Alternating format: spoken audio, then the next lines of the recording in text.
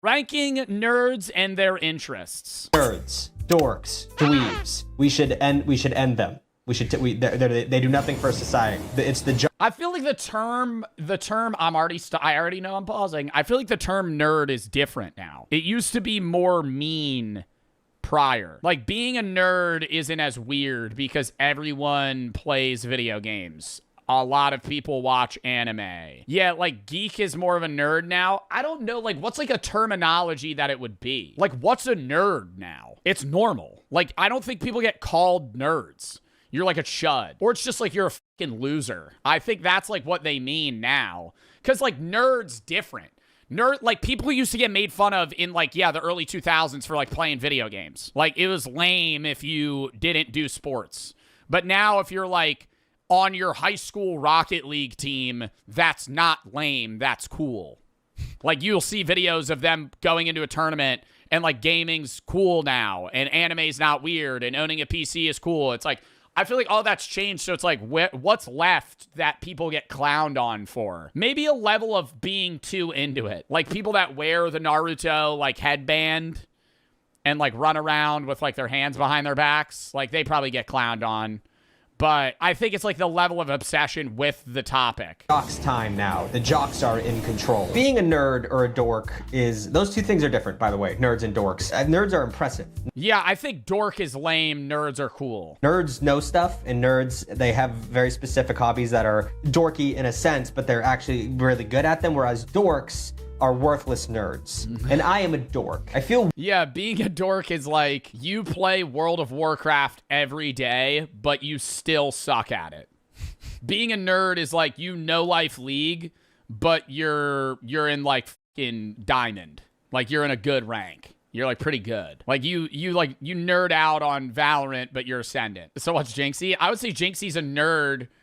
Okay, Jinxie's both a nerd and a dork. Like, He's both a nerd and a dork, because Jinxie is good at Rainbow and has a lot of hours in Rainbow, but he's like all of them at the same time. Like, it's not... Dude, he plays video games fucking 12 hours a day. What are you? I would say I'm a dork at most of the games I play.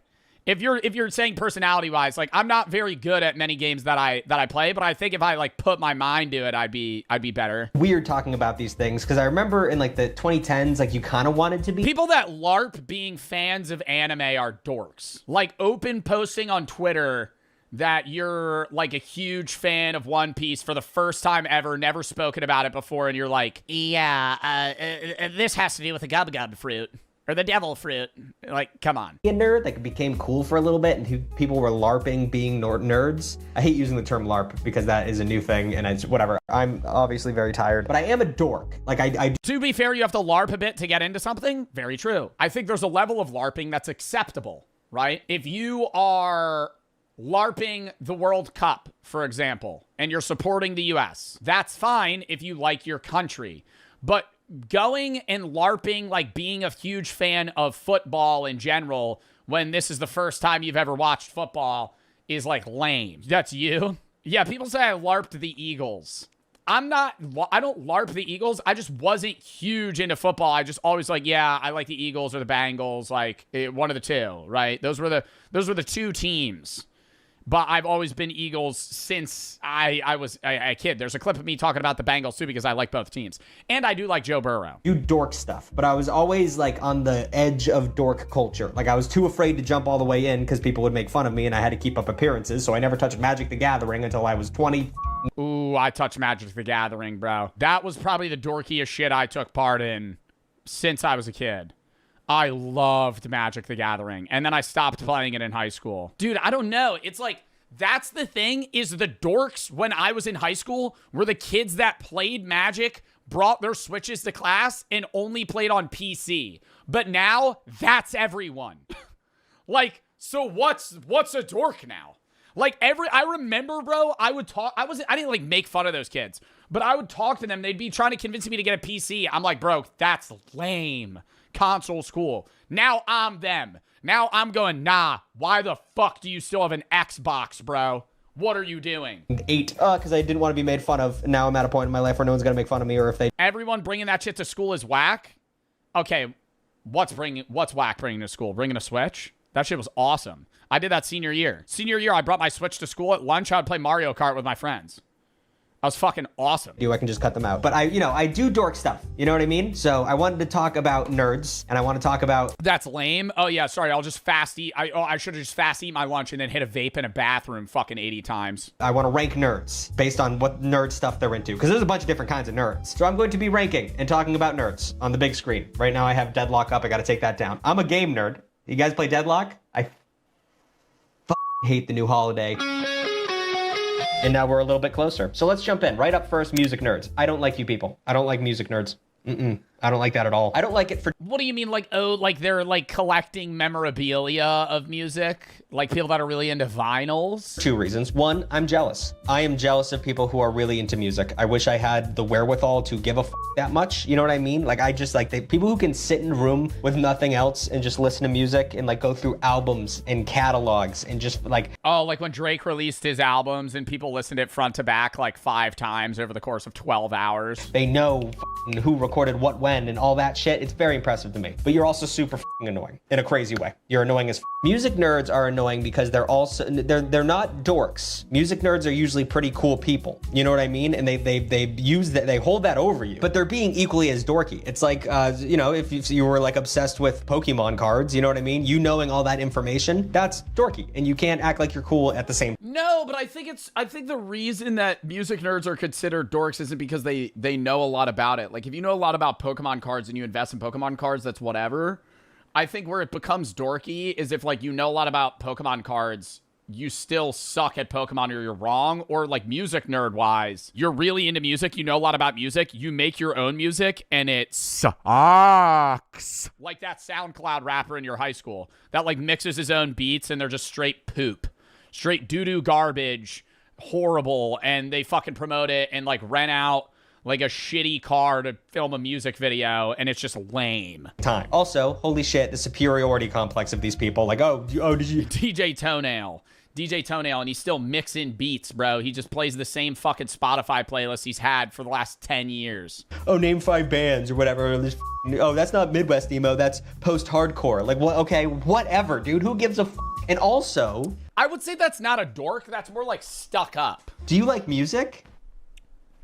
We all like, we're human. If you don't, have you ever met someone who said, I don't like music? Like, yes. One time, and I remember being like, you're lying. There are a few people that literally don't like music. There's probably a few people in chat that just don't like music. And I just go, there's so many genres. How's that possible? There's so many genres of music. There has to be something in your animal brain that you fucking enjoy. Like you're lying. That's a level of LARPing that annoys me. Where you're like, I don't like any music at all. I go, what? How?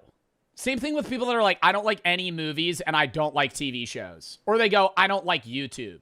I don't like YouTube. All of YouTube's not. Shut the fuck up. That's the most common take you hear. People that say they don't like YouTube. How do you not like YouTube? Like you don't like YouTube because you went on YouTube recommended page one time, saw a video and didn't like it. Like there are literally hundreds of thousands of videos on YouTube uploaded every day. And you're telling me, oh, I don't like anything on YouTube. Like, even if you like aren't that into music, a song comes on, you're not going to be like, turn that racket off. It's a song. Music's music. Everyone likes it. You're not unique for that. I don't know what genre of music I like. I'm not saying that you need to know a genre of music you like. But everybody has one, even if you're not a big music fan, there's one song that you're like, nah, this fucks. Like, you have to have one song that you're like, oh, I like that. That's a nice song. That you're unique for going too deep into it. This is more of a personal anger with me, but I'm gonna put them on C tier because they're not the worst of the worst. Maybe they are the worst of the worst. No. So C tier's low. S tier's the dorkiest. Magic the Gathering's really fucking nerdy, and that's coming from somebody that likes Magic the Gathering. That's like the nerd. Oh no, D&D. Holy fuck! I'm seeing this lineup. D&D's the nerdiest shit. Because they're not the worst of the worst. Maybe that actually is LARPing. No, Magic the Gathering is you might get into character a little bit, but like you're just kind of playing a card game. D&D, you're legitimate. The game is LARPing. They're the worst of the worst. No, it depends. Depends on the person. Some of them are cool. Some of them are fine.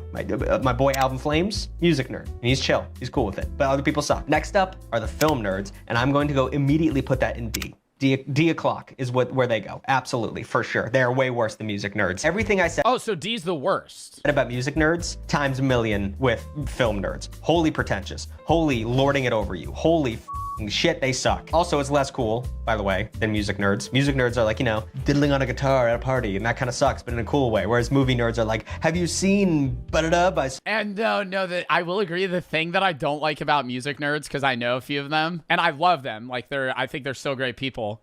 When I want to watch a movie with somebody, I want to watch a movie that neither of us have seen or both of us have seen.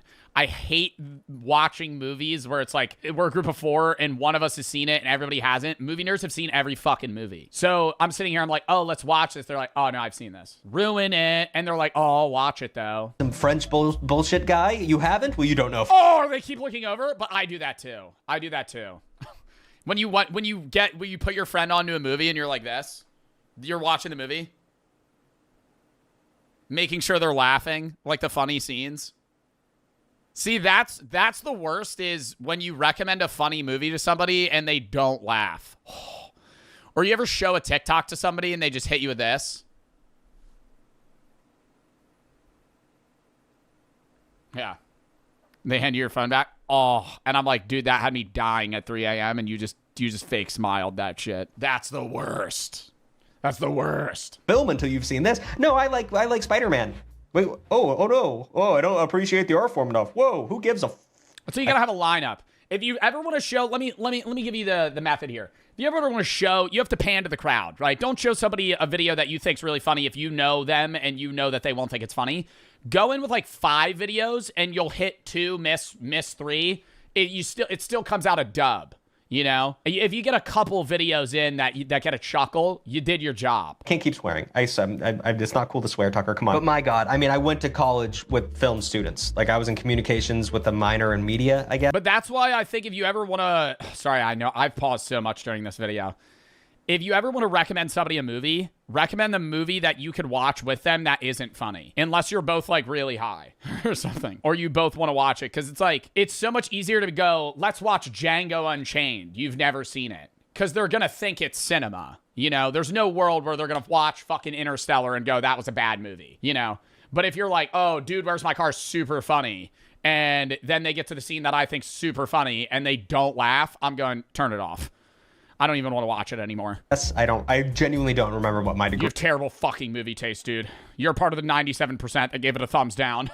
Fuck you. ...is. That's how useless my degree was. But I took a lot of film classes because I wanted to do this stuff. I still don't know how to make a camera work, obviously. How many times have I gone out of focus? But like, oh, the people who take this shit seriously. I wish I had more knowledge about movies because I would make better references because they bring up some bullshit. They bring up some, the Italian movies. The Italian filmmakers that ended up making this big... Or they bring up, dude, they could even bring up the director and I'm sitting there going, what's your favorite Martin Scorsese film? I'm going...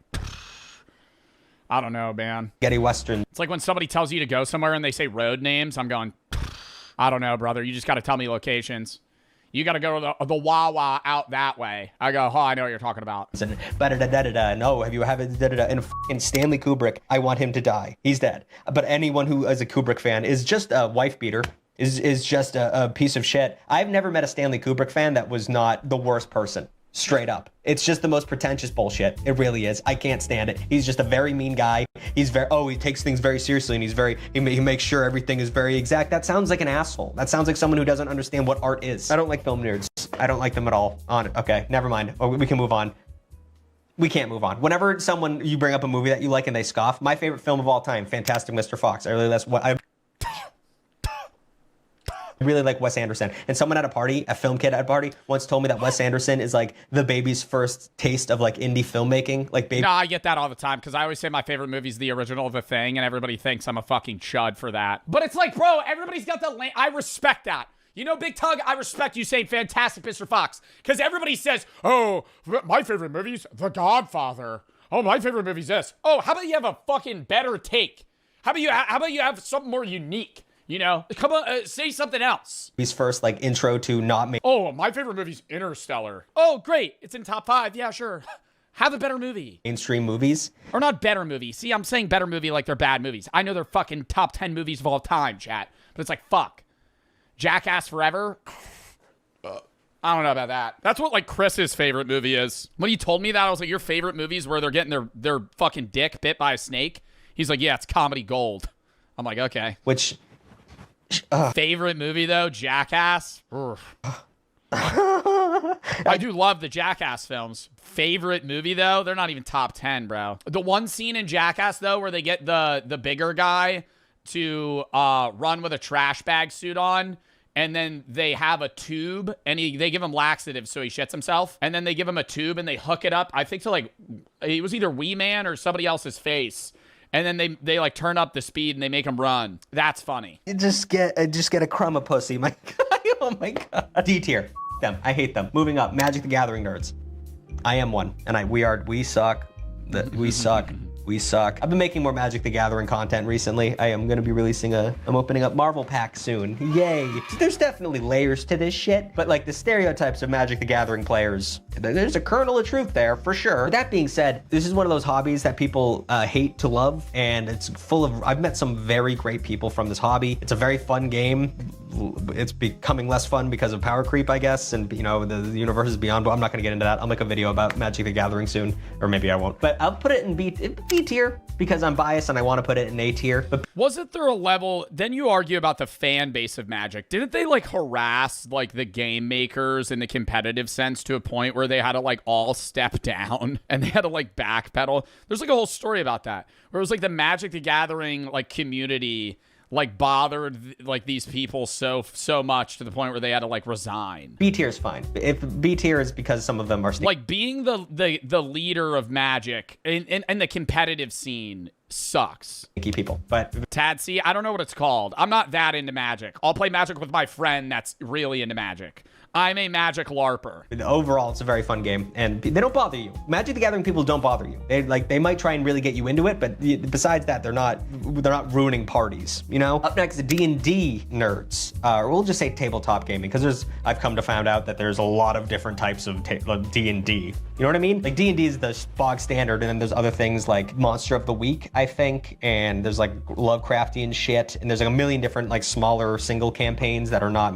They have different rules and shit. I don't know this, by the way. My girlfriend, huge into D&D. I couldn't give less of a wish I did. I love improv. Oh, Tad sees the Amazing Digital Circus. I thought they were giving, what is the name of Magic the Gathering's competitive scene? I don't know what it's called. There's like an organization and they make the rules on what cards are allowed.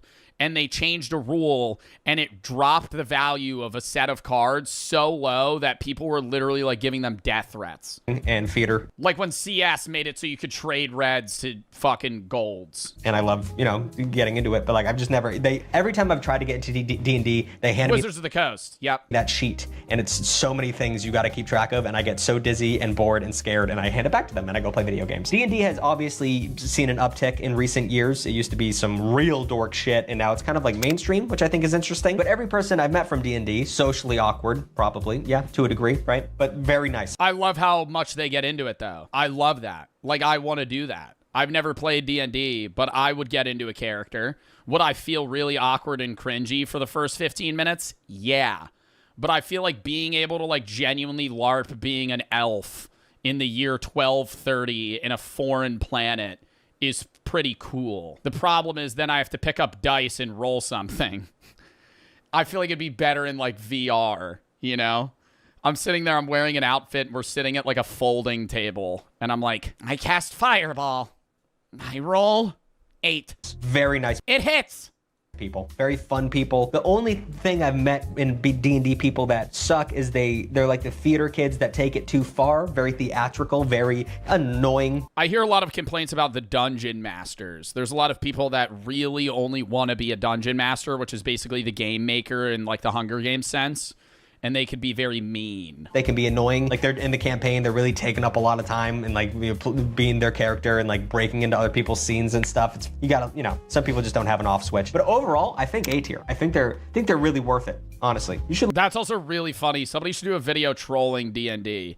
You get with like a random group and you have like the worst character possible and just hard wedge yourself into every scene ever. Look into D&D. It's probably really fun. It's probably going to be a good way to get out. Car nerds. So this is one that's a little weird. Top Gear, greatest car show of all time. Weird because no one would consider yourself a car nerd because it's a very masculine thing to like cars, which is hilarious to me. It's a automobile. It's a machine, and you're like, yeah, I like cars. Like, it's okay. You might as well say I like computers. You know what I mean? Like, it's the same thing to me. I don't know why it's such a male-dominated space. I grew up with my brother being a huge car guy. Whenever I have a question about a car, I ask him. He knows what the cool cars are. JDM means something. I really like boxy Japanese cars and hot hatches. That's what I like. And I only know those terms because my brother would tell me. And I would be like, I like this car. He's like, that car's lame as shit. I'd be like, I don't like that car. That car's stupid. I didn't want a Mitsubishi Cappuccino. Is that a car, Chris? Can you look that up? But regardless, that's fine. Some car guys are cool, but they all hate each other because if someone's driving a Subaru, that's gay. But if someone's driving Mazda, that's fucking lame. And every car sucks except your car. It's a really toxic area mentality. It's bad. It's bad to be there. Then they have car meetups, which I think is adorable. Like a bunch of dudes getting together and they're just like, nice car. Check out mine. Like they're making friends. I think that's cute in a Walmart parking lot. But but it's really just like a flex competition too. I think it depends on the person. Like there's people that are into cars that really just want to have a better car than everybody else, but there's other people that just have an appreciation for cars themselves. Them are buying like a Scion TC and lowering it a little bit and thinking they're a car guy, which I'm not going to get into the politics of this. That you are a car guy, but they would, there's levels to this shit and it's very bad and toxic. But I don't know. I watched Top Gear, so I'm pretty much as much of a car guy as anyone else. I'm going to put them in C tier, because they can really suck. These people can really suck. Train nerds, I'm just gonna put that in S tier, because I've never heard of a train nerd do anything wrong. I mean, it is autism, plain and simple. I mean, I don't want to be rude, and I'm not, that term gets thrown around a lot nowadays, but like people who follow trains around and are excited to spot them, they're autistic. Once again, that's fine. But like that's gotta be on the No, they're all nice too. You never see, there's never a mean train nerd. They're always very informative on what they tell you. Part of the spectrum, you know what I mean? Like no eye contact, go a little bit lower, loves trains. Like that's just real. That's a real thing. So S tier, lovely people. Star Wars nerds, probably D tier. I don't know. Yeah. They fucking suck. I never got into Star Wars. Well, I don't know. I think there's still a split between Star Wars nerds that people like. There's people that really fuck with Star Wars that don't like that they're just still pumping out slop. I think that's like most people now. It's like, give it a rest. Like, you're ruining the legacy. Because my father, who was a child at the time, saw the original trilogy, and he loved the first two. And then in the early 80s, he saw the third one, and he saw the little Ewok teddy bear creatures, and he thought it was, quote, gay. That was his, it was the 80s.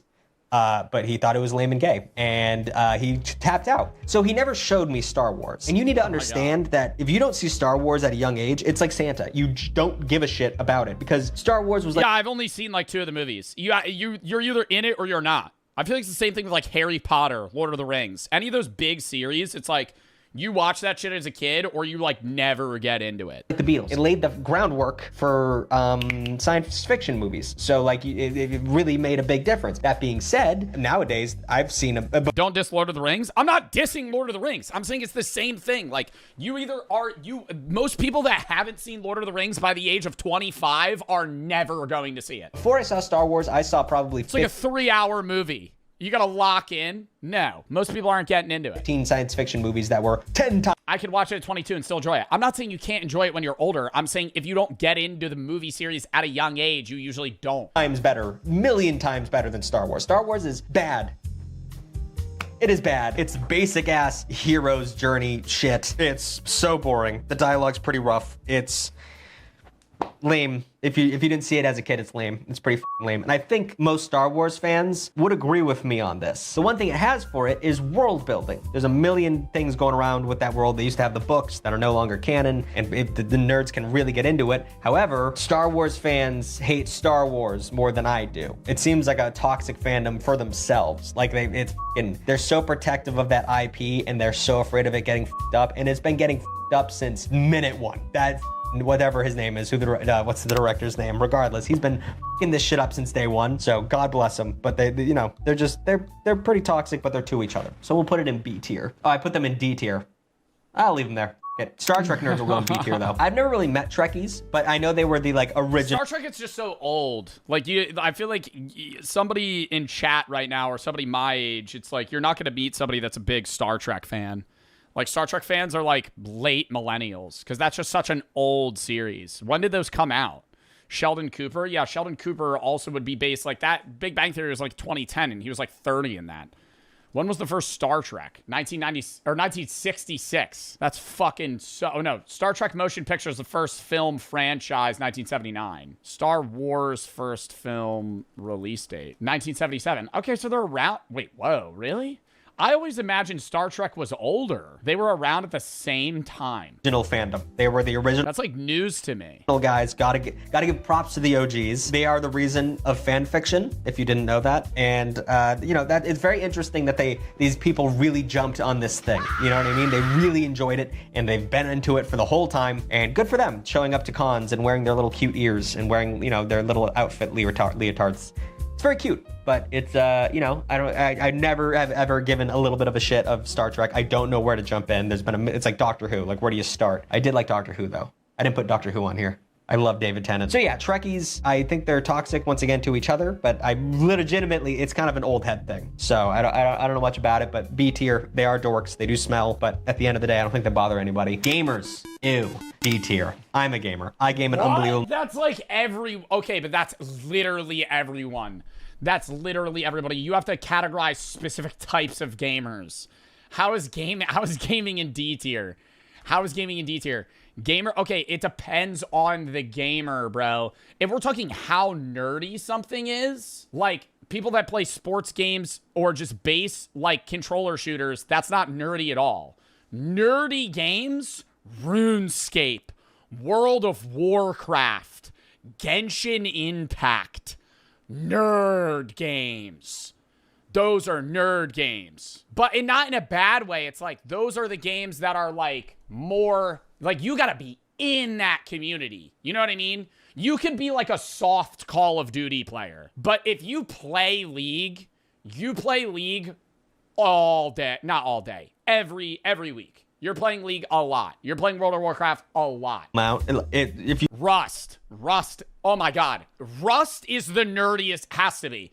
There are people that sleep by their bed waiting to get, or not by their bed. There's people that sleep by their computer waiting to get raided in Rust. That's like a level of commitment that you've made your entire life around Rust. Because it's like in real time, you could wake up and go, oh, fuck, my base got raided. Like any type of like faction game like that. You talk to someone else that you don't know over a video game, you just can tell that we are all losers. Like we all need to take a break. I wish there was something on my computer that could turn off no more video games now. I'll keep going. It's an addictive f***ing hobby. I love it so much. I love competitive gaming. I love getting angry. I love it so much. Once again, there's levels to this shit, but like I think the worst gamer is way. Don't hate on Rust. I'm not hating on it. That's what I'm saying, chat. I'm just saying it's nerdy, right? I feel like nerdy is like an obsession with something that's super niche and not, I don't want to say unpopular because Rust is very popular, but not norm. Worse than the worst other nerds. Sometimes I'll be playing Deadlock and on my team, you know the nerdiest shit that's lame? Like people that pick the worst roles in GTA RP. There are people that actively pick having the most lame, boring job ever in fucking GTA 5 online. What are you doing? Like somebody that's like actively opting to be like a taxi driver and they have to drive the speed limit all the way around for an hour and a half. What the fuck? That's not fun. Get on the mic, he'll be like, we gotta push lane. And I'm like, oh my God, I gotta mute this guy before I think about becoming him. I'm terrified of that. And we're always angry. We're always angry and racist and toxic and we hate women. Not we. But as a collective, like a girl gets on the mic like, hey guys, can I have some help on Green Lane? And oh yeah, no, that's like a death sentence. Being a woman and going open mic on like CS or Val. Holy shit. If you're a woman and you unmute on a fucking like 5-stack call with guys, oh jeez. The guys will be like, girl ban. Like they'll just destroy. And yeah, like I try and be overly nice to women in video games, and then other guys in the game would be like, that's the other fuck shit. Yeah, if you're like a solo queue as a woman in CS and you unmute and you get in like a sexist lobby, they could just kick you. Like they could actually, like in mid game, you'll lose the point. They'll just kick you. "You're trying to have sex with her?" I'm like, "No, I just feel really bad because I'm sure they're sick of people like you." So. D tier. We suck. Anime nerds. Happy birthday, Daniel! C tier, but I want to put them at a D tier. I don't know. I liked when anime was fringe. I liked when anime was for the dorks. Now it's very mainstream, and I do not like that. I don't like anime. We've been over this before. I can't take the anime voice acting. I can't watch The Amazing Digital Circus because all the voice actors are doing anime voices for some reason. All that anime noises make me want to die. Do not take those sounds out of context, by the way. That's just what it sounds horny because that's what it is. It's weird. Why are they making those noises? Karukyo.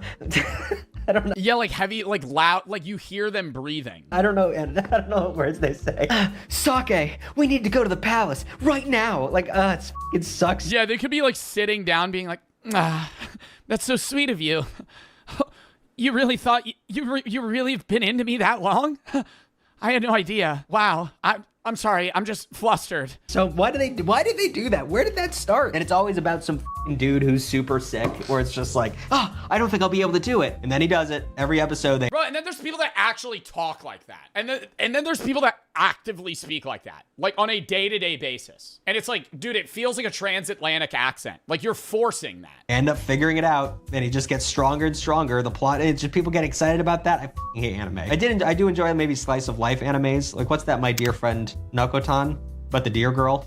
It was fun. Not knowing what that is. I enjoyed that. But like, you know, there's only so much. Attack on Titan was also good. I'll give it that. But at the end of the day, they're very obnoxious. And then finally, superhero nerds. I don't know. You guys have had too much time in the sun recently. I'm glad Marvel started sucking. I'm kind of glad that you got to slow down a little bit. We've been giving you too much. You've had too much on your plate. And you should recognize that. You know what I mean? Think of the other nerds. Magic the Gathering, they keep ruining it. You know what I mean? They don't care about us. Wizards of the Coast doesn't care about us. Marvel cares about you. You're a big moneymaker. So, you know, you guys got to calm down a little bit. I'm sorry the movie with the Red Hulk was kind of bad. Enjoy it, though. They made it. They made it for you. Marvel did make a series of shit movies around the Morbius era. Be happy. The new Spider-Man's probably going to suck, too. That's how these things work. But you're not a... No.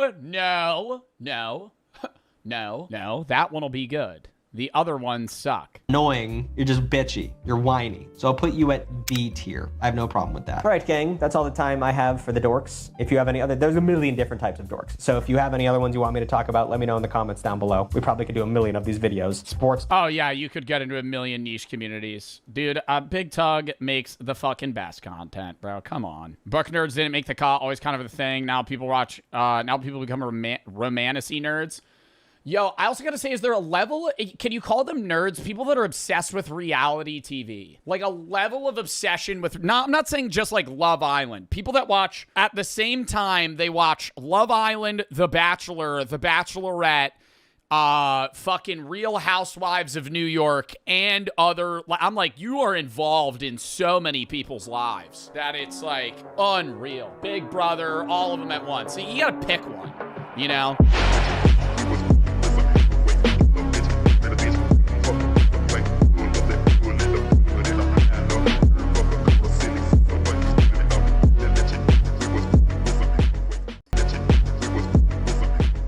2026 will heal us. The 2020s so far have been a bit rough, to say the least. Soon we're gonna... Yeah, COVID, pretty ass.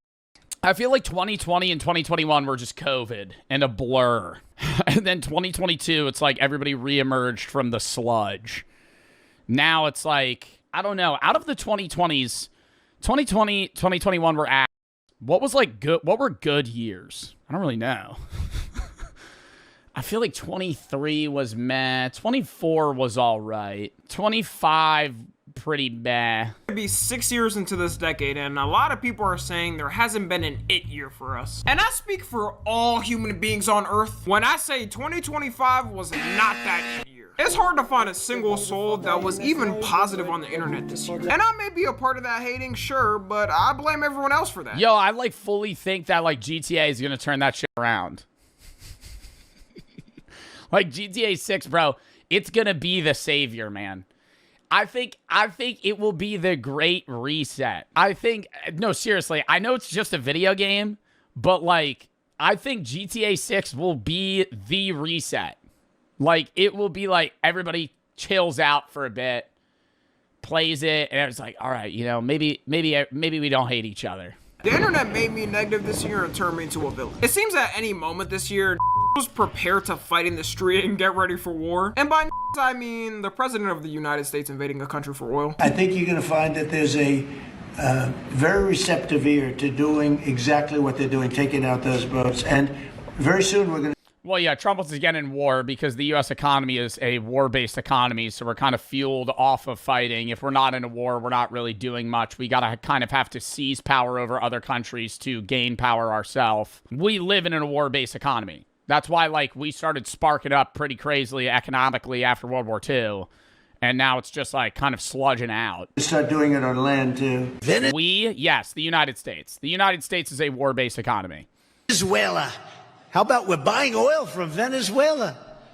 When I left, Venezuela was ready to collapse. We would have taken it over. We would have gotten all that oil. It would have been right next door. If we look back at when I talk about the 8 years of the past, we got 2016, obviously for Gen Z, with a mix of 2017. Bro, 2016 was the fucking year, bro.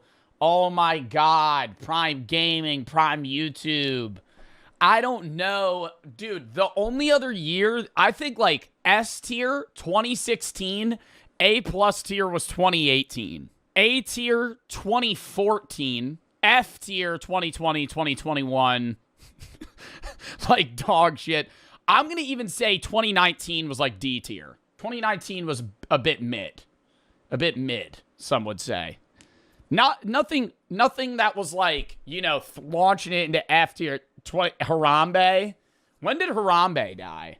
That was 2016, right? 17 and 2018. Great music was coming out. Great movies were coming out. Things were actually affordable. For the 2000s, you had 2007 for the millennials, mainly with the same things Gen Z had for 2016. 2007 to 2008 starter pack. Yo, oh my God. Iraq invasion being talked about. George Bush. Windows XP. Oh, God. Wow. MySpace. It's a damn shame. I should have bought a house back in 2007 instead of being a dumb. Median house value 2007. Dude, 2007, the median house value in Cali was still $532,000. Holy fuck. West Virginia, only 96. The boomers were right. I wasn't working hard enough as a 4-year-old back then. So now I have to pay the sins of being lazy and spending $1 million for a shack of a house. So currently, we're still looking for that it year of the 2020s. Joe acting like he wasn't alive in 2007. 2007 school starter pack, brother. 2007, I was 5 years old. And we may have to look no further because 2026... may be the one to save us. As a matter of fact, if you're broke now, then lock in and don't be by next year. Find a job and do the horror of working because we're getting so much content next year. And of course, we gotta start off with none other than GTA 6. In the moment GTA... Yeah, but ain't that shit dropping at the back end of this year? Or this upcoming year? Isn't GTA 6 coming out in like November? Like, can we really say though? I feel like GTA 6 is the savior for 2027. Because GTA 6 is going to come out in the second to last month of the year. Like, that shit ain't coming out for 11 months, effectively. 6 drops, I'll let you know right now. Nothing else will matter to people in life. Jobs are going to go It's going to get delayed again. I think they'll get a lot of shit that gets delayed again, so I don't think they're going to delay it. Man, for weeks on end. Babies globally will starve from fathers not feeding them. Scratch that.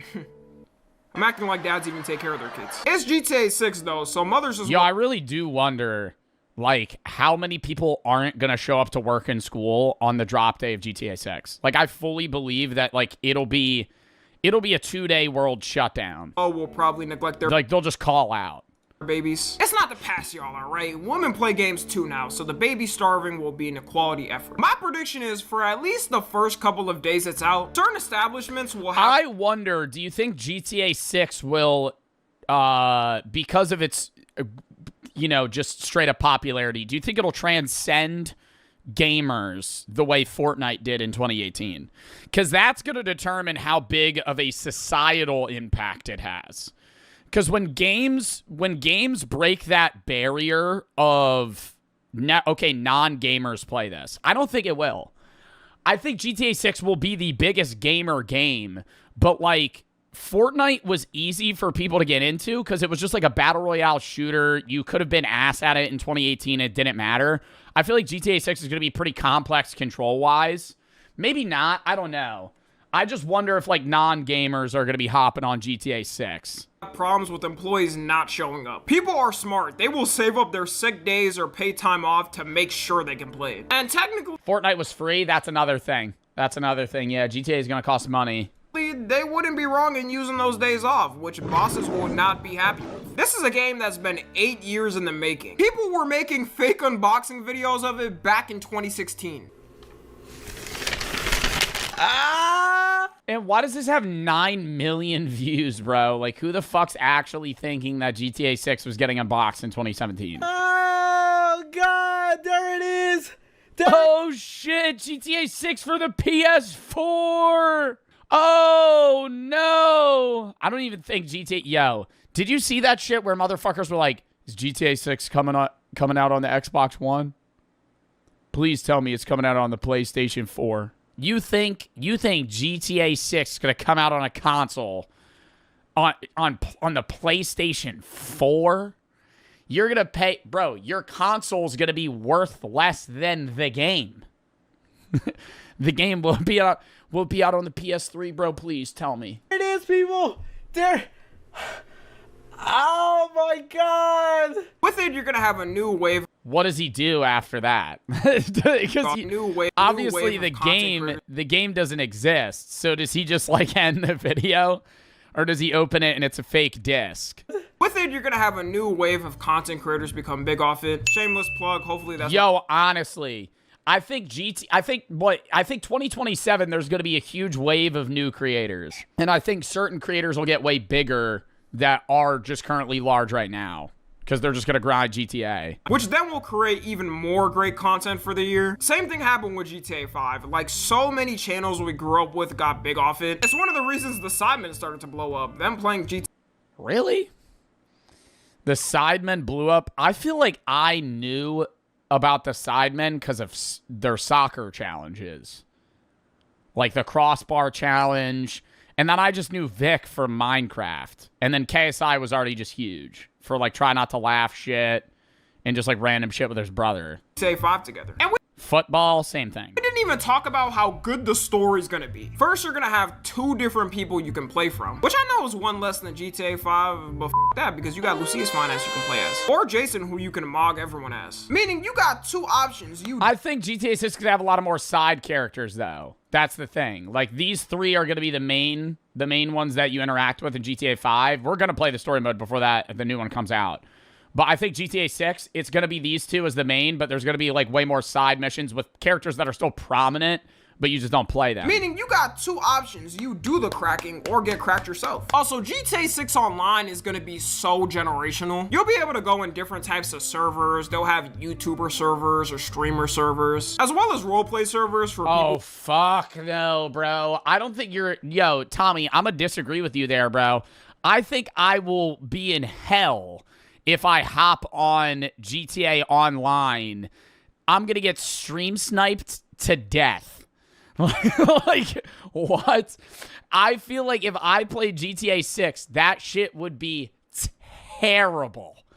Like, I would not... Like, GTA 6 Online, I would have to be on, like, a private server. Or just have, like, invite-onlys. Like, I wouldn't be able to do just, like, raw online. But when is GTA Online actually coming out? That's not coming out until like 27, right?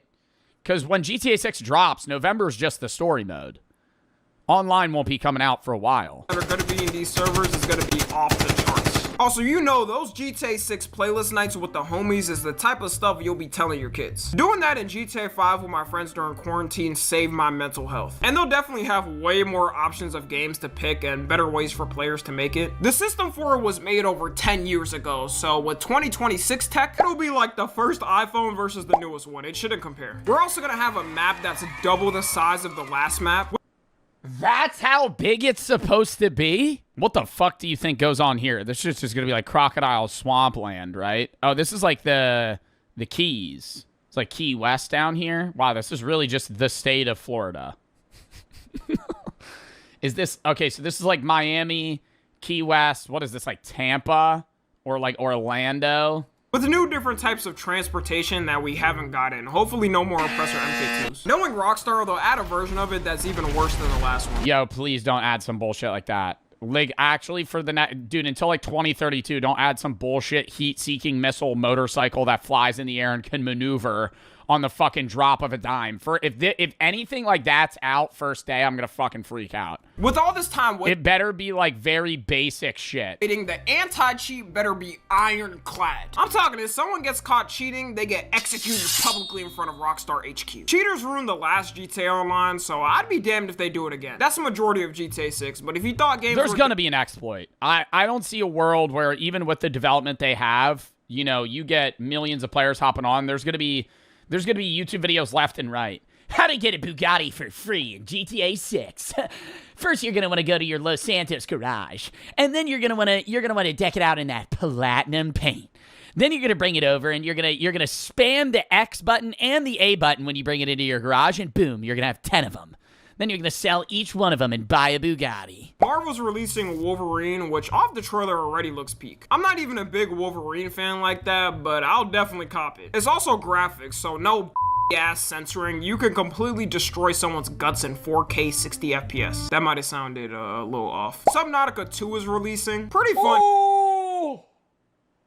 Yo, it actually is gonna be a peak year for gaming, man. When does Subnautica 2 drop? Game. If you haven't played it, you're someone who explores the ocean in a submarine and tracks down creatures. A big complaint with the first one that people had is that it wasn't multiplayer until now. Subnautica 2 is gonna have co-op with up to 4 people, so you and the whole gang can play it together. 007 Oh, yo, that's gonna be so badass. It's not just 2-player. First Light is releasing, which is a James Bond spin-off game, and everyone loves a little spy game action. You're gonna have different types of ways you can assassinate people, and you can drive in it for the first time. Being able to hack through the car and doing whatever type of gizmo thing spy movies have in cars. A couple Actually, this could be pretty cool. If they make it like a modern 007. other games. Resident Evil is getting a new Ooh, that's February. That's soon. That's in 2 months. game. Gears of War is getting a new I'm excited for that. Gears of War, I don't really care. game. Fable is getting a new game. There may be some more games I'm missing, but if we're being honest, GTA 6 overrides all these by 10x. While all these are coming out, we're of course gonna have the biggest worldwide sporting event, the World Cup of 2026. And good news is, for any lazy Americans who can't get off the couch to get what Olympics are this year? It's the Winter Olympics? Is that gonna be right now? Oh, fuck. Wait, the Winter Olympics start in 2 months? Oh, shit. I only care about watching that shit for luge. You know what luge is? Where they're on that board and they're going downhill going like this. The G-forces are pulling their head to the ground. They're like going 95 miles an hour down a fucking just ice path, getting ready to fucking crash. new passport. We got home advantage, so you can drive that F-150 with a 3-patty burger in your right hand straight down to the stadium. You're gonna see Americans who shit on soccer all the time pulling up just cause it's here. And since people around the world already come to the World Cup, it's predicted to be the biggest and most visited one ever. Compared to Qatar, we got so much land and places visitors can stay at. This is all assuming though if we can... What the fuck are you talking about? Isn't the World Cup getting held in New Jersey? Places to stay. Yo, New Jersey's gonna be a hellhole, even more than it already is for the World Cup. Oh my God. Where is the World Cup, actually? It's New Jersey, right? Where is the World Cup 2026? Yeah, fucking MetLife Stadium. Canada, Mexico, and the United States. Matches in 16 cities: LA, New York, New Jersey, Toronto, Mexico City, Vancouver, and the finale in MetLife Stadium in East Rutherford. So many people from other countries. New Jersey's so disgusting. Their people are gross. Ugh. At MetLife Stadium, there's somebody pooping on the sidewalk. around the world already come to the World Cup. It's predicted to be the biggest and most visited one ever. Compared to Qatar, we got so much land and places visitors can stay at. This is all assuming though if we can get tickets for it. A nosebleed is gonna be going for like 5 bands here. Scalpers maybe 5 bands, bro. What the fuck are you talking about? Nosebleed at the World Cup? Nosebleed at the World Cup finale is probably gonna be like 30 grand. the ones to ruin the event. Super Bowl alone. What are Super Bowl tickets in the nosebleeds? This is resold, obviously. Guess what a Super Bowl ticket is? Ah, no, it's not. Okay, well, I'm saying not that bad. Not as bad as I thought it would be. A nosebleed ticket at the Super Bowl is $8,928. A regular seat, like in like say like section 110, like you're like right off the field, $32,000. And the World Cup's bigger than the Super Bowl. It's not even close. But I'll keep my hopes Because the Super Bowl's biggest in the U.S., but the World Cup's going to be, people are going to be coming from fucking, you know, all around the world coming to watch that shit. up. We're also starting off great because Israel got eliminated in the qualifiers. And in 2 of their games, they scored 0 points on who they were against. Unfortunately, this time, the win was not promised 3,000 years ago for them. That card no longer works, and they'll have to get their wins by skill from now on. All the matches are being hosted in major cities in America, like LA, Seattle, New York, Boston, Miami. For some reason, though, you have a couple of games held in Kansas City is an oddball. Out of all of these, I think Kansas City is the one that doesn't make sense. These are all huge cities, and I'm not saying Kansas City isn't, but I don't really see, like, these are all like big coastal or southern cities, like huge historic places, millions of people. Kansas City's huge. Kansas City's also in the middle of the fucking United States.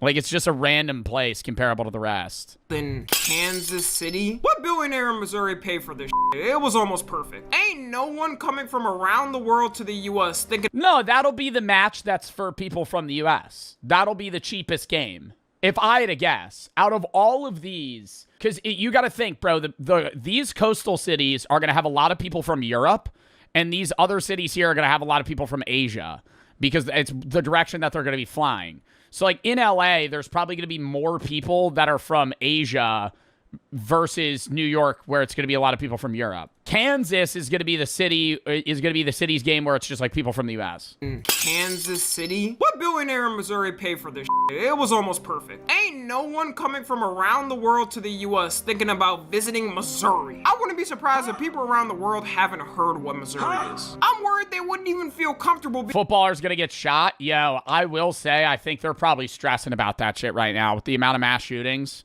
and, you know, the fucking assassination and shit. They're probably tweaking about, like, players getting killed at the World Cup, for sure. That's got to be, like, a genuine concern right now. Like, somebody just, like, fucking just gunning down a pro player, like, mid-game. You know they're getting all types of slurs ripped at them for being there. The games in Canada are going to be in If I had to guess, they're going to shut down everything that's close to the stadium. Like, it's going to be bad. Like, the city itself's going to shut down. Vancouver and Toronto. The games in Mexico are going to be in Mexico City, Guadalajara, and Monterrey. The amount of creators and celebs there is probably going to be the most the World Cup has ever seen. Speed of my prediction is going to be a celebrity there. I'm talking crowds you wouldn't believe. He's already bigger globally than he is in the States. He's gonna be out there interviewing Ronaldo and all the soccer players. You know too, the crowds You here think Speed's gonna have, like, exclusive access for the World Cup? are gonna be wild. People are gonna be fighting the opposition team, jumping the barriers. Countries with conflicts with each other are gonna have the crowds beefing. I didn't mention, but this isn't gonna be big just because of the amount of games. It's also 16 more teams than the last one, with the amount of matches going from 64 to 104. Seeing the political climate There's now, 104 games. there is a real possibility of countries matching up with each other that hate each other. Can you imagine America versus Canada? We haven't had That wouldn't be that crazy. America versus Canada.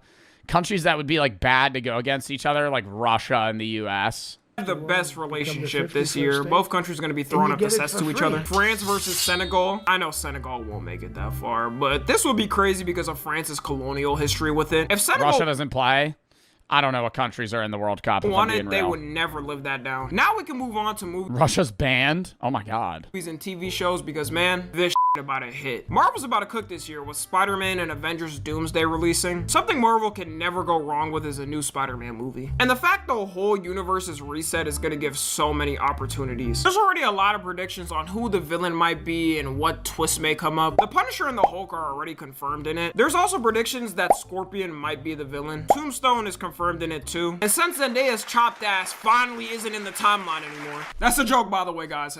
Calm down. Sadie Sink is confirmed in the cast. Yeah, I was gonna say, bro, you're probably gonna get a lot of heat for that. And although it's not fully confirmed now, everyone's assuming she's the new Mary Jane. Tom Holland, we all understand this is what you're gonna make. I'm saying that like he didn't just get married to Zendaya in real life, which is good because that means— What? Oh, I always forget they're actually together in real life. No, I knew that. I don't know why I'm tweaking. I got a chance, right, guys? We're around the same age, so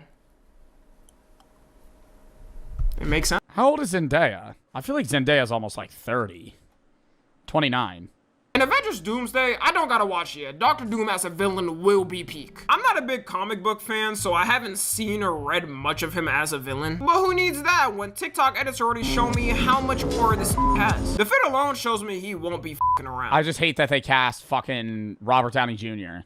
And I love Robert Downey Jr. It's just like, bro, stop casting the same fucking people in the same universe, bro. What are we doing? So it's like Doctor Doom gonna take off his mask and they're not gonna be like, yo, you look really like Iron Man. Yo, you're like shockingly similar to Tony Stark. Like, is that gonna be the joke? It's not the same universe? Bro, who cares? So is the thing, it's gonna be Tony Stark is Doctor Doom? Like, I don't understand. Doctor Doom is Tony Stark from another universe. Is that true? I don't know the lore about him. Is Doctor Doom Tony Stark? No, Doctor Doom and Tony Stark are different characters in Marvel lore. Victor Von Doom and Tony Stark are two different people. In the MCU, recent rumors strongly suggest that they're going to change that and that Doctor Doom and the Avengers will be a variant of Tony Stark from another universe. Okay. That's fine if they do that. Be an Infinity War type of ending movie to lead to Secret Wars. People were walking out that movie theater crying, so potentially expect that with this. We also got Toy Story 5 coming out. I know a lot of people— Who the fuck cares about that, Tommy? Toy Story 5's coming out? Oh, really? Really? I haven't fucking watched Toy Story since the third one. I mean, I didn't even know there was a fourth one. People didn't like 4 and on it. But the concept for this one makes me have higher hopes. The whole plot is the toys fighting for children's attention after they got taken over by iPads. With this evil looking iPad or lily pad ready to destroy them, this character has potential to be the Lotso of Toy Story villains. Only thing we can hope is the story's written good. So far, it sounds like a good concept. And some more childhood nostalgia, Shrek 5 is coming out. I'm less sure about this one, and looking at the character design— Nah, it's gonna get a lot of hate. Why they massacre my boy? Him and Donkey look like if I told ChatGPT to generate what it— Yo, it's really the fucking— I'm just not a fan of the new cartoon design, bro. It's the shit they do, like the new SpongeBob movie. Oh, Search for SquarePants. It looks fucking terrible, man. I just don't like the vibe. I know it's supposed to be like super 3D and like realistic and shit. It just looks bad. I don't know. Like it looks not like low quality. Like obviously there's a lot of money being put into it, but I don't know. It's just like, it's not Illumination Entertainment either, but I feel like it's that like hyper 3D, super bright colors. It's going to be the same shit they do for Shrek. Like it just looks weird.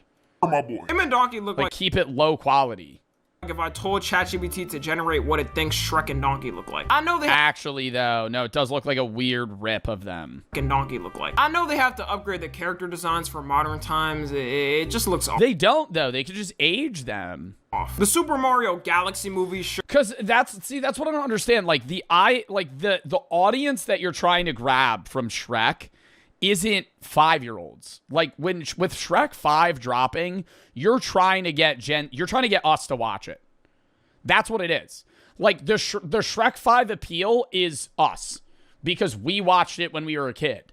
So it's like, hey, we're playing into the nostalgia, go watch Shrek 5. Like, most kids aren't going to start with Shrek 5. Like, they haven't even seen any of the other ones. should recover from this potential loss. Mario Galaxy, the movie, could be cool. The visuals are gonna look so insane and mind-boggling. Super Mario Galaxy off purely aesthetic just feels nice. If you watch gameplay of it now with I feel like they're gonna make it like, they should make it like 3D. HD graphics, it holds up so good. Me personally, I like it better than the Super Mario Odyssey aesthetic. The Michael Jackson biopic is releasing. I'm gonna be in theaters dressed like Michael, staring at the screen just like this.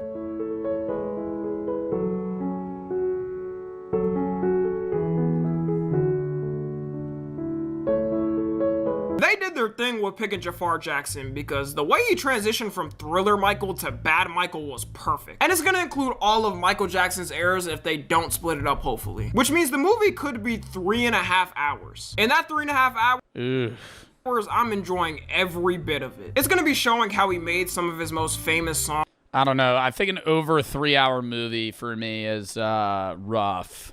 And apparently business I'll definitely watch it. I thought they were gonna split it, what, in 2 parts? dealings he did. And if you know how much Michael got over by the music industry, it's gonna have some juicy drama. Hey, You have a TikTok attention span? No, bro, it's just 3.5 hours long. It's the length of it's the length of 2 regular comedy films back to back.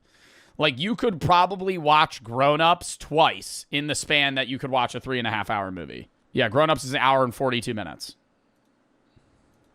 all I'm saying is, as soon as he started requesting rights to his music, to the media, he was in the same lane as the Diddler and the worst predator to exist. Some notable mentions for movies releasing as well: Dune Part 3, Hunger Games Sunrise on the Still never seen Dune 1 or 2. Reaping, Moana live action, Mortal Kombat 2, Supergirl, The Odyssey. I probably missed some. That shit Oh my god, the Street Fighter movie I am hype for. I think that shit'll be awesome. be good enough with everyone though. And we'll end it off with the TV shows coming out. The Boys is having its final season come out. And according to the cast and directors, it's gonna be the most graphic one. If you've watched The Boys, you know how insane that is. There is scenes of people getting ripped in half on the show. I'm scared how much further they're gonna take it. They're also not hiding who they're mimicking because take a wild guess of who this may be alluding to. With the poster, you can get at it already. Homelander's definitely gonna do the sickest he's ever done. It's good they're wrapping it up like this and not extending it because popularity. They could easily go for a couple more seasons and have people watching. In the long term, it would ruin how cohesive. Damn, bro, they got Sam. I don't even know his real name. Damn, they got... Is that Dean? Not extending. They got Sam and Dean? Wait, they got Sam and Dean? They got Jared Padalecki and Dean Winchester. He's a soldier boy? Yo, that'd be awesome if the Boys just looped in actual Sam and Dean from Supernatural. That's not Dean. That is Dean. Because That's Dean. popularity. They could easily go for a couple more seasons and have people That's Sam. watching. In the long term, Jensen Ackles. Yeah, I used to have a boy crush on Jensen Ackles. it would ruin how cohesive the show Bro, I wanted to look like him so bad. is and make it kind of bad towards the end. Invincible Season 4 is coming out. They've been cooking Who? Jared, not Jared Padalecki. I mean, they're both very attractive men. Jensen Ackles, bro. Dean Winchester was like the badass. What do you mean? He was like the coolest guy in town, bro. What? He drove that sick-ass car. He wore fucking leather jacket all the time, had the fucking spiked up hair. That's a clip? I don't give a fuck, bro. I've said that before. a lot more than I thought they could after watching the first season. The problem with all these Amazon Prime Video shows is now you gotta pay to get the ads off. They get us every time because I am watching this with no ads. On another website that's named shall not be disclosed and is totally legal to watch on. The second season of the One Piece live action is coming out. I'm surprised because I did not know they would take it this far. It was loved so much though that it got greenlit for a second season. Dexter is also coming back with a new TV show. And I can tell you right now, bad play. I'm only halfway through the actual Dexter show. There's like 5 spin-off shows for Dexter. Stop bringing him back. Stop bringing him back. Why are we, when are we going to wrap this show the fuck up? I'm on like season 5, maybe. But like Dexter shows. There's Dexter, and then what? The Dexter universe. There's Dexter Original Sin, Dexter Early Cuts, Dexter New Blood, and now there's Dexter Resurrection. Fucking give it a rest. Give it a rest. I'm not saying it's a bad show. I like the show. I'm watching the show right now. But I can tell you right now, like, it sours your opinion of the original series. Like, it's too much. Imagine, dude, like, Breaking Bad didn't just have Better Call Saul. It had, like, another spin-off of, like, Walter's science life. And it was, like, a funny sitcom of him before he had cancer. And it was just him being a fucking teacher. Like, how stupid that would be. Like, if this was the same people that made Dexter, bro, they would do that. They'd be like, we're going to bring him back. As well as something a little smaller, Blade Runner is getting its own show. You guys know that one. Yeah, Blade Runner, the best movie of all time now. I've watched that like fucking 6 times, though. Audio. You look lonely. I could fix that. Yeah, that thing. So far, the visuals look good. That's from Blade Runner? I've only seen the old Blade Runner. That was the main reason people liked the 2017 version. To end it off, a couple of more shows that are releasing. A Knife of the Seven Kingdoms, aka a Game of Thrones prequel. Fallout Season 2. Euphoria Season 3. Peak.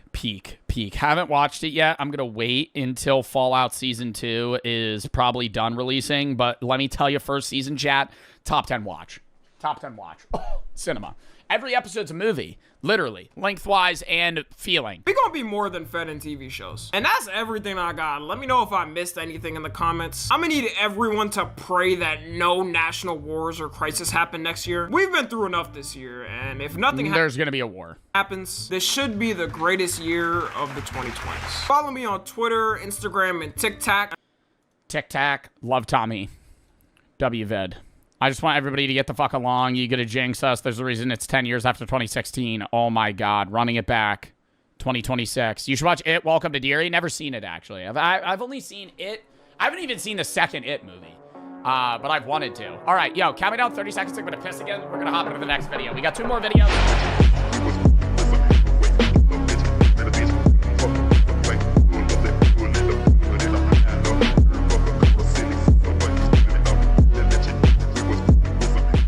A 15-year-old hops on steroids and lies about it. July 2024, Joe Biden steps out of the US presidential race, leaving Kamala Harris as the presumptive candidate. Donald J. Trump survives an attempt. Bro, you remember when we watched that debate on stream? That show was nuts.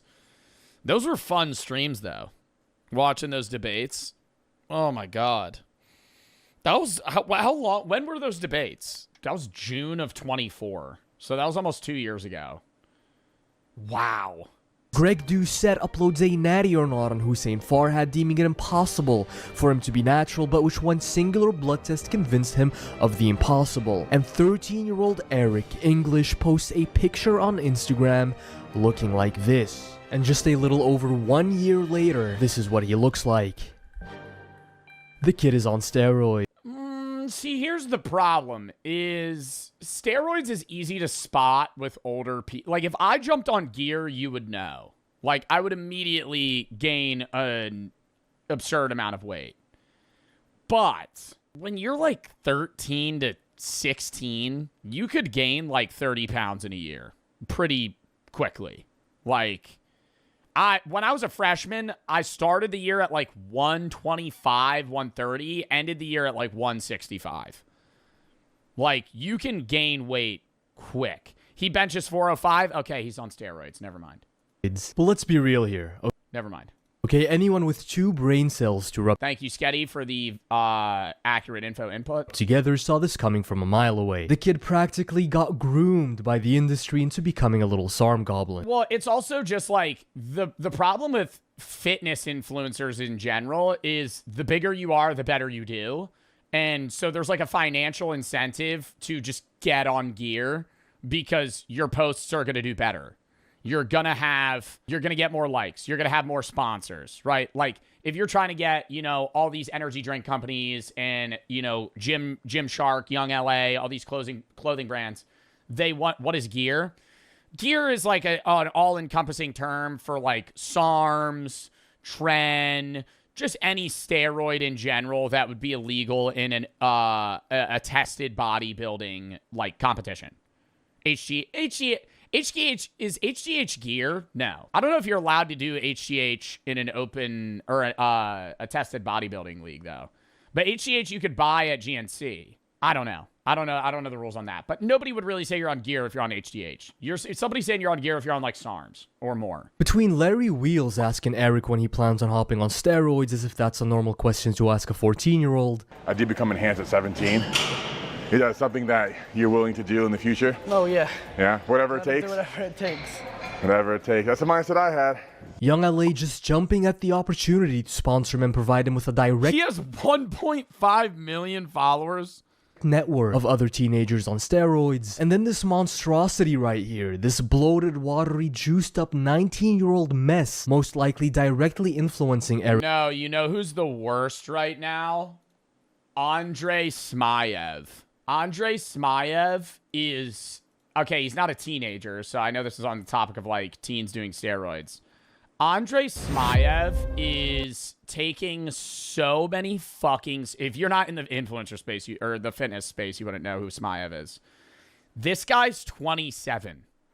This guy is 3 years older than me. Okay, perfect. Look at him. Like, the amount of gear this guy is on is... And look at his fucking hands, man. Oh my God, I gotta mute that. Look at his fucking biceps, dude. I mean, he looks 45. Like, it's unreal that the amount of muscle that guy's gained in like 5 years. Eric to hop on gear, it becomes very clear that he stood absolutely no chance from the beginning. The kid got absolutely one-shotted by the shitness industry. But let's recap everything from the start. I actually remember Eric coming across my Instagram feed about 2 years ago as a 13-year-old kid getting into fitness. He blew up pretty much... The problem, too, is people are gonna fucking shit on you. Like, I don't think it's just the fitness influencers that were around him that might have been influencing him to get on gear, but it's also just like... If you're going to openly post your gym progress on Instagram, the amount of chuds that are going to fucking shit on you is insane. The amount of people that are going to be like, you're fucking... It's like not even the black pill community. It's just a bunch of like gym heads that are just dickheads because they want to put other people down and make themselves seem like bigger in their own mind. So if you're like, hey, I'm just starting to work out, they're going to be like, yeah, buddy, you have no potential. I could tell by your structure you're not going to be able to put on muscle. Why do steroids make you look older? You lose your hair, you get acne, you're just going to age a bit more. Are you tired of having to transfer money from your Cash App account to be able to spend it at the store? Well, all your problems are now solved with the all-new customizable Cash App debit card. With no monthly charges or minimum balance requirements and exclusive cardholder perks, the Cash App card is the card for you. Not only does the Cash App debit card give you exclusive discounts on things that you get every single day, like coffee, food delivery, video games, and more, but also exclusive pre-sale ticket access to some of your favorite artists, like Kendrick Lamar, SZA, Sabrina Carpenter, Drake, and more. And for a limited time only, new Cash App customers over the age of 18 can earn $10 if they use code CASH10 in their profile at sign up and send $5 to a friend or more within the first 14 days. And if you're 13 to 17, request a parent or guardian sponsored account, sign up with code CASH10 to get $10 dropped into your account when you order and activate a Cash App card and send $5 or more to a friend within the first 14 days. Terms apply. Thank you to Cash App for sponsoring this video, and let's get back into it. Often that you see a little kid hitting lat spreads and stomach vacuums, and credit where credit's due, okay? The kid looked amazing for a 13-year-old. Yeah, he's got a lot of muscle. Please don't clip that out of context. Okay, I promise I'm not in any Jeff Nipstein flight logs. But it's true, right? Look at his physique. Right, look at the biceps, look at the serratus, look at the vacuum pose. I mean, keep in mind, this kid is 13 years old. Okay, I would have killed to look like this at 13. I mean, come on.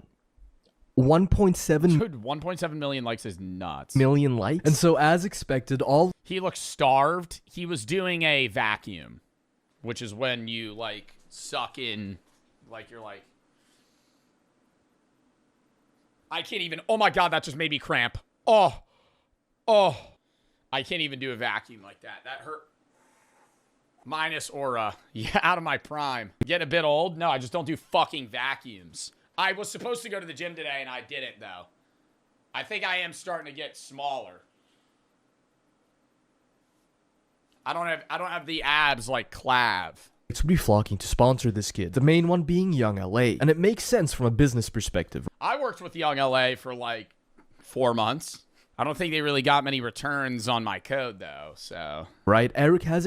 Didn't really didn't really continue from there. A lot of eyes on him. Whether it's okay from an ethical standpoint, though, we'll get into later. But so he gets sponsored by Young LA fairly early on the 23rd of November 2023. This post by Rising Lifters reads, "This is crazy. 13-year-old Eric English has become the youngest ever Young LA athlete. See, here's the thing, though, is like Young LA isn't guaranteed. Young LA has a weird... Most energy drink brands like Gorilla Mind or Young LA or like any of those companies, they're not guaranteed giving you a salary. Like some of it might just flat out be like an affiliate code, but the affiliate code is only given to a set amount of people. Does that make sense? Where like Young LA does have people on salary. Like some of their what is Young LA?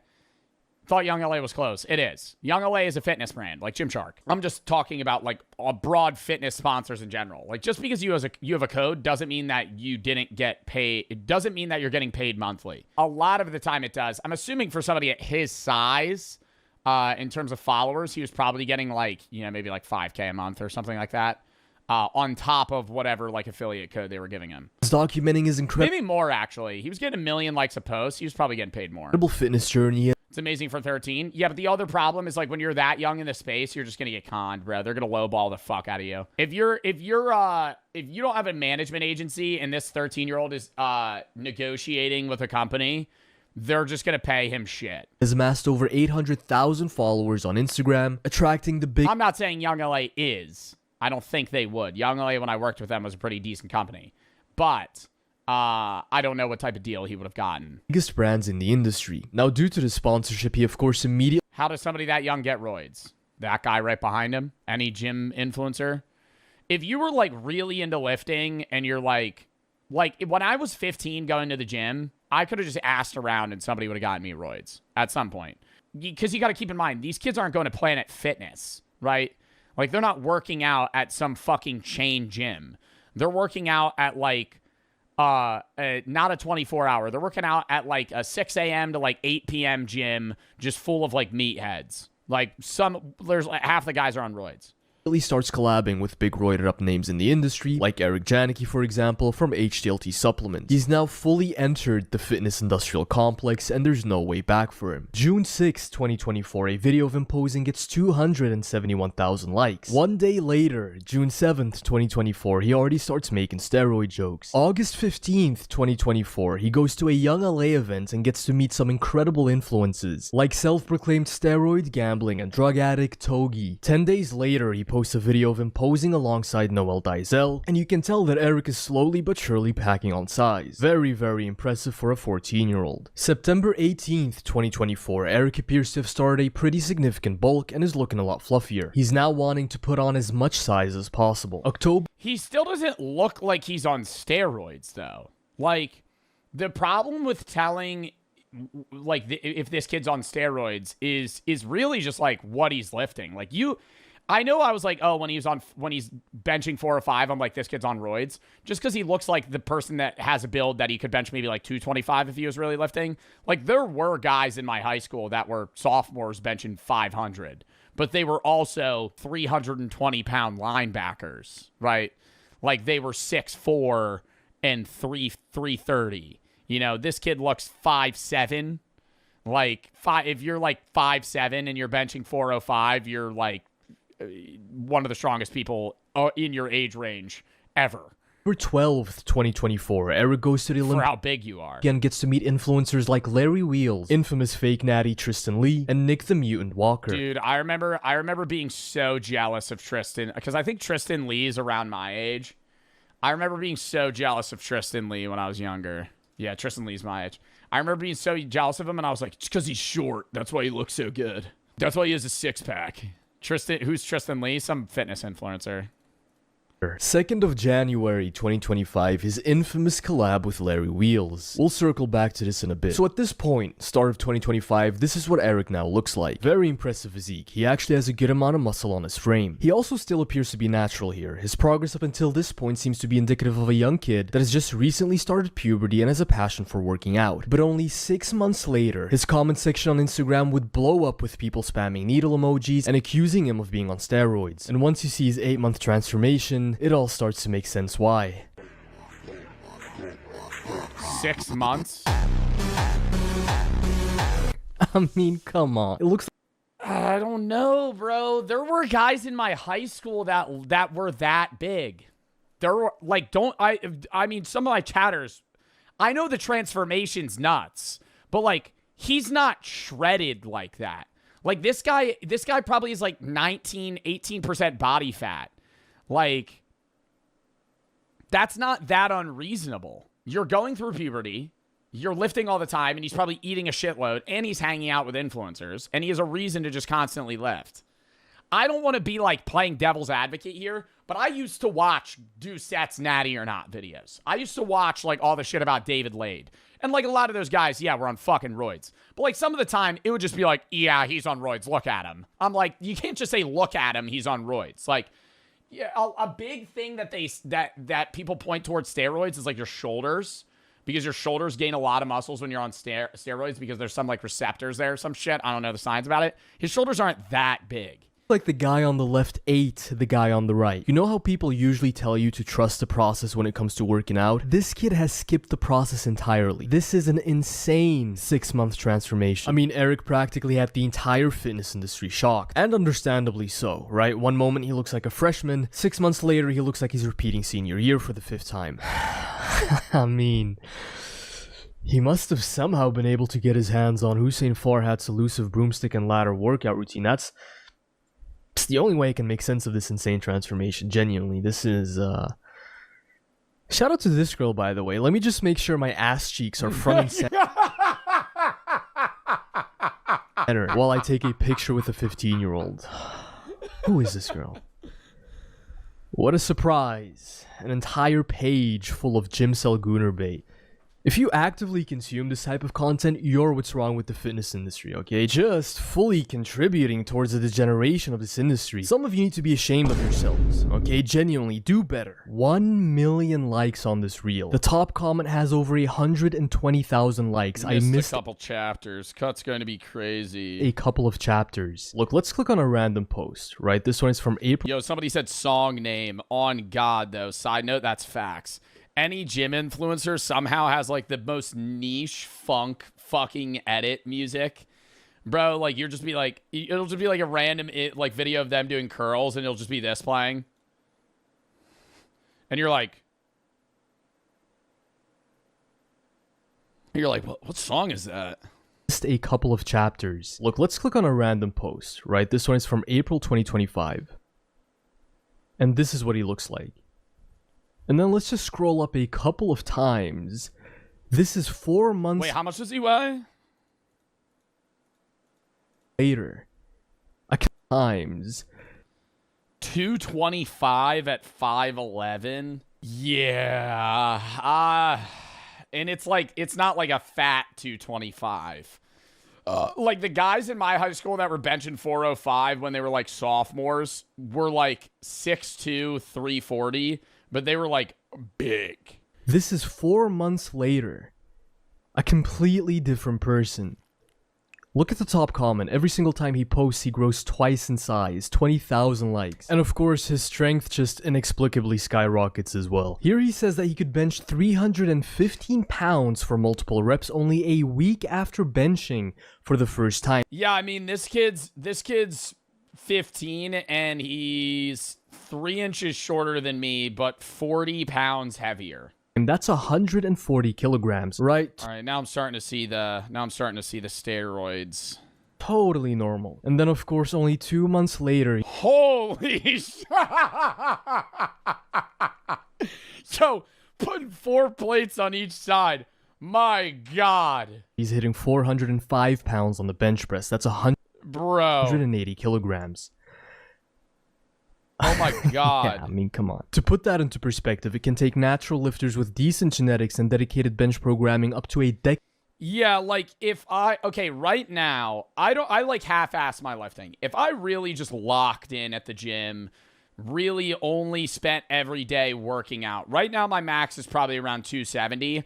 I think in 6 months, I could bench 270 to maybe 340, but I'm also 24. Like, that's a crazy increase. To hit 4 plates on the bench. 340. I think if if 340 is crazy, sketty. I know that I'm very self-absorbed in this sense, but hear me out. If I dropped everything that I was doing and I just worked out all the time and I only cared about working out and weightlifting and powerlifting, I think I could bench 340 in 6 months. Do it then? No, because I would have to spend fucking 3 hours a day at the gym and I would have to focus on everything that I'd eat. I would also bulk like crazy. That's how I would do it. I would gain 30 pounds, and then I would put 60 on the bench. That's what I do. I barely bench at 350. I barely hit 315. Sketty, you work out all the time. I feel like you're like a meathead. I think that bro, I'm not trying to sit here and be like, if I locked in, I could bench a lot. When I was a sophomore, I could squat 315 ass to grass for 10 reps. And I was 165. Like, I think if I actually fucking, like, just locked in, I could do, like, 320. Even never be able to. And Eric does it at age 15 after only 2 months of benching. Right? That's it. That's not that hard. I'm not saying it's that hard. I'm not bragging. See, here's that one chat. That's not that hard. I'm actually 16 and I fucking squat 485. Meanwhile, you hit a fucking 30-degree squat and then fucking just stand back up. The industry's leading authority on natty or nots, I feel like I've seen more than enough to pass a verdict here. I've reviewed the evidence. I've consulted the comments. Heaviest you've ever been, 185. Right now, I'm probably like 178. Section. I have stared at pictures. This is making me want to lock in. This chat doubting me right now is actually like pissing me off. I'm so serious. I'm so dead ass. Now I really want to, but I get up too late, bro. I'm a bum. I play video games till 3 a.m. and then I fucking wake up at like 10:30. A shirtless 13-year-old for much longer than I'm comfortable admitting. I mean, seriously, I was doing research for this video and writing this script in a coffee shop. I would love to be 200 pounds, but like a good actually no, like 195. Not in the twos. I would love to be like a 190 to 195, just in shape though. There were people sitting behind. Let me train you, I'll get you to 225. Brother, I would have to gain 45 pounds. I would be fat. If I gained 45 pounds in 6 months, I would look horrible. Do you know how weird I felt? It took me like 10 minutes to realize working on this video in public wasn't my brightest idea and packed my bags to go home. Anywho. Hop on gear. Now you're talking. Nope, don't do that. Don't do steroids. I'm digressing. By the power vested in me by absolutely no one, I officially ruled this kid a fake natty. Now, as I said at the start of the video, the writing was already on the walls years ago. Of course, any teenager that suddenly finds social media fame for their physique is going to be at an increased risk of hopping on PEDs due to industry pressure. We've seen this happen countless of times. But what sealed the deal for me, what made me confident that it was only going to be a matter of time before Eric would start sipping on the forbidden Capri Sun was that Young LA sponsorship. And this speaks to a much bigger problem within the industry, especially regarding Young LA. You see, Young LA, more so I feel like than most of their competitors, seem to be really focused on capturing as much of that teenage lifter market share as possible. And there's inherently nothing wrong with that, right? There's nothing wrong with catering towards this age group. Teenage lifters. Well, yeah, teenage lifters is going to be the highest growing market, and it's your biggest competitor is Gymshark. I mean, Gymshark did this years ago, though. Like, for those of you that remember, Young LA 10 years ago, I don't know if it was a thing, but like, when I was 15, my version of Young LA was Gymshark. Gymshark was the gym brand. Especially that was what everybody wanted to wear. It was like they had the coolest stringers and like pants, shorts. Online make up a really big part of this industry. A lot of people, including myself, got into lifting as teenagers. No, the problem lies when you then cede all responsibility in favor of increasing numbers and virality as much as possible, which has led Young LA to repeatedly sponsor some of the most egregious teenage PED cases in the industry. For example, do you guys remember this kid, Logan Dishman, that 17-year-old Young LA athlete who claimed he was natty while benching nearly 1,000 pounds, but then exposed himself. I mean, okay, I'm not trying to rule check you right now, but butts off the bench here, pal. 1,000 pounds. Butts off the bench here, pal. That's not a real 900-pound lift. But then exposed himself. If I put my butt off the bench, I could... No. When he got hospitalized for using a dirty steroid needle. Oh my god. And his heart stopped beating while in the ER, causing him to go on life support. Well, he's still sponsored by Young LA. They didn't issue a single statement, didn't disavow the abuse of PEDs amongst minors. Instead, they kept him on and continued inviting him to their events. They made it very clear that the only thing they care about is how many eyeballs these kids can bring to their brand, which is already bad enough on its own. But then they take someone like Eric English, a young, impressionable 14-year-old, and they fly him out to those same events so he can intermingle with those older teenagers who are openly abusing performance-enhancing drugs, teenagers who Young LA are directly enabling. Do we really think these dudes are not going to rub off on a 14-year-old? And yet this guy, Logan Dishman, does not even appear to be the main influence in Eric's decision to hop on PEDs. No. That honor belongs to another teenager, also sponsored by Young LA, also seemingly introduced to Eric through a Young LA event, who also appears to be throwing everything but the kitchen sink at himself when it comes to PEDs. Meet Gentile Lifts. Probably the most obnoxious fitness influencer you'll see in a very long time. He got his break on the internet by injecting himself with copious amounts of steroids and creating what can only be described as some kind of weird, niche fetish content. No.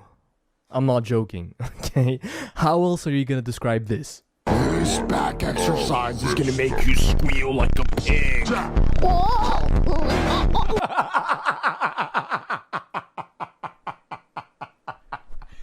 What the fuck? Exercise is gonna make you squeal like a pig.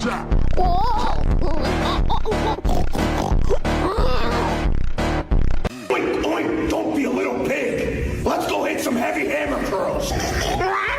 70 pounds, she couldn't make it 2 rounds. I bent over like she was last night.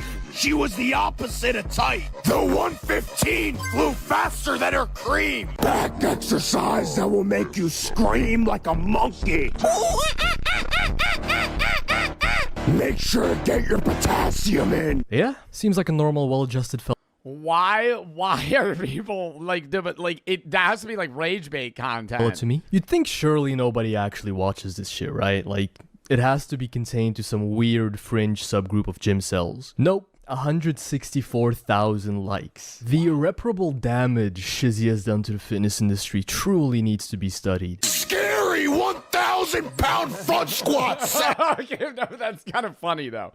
Like him starting out the video wearing a mask, just red in the face, flexing, screaming in the mic.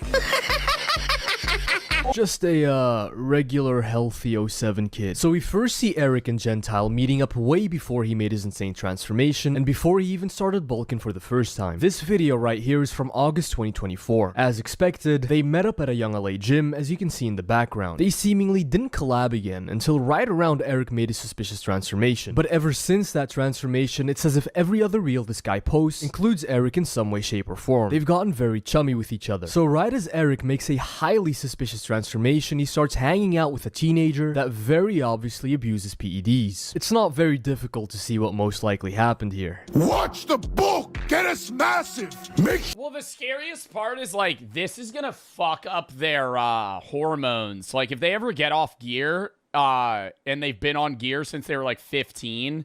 They're going to have to be on basically hormone replacement therapy for the rest of their life. Like, they're not, yeah, you're not going to naturally create testosterone as a male if you're on steroids, like, say, 14 to 28, and he gets off when he's, like, 29. Like, he's going to be on test.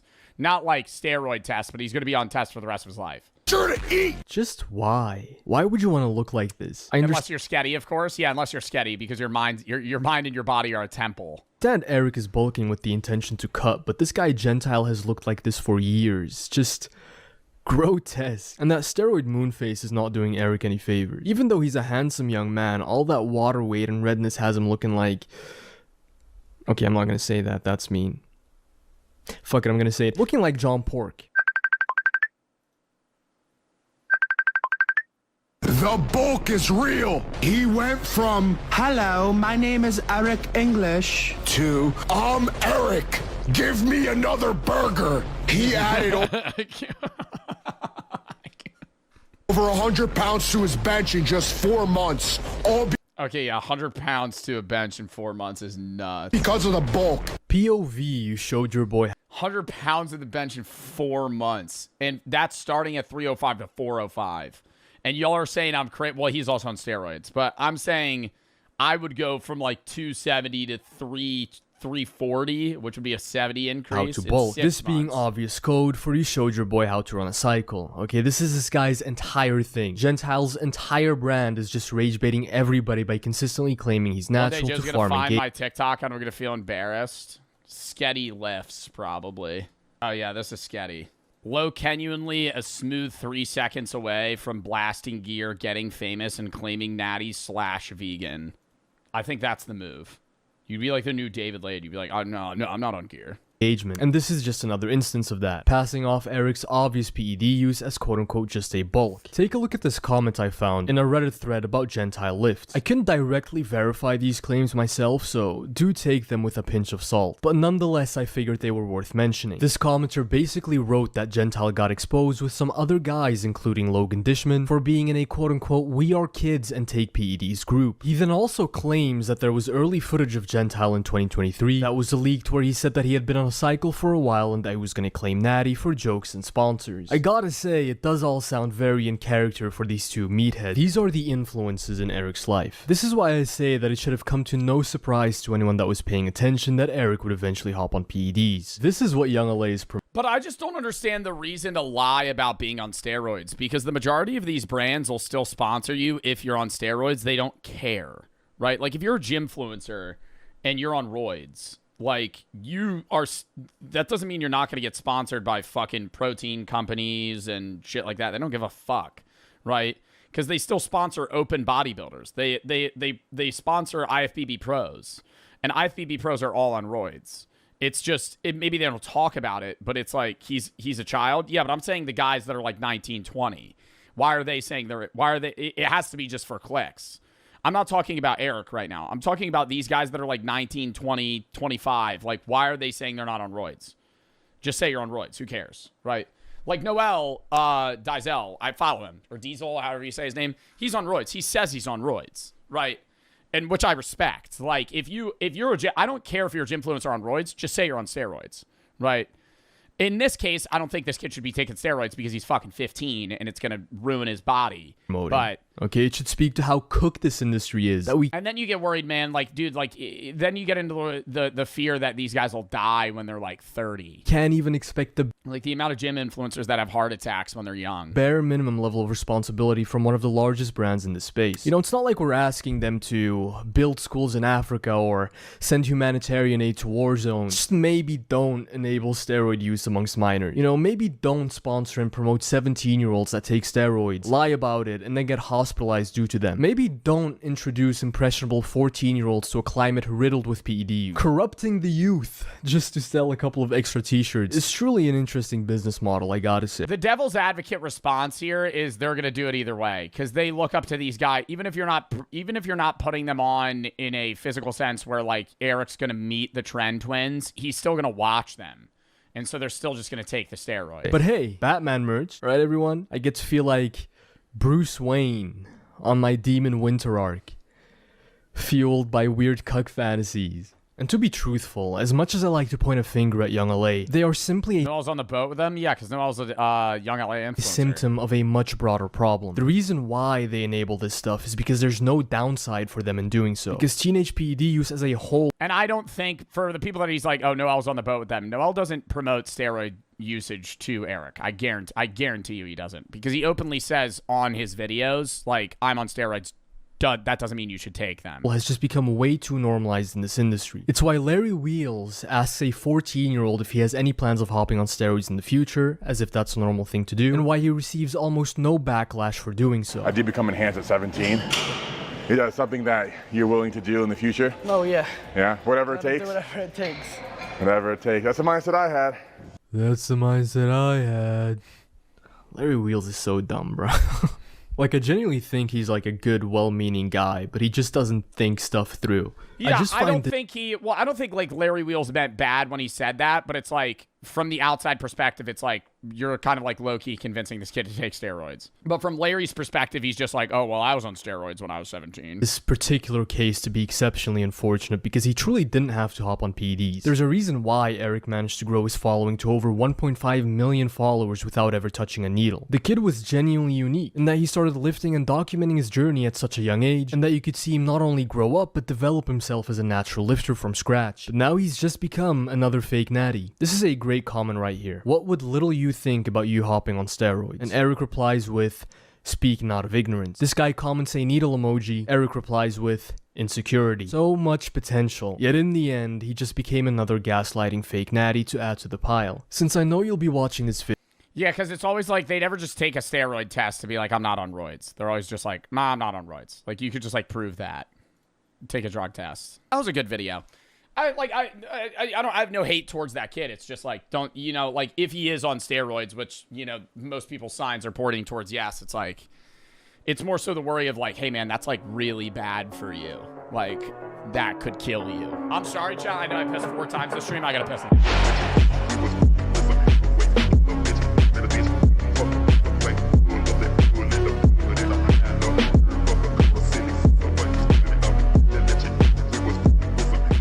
Why Gen Z culture is basically medieval China. The other day I was thinking about it and I realized, you know who these dang Gen Zers remind me of? The Song Dynasty from medieval China. Anyone else? Totally. Oh my god, yeah, I totally agree. Else been feeling this way lately? No, it's just me? Well, let me explain what I mean. There's all this new data to suggest that younger people these days want to spend their money on experience. Roughly 60% of millennials and Gen Z would rather spend money on life experiences like traveling and concerts than save for retirement. Are they making a big mistake? I think there needs to be a middle ground. I think that older generations like boomers did nothing fun and just saved money like under their mattress type shit and invested to a point where they retired with money but literally never left their home state. And so they didn't experience anything. Right? They died with a nice car and a nice house, but they'd never been to Europe, Canada, South America, Asia, Australia, Africa, anywhere. They had literally only stayed in 4 states and went on vacation to, you know, fucking Myrtle Beach or Florida twice, ever. So I think that's bad, but I think equally, you know, spending all of the money in your savings account on travel is probably also not smart. But I think that I would rather have what millennials and Gen Z are doing than what boomers are doing. The problem is that because of this, all experiences are becoming more expensive. That's why, like, Airbnbs are so lucrative if, like, you provide an experience, right? If your Airbnb is just kind of like a nice house, you're going to get a lot less people that rent it, comparable to if you have an arcade, a bowling alley in the basement, you're fucking 1 mile away destination-wise from a beach and bar scene. It's like, that's what fucking millennials and Gen Z would pay fucking $2,000 a night for. Like, there's actually Airbnbs in places that rent out like 3-4K a day, like, you know, big fucking 15-person houses, just because like they provide an experience. Or just, it's the same thing with like millennial burger shops. It's like, I know that's a meme, but that's like an actual thing where these like big cities in like Miami, LA, New York and shit provide an experience for something, and the product they're serving you is on par with places that are 50% less in terms of price. But because you're in an area that's popular and they're providing some sort of experience, you have to pay more. This is not physical items. I think it reflects this growing hunger for thirds. Coachella, perfect example. Coachella has been ruined, and this is coming from an influencer that went to Coachella. Coachella was ruined by influencers. Coachella is ruined by the fame and popularity of the event, and it's gotten to a point where, like, number one, the city's already super expensive because it's in the middle of the desert, and therefore the actual concert itself is going to be fairly expensive. On top of that, the ticket prices are through the roof, and the actual food prices and what you're paying for experience-wise is so much. Like, to put it in perspective, just going to Iceland, and I went on a trip in Iceland and did everything I could in 7 days there, was like $6,000, $8,000 for 2 people. 2 people to go to Coachella for 3 days on week 1 was like $10,000 in the US. Versus traveling to another country that's in like the middle of the Arctic for a week, which is already expensive. It's more expensive to go see fucking, you know, last year, not like Sabrina Carpenter this year, but like last year, go see like Lady Gaga for one night. Like, it's more. And experiences, not physical items. I think it reflects that you're a millionaire. Tim Tam, you spelled millionaire, number one. And number two, that has no relevancy to what I'm saying. My friends and I constantly send each other money on Cash App for varying things, and I always have an amount of money that's sitting in there that I wish I could spend at a store, but I don't want to have to transfer it out of Cash App into a bank so that I could use it on a card in a place of business. And that is where the Cash App debit card comes into play. The customizable Cash App debit card can be customized to your individual creative needs. If you want it to glow in the dark, you can have it glow in the dark. And it also provides exclusive discounts on things that you're probably getting every day. Coffee, food delivery, video games, and more. And if you're also a fan of concerts, you can get exclusive pre-sale ticket access with the Cash App debit card to some of your favorite artists like Sabrina Carpenter, Kendrick Lamar, SZA, Drake, and more. There's also no hidden fees or minimum monthly balance requirements. You could also customize the card really easy on your app, ship it right to your door, and get to using it right away. And for a limited time only, new Cash App customers over the age of 18 can earn $10 if they use code CASH10 at profile at sign up and send $5 to a friend or more within the first 14 days. And if you're 13 to 17, request a parent or guardian sponsored account, use code CASH10 at profile at sign up, get $10 dropped into your account when you order and activate a Cash App card and send $5 to a friend or more within the first 14 days. Terms apply. Thank you to Cash App for sponsoring this video, and let's get back into it. This growing hunger for third spaces, and if you don't know what third spaces are, let me just quickly break it down for you. Basically, your two main spaces are home and work, and historically, the third space was somewhere in the middle. Maybe it was the bar, or the guild hall, or the tea house. These have all but gone extinct recently, or have become prohibitively expensive, and Bro, I think we watched a video about like third places just ceasing to exist. Like, nobody, like, hangs out anywhere anymore. Young people are feeling it. They want the third spaces back. This maybe feels like a very 21st century vibes-based phenomenon, but it's actually extremely Chinese. The Song Dynasty was the first era in history to have Yo, we're literally medieval China. That's so lit. What we would consider as a lifestyle culture, where the cities were actually designed for pleasure and snacking and nighttime entertainment, just like so many downtown areas are today. You're Gen Z too, dickhead. There was this 12th century writer named Meng Yuanlao who wrote this fascinating memoir called The Record of a Dream of Splendor at the Eastern Capital. It's one of these shocking works from the Middle Ages that I love reading because it seems like it was written by someone recently instead of someone 1,000 years ago. He writes this whole nostalgic You're the oldest Gen Z. No, I'm not. I'm 2002. The oldest Gen Z is like 1996. Zeusi's Koshard, Chris is Gen Z and he's almost 30. I'm 24. Reminiscence of the Song capital city, Kaifeng, and talks all about the 24-hour tea houses and the professional performers and storytellers and the specific. Yo, lock in, chat. I'm learning about medieval China and you're yapping about how you think I'm an unk. Fuck. Whole nostalgic reminiscence of the Song capital city, Kaifeng, and talks all about the They respect your elders in medieval China. What's going on here? 24-hour tea houses and the professional performers and storytellers and the specific vibes of the different districts. There's this one section where he talks about restaurant culture. I'll just quote the full thing here and you tell me if this sounds familiar. When the guests arrive, a single person holding chopsticks and a menu questions all of the seated guests. The men of the capital are extravagant and they demand 100 different things. Some hot, some cold, some warm, some regular, some extremely cold, and things like noodles laced with lean and fatty meat. Everyone orders something different. The waiter takes the orders and draws near a counter where he stands in line and recites the orders off from the start. I don't know, this to me... Yeah, this sounds like you're getting like hibachi today at like a new age like twist, or I'm at like a Korean fusion restaurant. Literally sounds like a night out in 2026. I'm positive this isn't what you would picture in your head when you hear the word medieval. Also, just to give you a historical timeline here, this is basically China on the eve of the eventual Mongol invasion, and it's a time— Oh, totally, yeah, the Song dynasty following up after the Tang dynasty and right before the Yuan dynasty. Yep, know this one. Mongol invasion, and it's a time and a place where consumerism is starting to flourish and it's becoming a core identity for younger people. Bringing it back to Gen Z, I've noticed that there's this big obsession with what I would... But there's like, I love the idea of Gen Z and millennials getting back into like the third place mentality and living for experiences. But there's people that take it too far and they become like Ryan from The Office, where they're performative rather than actually wanting to experience that. Like, there's a wide range of people that are in our generation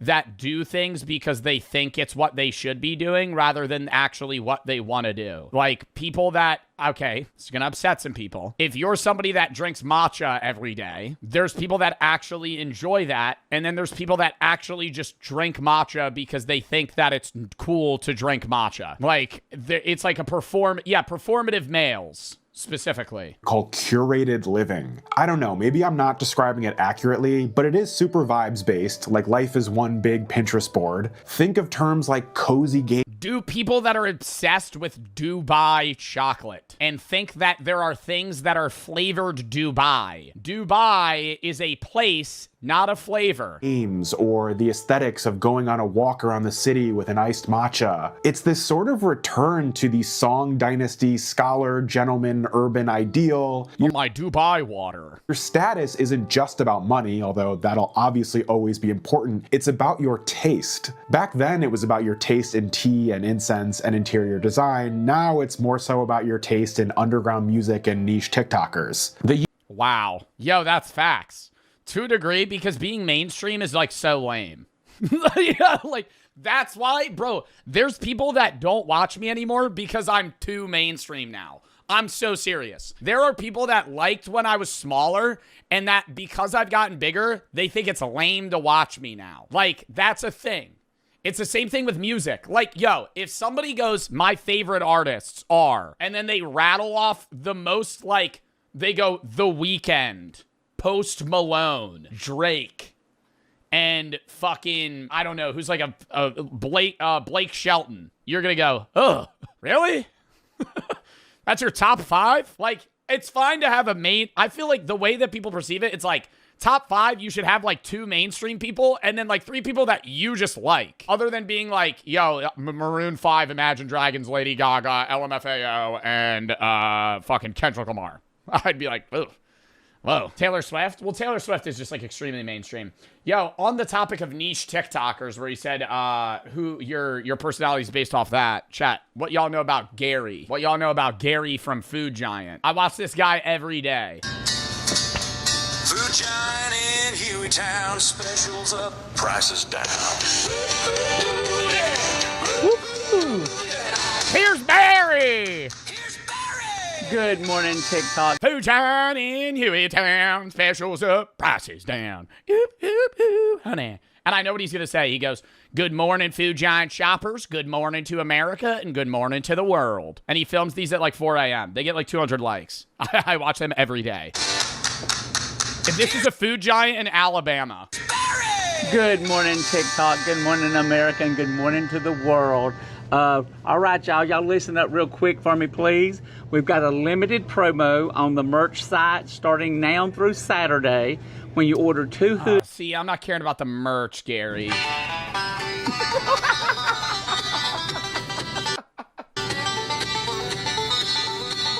Yo, he acting like he's playing that shit. Look at him. Hit that spin on it. 2, 3.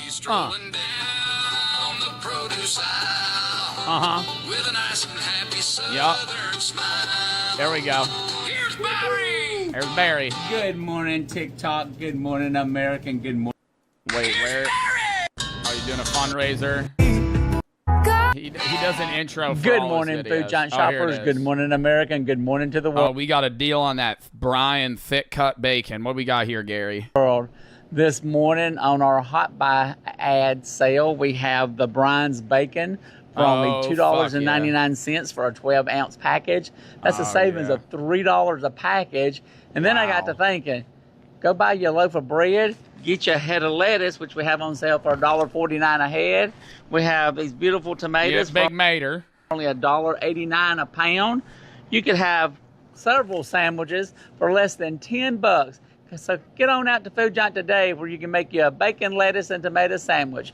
As always, have a wonderful day, and most importantly, God bless. Oh my God, I love him. He makes me so happy, bro. And it's always like, dude, you wake up. He's like Good Mythical Morning, bro. You pop up on TikTok. Yo, if you start liking his videos, he'll show up on your For You page at like 8 a.m.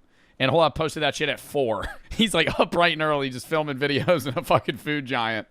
Anyways, that's my niche TikToker. Youth don't want to be told what's cool anymore by commercials and MTV with big corporations calling the shots. They want to create their own experiences. They want to get medieval Chinese again. Also, semi-relatedly, there's been a big surge in traditional Chinese medicine trends among Westerners on TikTok recently. You see it everywhere. A number of Chinese American influencers have been sort of introducing these ancient concepts like Qigong. Yeah, they're Chinese maxing. That's a big thing for 2026. It's on a lot of people's vision boards. Chinese American influencers have been sort of introducing these ancient concepts like Qigong practice or drinking hot water instead of cold. It's on Koshards. Chinese maxing. Cold water, and the internet has been going crazy for it. So maybe medieval China is making a comeback. Yeah, Ludwig. Yeah, literally Ludwig. What is Ludwig doing? What is Ludwig doing in the last month? Chinese maxing. Back in more ways than one. We won't just focus on the Song Dynasty here. There's more to China in the Middle Ages than just that one period. On stream the other day, he was learning Mandarin. But I do have a few more song boxes I want to check before we continue. Before we do that, just a quick plug. If you like smoking cigarettes on a corner, like my content, which of course you do, you should definitely join getting specific. Well, okay, well, you shouldn't smoke cigarettes. Patreon. There's one TikToker I watched that's what he's been doing this year. Link in the description. You'll get access to the... Oh my God, what is that guy's name? He has a rat tail. He posts like once every 6 months.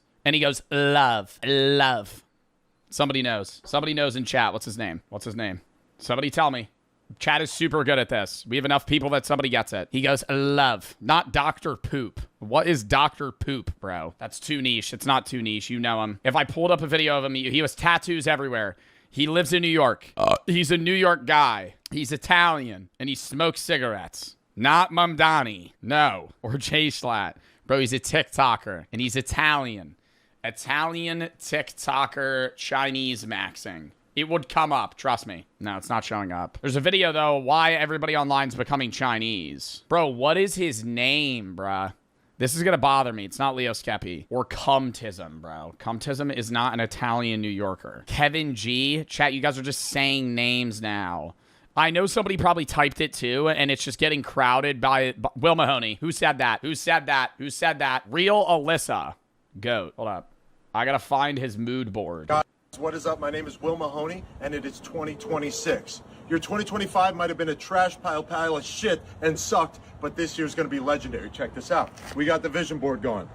Cortisol levels, #1 priority, cortisol levels at an all-time low. That's the stress hormone. What does that mean? That means if somebody is trying to cause you stress or situation, simply exit the situation. For example, homeless person on the street. No. Excuse me. You're spiking my cortisols, and I'm going to leave. Bye. Yeah, thank you. Love you. Bye. We got beautiful women at baseball games and sporting events in general.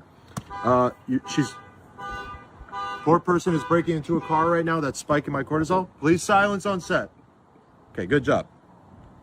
Beautiful woman at baseball games. She's wearing an LA Dodgers cap. Personally, I'm a Yankees fan, so I'll make a joke. Low cortisol joke. Oh, come on, babe, put on a Yankees hat for me. And she'll say, maybe tonight I will. Ooh! We're not nonchalant. What does that mean? We're extremely chalant. What does that mean? We're excited about things, and we're open about our excitement. Being nonchalant would be this. Yeah, no, I'm actually on the list for this. Yo, no one gives a fuck, bro. You're almost 30, okay? We're going to be chalant, and we're going to be excited about things. Chinese maxing. We're Chinese maxing all year. What does that mean? Sitting in a circle. Chinese maxing. With your homies, smoking cigarettes and just talking about bullshit. Who cares? We're just talking, enjoying our friends' company. Cigarettes with weird fucking words we don't understand, okay? Very important one here. We're extremely generous this year. No stinginess. Stinginess is a high cortisol activity. What resources do I have and how can I keep them forever and ever? Low cortisol activity. You know what you're working on? You deserve it. Fuck it. Here's $20. Fuck it. 20% tip. Try 40, okay? Take any of these 3 images together. You get a vibe. Ready? I'm closing a deal while I'm smoking a cigarette. Then I'm going on a date with my hot black girlfriend. Or I'm drinking Guinnesses with my Chinese friends, sitting around doing nothing. And I'm going to tip the waiter generously. Okay? This is basically, come on, I'm trying to build a vision here. Do you get it? We're counting foreign currencies, but not just foreign currencies, one that we don't really know the exchange rate of because we just got there a couple of days ago. You go, wait, how much USD is it? Once you know the USD transfer rate, that means you've been in the place too long, okay? Let's break it down. This is what we're going for. Luxury, optimism, vibes, and energy. Short for love. Anyway, guys, have a beautiful year. It's going to be legendary, epic, awesome, sexual, and handsome. Yo, bro, his videos, whenever they show up, I'm like, this is the funniest thing ever. Maybe you've heard of the modern phenomenon of looks maxing, or maybe you aren't chronically online and have no idea what I'm talking about. Basically, looks maxing is bone smashing.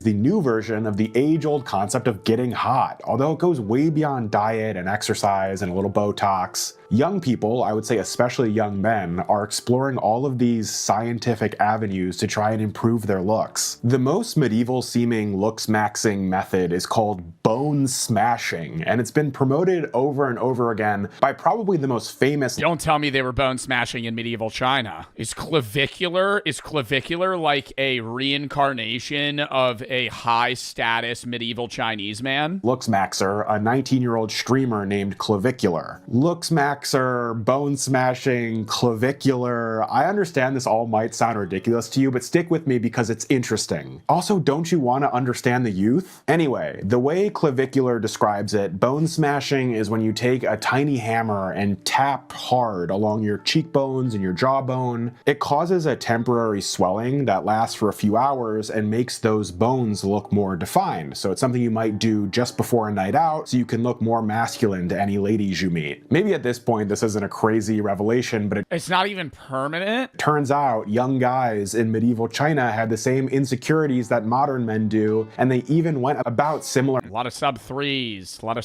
in medieval China, you're telling me, that needed a bone smash to looks max. Methods of soothing their anxieties. Okay. During the Song Dynasty period, there was this really interesting tension between the Wen class, who were the more literary, refined scholars, and sub 5 talking?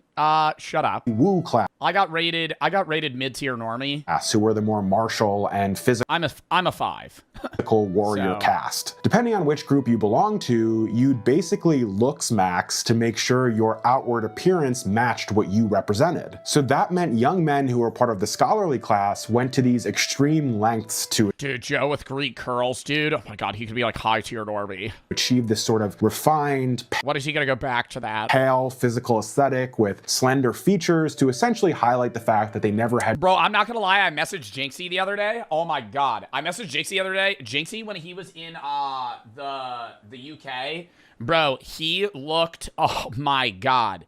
Yo, hot. I'll say, he was mogging when he had that quarter zip on. Bro, you know what I'm talking about. You know what I'm talking about. If you're chronically online, hold up. I gotta pull up the video, bro. Jinxie mogging. It shows up immediately.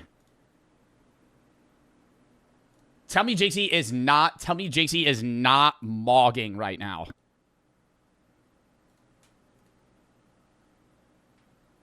What are you talking about? What do you mean, what am I talking about, bro? He has like a perfect head shape. Like, my head is so much more bulbous. Dude, imagine if Jinxie gained like 30 pounds in muscle. Wow. GQ model, literally.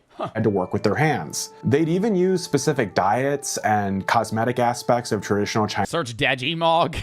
I'm not searching Digimog. Chinese medicine to maintain— I'm gonna search Digimog. Hold up. Digimog. What's up, guys? This is a YouTube video of him watching Digimog TikToks.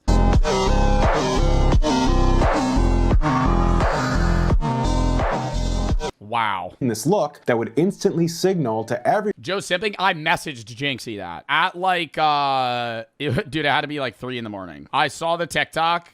Where is it? I said, bro, you're mogging. You look great. Oh, that's so cringe. One that they were part of the intelligentsia. Those in the military class, basically who we would consider to be the modern day Chads, focused primarily on bone strength. I don't know, maybe that sounds familiar to you. It wasn't just about muscle, although of course they made sure they were in great shape. It was about the chi energy within and physical density. You wanted to look like a brick wall. That was— Now pin the schedule. Kind of the physique they were shooting for. It's important to note, of course, that they weren't hitting themselves in the face with hammers like modern look looks maxers, their routine usually included things like hitting sandbags or poles to increase their bone density. There was a hitting sandbags or poles with their body, like kicking a metal pole or something? 20th century French scholar named Jacques Journet who specialized in Chinese history, and he talked a lot about negative canthal tilt.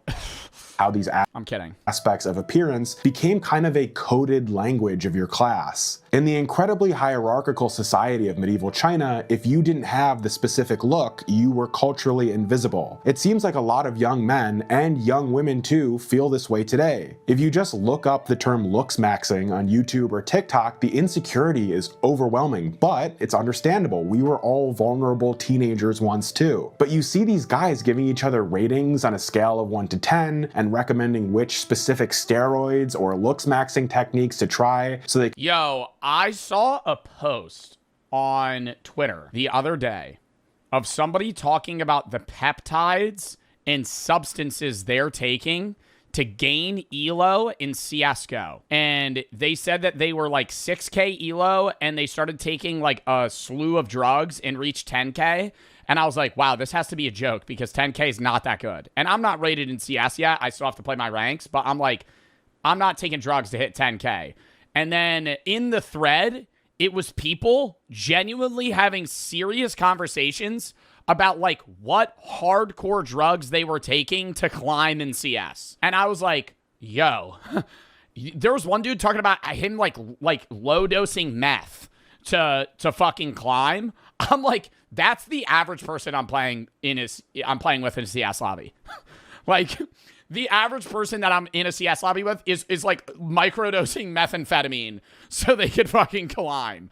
That's crazy. Like, I'm not saying, you know, there's any world where you should take drugs to climb in a video game rank, but you taking drugs to hit 10K ELO is like me saying I took meth so I could climb to fucking diamond in Rocket League. Like maybe you saying SSL and I'd be like, oh, wow, you know, that's kind of crazy. But you're like D-Gen taking drugs to hit like mid ranks on Premier. And bring their flagging features up to speed. This includes peptides, which as far as I understand are these amino— What the fuck are peptides? I actually don't understand what peptides are. I'm not even gonna lie.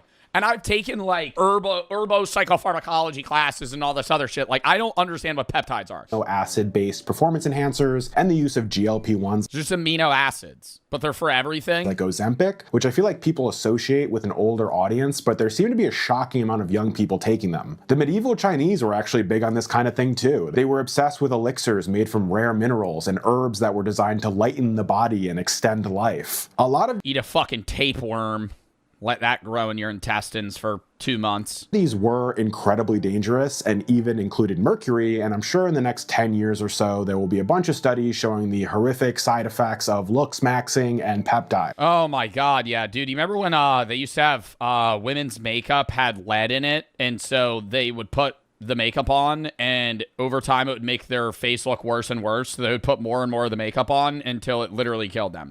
The idea behind this medieval Chinese looks maxing was essentially the same as the idea behind the modern version, using some kind of external chemistry or method to hack your biological limits and achieve this sort of superior physical state. The Chinese were— Killdozer uses peptides. Killdozer looks like an actual god. Wrote a lot of things down, and thankfully a lot of them have survived over the centuries. Like the 7th century physician Sun Simao's essential formulas worth 1,000 gold pieces. It was basically this manual for longevity and physical refinement. Editor, throw up a picture of Killdozer.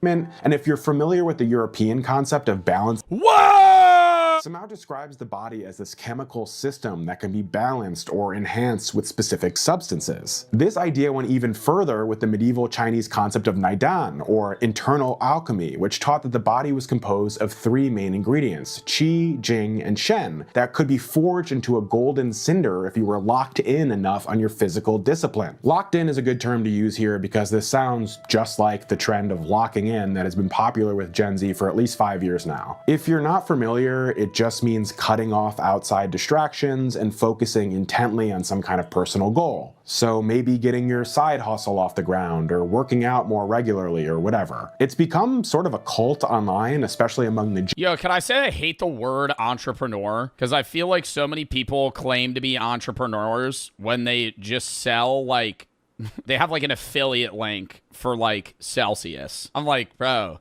like, entrepreneur, you could say you're an entrepreneur if you're on fucking Shark Tank. Like, it's become a buzzword. It holds no meaning anymore. Like, saying you're an entrepreneur, you could literally be a guy that's just, like, into crypto and never made any money from it. Yeah, I'm kind of an entrepreneur. I create a lot of coins. I'm just kind of paving a new path in this space, you know? And at some point, people are just going to be... I'm kind of early to the train, you know? Gym community, and based on what you see from these fitness influencers, it's like your pump and your physique are proof of an internal moral victory. Like a victory of the will over the lazy... Bro goes to the bins in Goodwill and then sells the clothes on Depop. You're not an entrepreneur. ...of your base body. A medieval Neidan practitioner literally thought the same exact way. They knew that their physical health and their outward radiance was proof that they had successfully cultivated their soul in a way that others couldn't or hadn't. Young people seem way more into fitness now than they did even 10 years ago. I'm not sure if that's a COVID thing, but no, that is so true. I think it's a mixture of COVID, but it's also becoming like a new standard. I think it's social media kind of skewing what the average person looks like. But it's like, I'm genuinely not trying to, I'm not glazing myself. I'm being real. My physique 60 years ago was like crazy. Like, if you look, I have a very normal just gym physique now. Like, most guys at the gym are probably my size or larger if they've like continuously worked out for years. But I'm saying if you look at like fitness magazines from like way back, the average guy that was like ripped just looked like a regular like athlete. There seems to be a lot of conversation around the idea that your I'm not body saying is me 60 years ago. I'm saying my physique. the one status symbol you can't really buy. Do you hit legs? Yes. You can buy a Bugatti or a nice watch or whatever, but you can only achieve a truly amazing physique through countless hours in the gym, so it's really the most impressive thing you can have. There's also this quote from the video game Disco Elysium where a bouncer says to the main character, "Your body betrays your degeneracy," and that always sticks in my head when I don't want to go to the gym. I just felt like including that. I like tossing random tidbits into these videos. Yeah, I think physically, like, outside of, like, monetary status, yeah, being in shape is usually perceived as good. I think another side thing is, like, if you have some sneaky talent, like, if you're able to just play the guitar or, like, the piano or some instrument really well, that, like, socially, like, ups... Like, I feel like not many, like, all the... It's very weird to me that, like, Clav and all these looks maxing guys so heavily focus on, like, the looks part of, like, attraction and what makes people like you versus, like, yo, if you're able to, like, hit a crazy guitar riff, people fuck with you. You know what I mean? Like, if you could fucking play, you know, a Metallica song on the guitar, people are like, yo, that's like badass. That's awesome. Like, now, most of what I've been talking about so far has come... And it ups your personality. ...from the Song Dynasty, which lasted for a few centuries right smack dab in the middle of what we would consider the Middle Ages. But the Middle Ages lasted almost 1,000 years, so what about the rest of medieval China? You know what? I'm really glad you asked that. First of all, the Middle Ages happened differently in China than they did in Europe. Basically, even though there are quite a few Song Dynasty parallels, Gen Z is actually in more of a late Ming phase. That's right, I said it. In the earlier Tang Dynasty, which lasted from 618 to 907 AD, your identity was defined by your clan or your rank in the military, basically how people's identities have been defined for most of human history. You were a cog in the great chain of being, and the same thing was true in medieval Europe. You existed within a feudal system put in place by the divine mover. By the late Ming period, which went all the way into the 17th century, there was this rise in individualism that started to run so deep that it turned into the same kind of identity crises and obsession with labels that we see among Gen Z today. You see, Chinese society had reached a level of complexity to such a point that people started to define themselves by their personal quirks and not their family or job. So instead of saying, "I am a soldier," a late Ming youngin might say, "I'm a connoisseur of rare incense who suffers from melancholy." In a similar way... Oh my god, yo, we're literally reaching that now, bro. Holy. You'd be hard pressed to meet a young person today who primarily identifies by their profession or their Yeah, nobody, you usually intro that and then you immediately want to talk outside of it. I feel like it's usually frowned upon in today's society to be somebody that only cares about their profession. I will actually agree with that too. If somebody only is able to talk about their job, that's lame. Like, there's a lot of social media. I always talk about social media to other social media people, but the biggest sign that I fuck with somebody that I've met through social media that is an influencer is their capability and capacity to talk about things beyond social media. Like, if I can only talk to them about influencer shit, then we're very surface level friends. Like, other people that I've met and talked to, like Sneeg and Zeusy, I mean, Chris was already my IRL friend, or like, even like Jinxie, like, I'll just have conversations with him. Like, it's not just, hey, what do you think about this streaming idea or some shit? Same thing with a job. Like, if you meet somebody and they're a carpenter and all they could do is talk about work, it's like, I don't give a fuck, right? In any sense, it's like, let's have something that's shared ground that we both like. Because most people don't want to just talk about their jobs because your job doesn't define you. It does in some way, and I think there's a level of like lack of care entirely is like, whoa, like there is some attachment, you know, like if your job is you're a fucking doctor, you know, that's a part of your goddamn life, similar to any job that you have, but it's like, it shouldn't be the only thing that matters to you. Find me a 22-year-old who introduces themselves as Garrett the American Plumber, and I would genuinely be... So is being unemployed the way? No, because then conversely, being unemployed is your personality.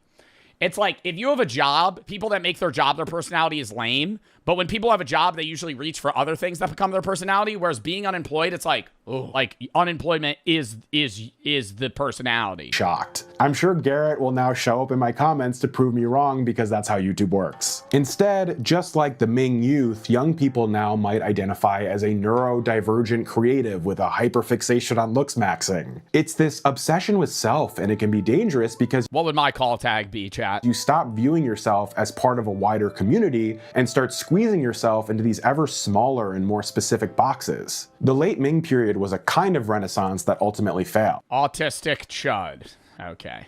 It was this explosion of individual expression and art and looks maxing and everything else, but it was cut short by the Manchu conquest in 1644. I honestly think we're going to see something similar with Gen Z in the coming years. They're in this period of extreme self-expression and pursuit of individual destiny right before a massive systemic reset comes. Maybe that's AI, maybe it's something else, only time will tell. Anyway, we just briefly stepped outside of the Middle Ages, so let's bring things back a few centuries for our next comparison. I want to go back to those Song Dynasty third spaces we talked about earlier. One of them was the Watsi, or the Pleasure Precinct, which sounds pretty good already. Basically, during the Song Dynasty, the government moved away from these strictly managed residential wards and allowed for the growth of pleasure precincts, or Watsi. If you've ever seen The Wire, this was kind of like the medieval Chinese equivalent of the Amsterdam experiment. The Watsi were these chaotic 24-hour zones where all the basic social rules were temporarily suspended, kind of like the medieval equivalent of the unregulated internet. Now, if you let a bunch of young men loose in an area with no rules, the first thing they'll be interested in is prostitution, but in the modern day, you... Oh my god. Wait.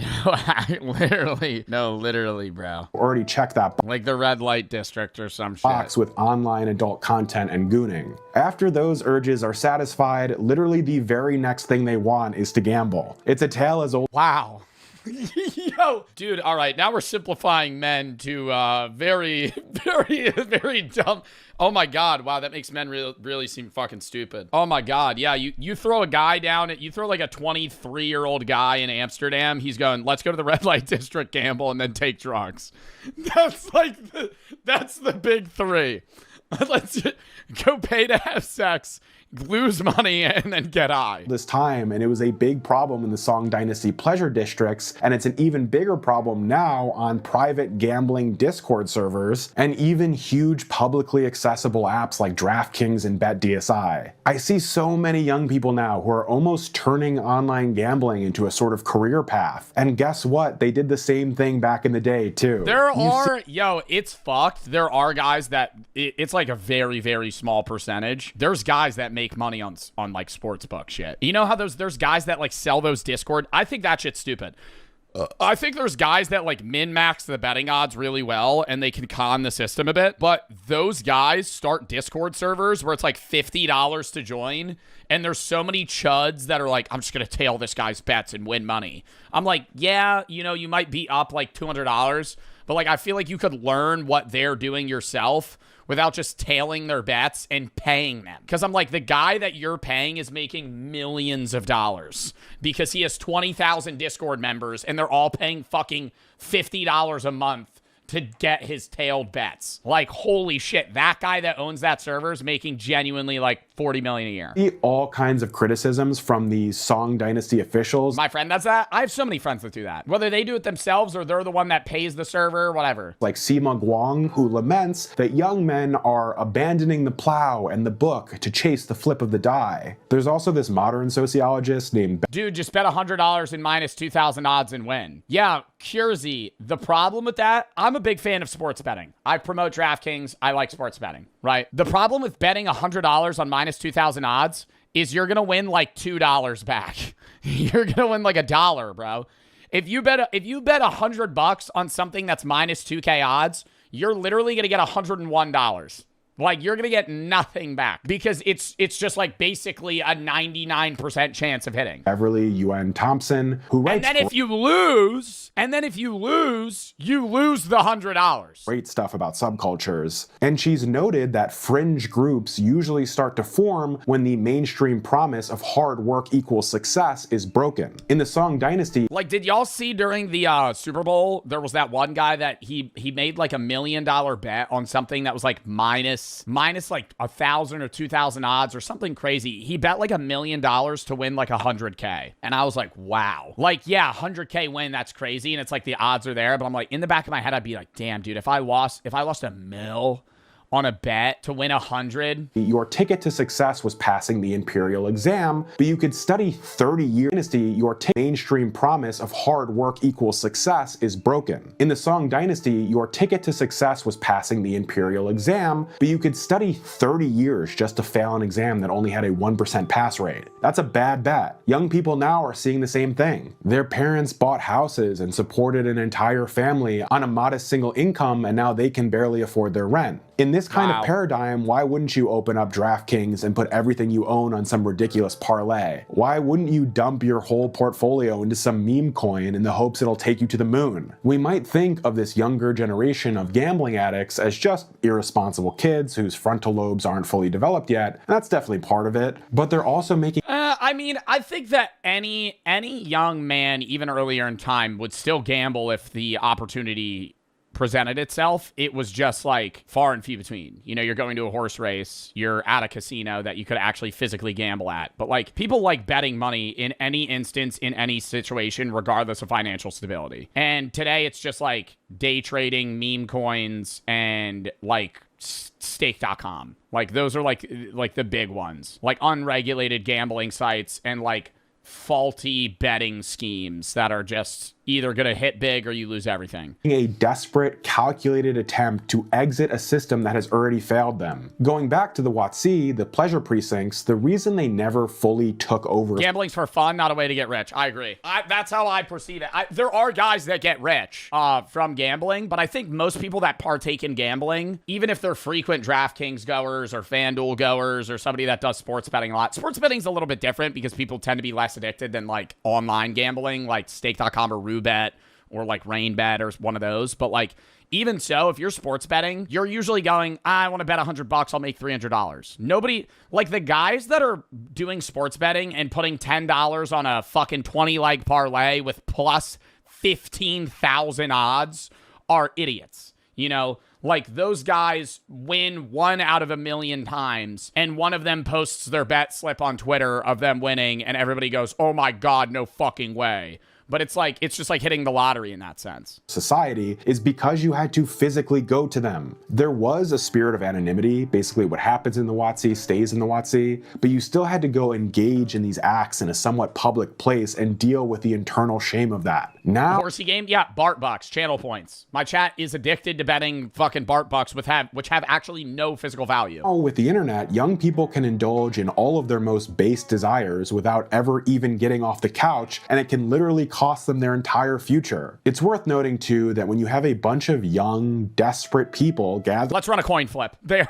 already did it. Yo, they did it as I said it. As I said that shit. All right, heads or tails? Heads or tails? Okay, one coin flip. I'm gonna flip it first.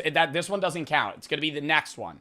Right, so whatever it starts on, it'll be next one. Wow, why is 70% of people on heads? Oh, we got like 8 million channel points on the line. 10 million channel points on the line. Almost 50-50 odds here. You realistically, chat, if you want the sneak pick here, there's around 50-50 odds on a coin flip. If it was IRL, I think it's like 49.5, depending on which side it starts on. But you want to bet on the one with lower odds, because that's how you win more money on channel points. But it's like almost even. Okay. We have 20 million channel points on the line.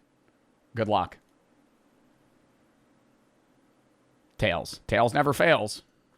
That's what they always say. Gathering in one place for a set objective, it can create a sort of ideological powder keg. So in the WotC, these guys formed gambling brotherhoods, and the Song Penal Code tried constantly to break them up because they feared the brotherhoods were becoming more loyal to each other than to the Emperor. No more mods, no more, because chat will actually freak out about it. See, this is the point that I'm trying to prove. Chat is addicted to this shit. We're not doing any more. That was the one for the day.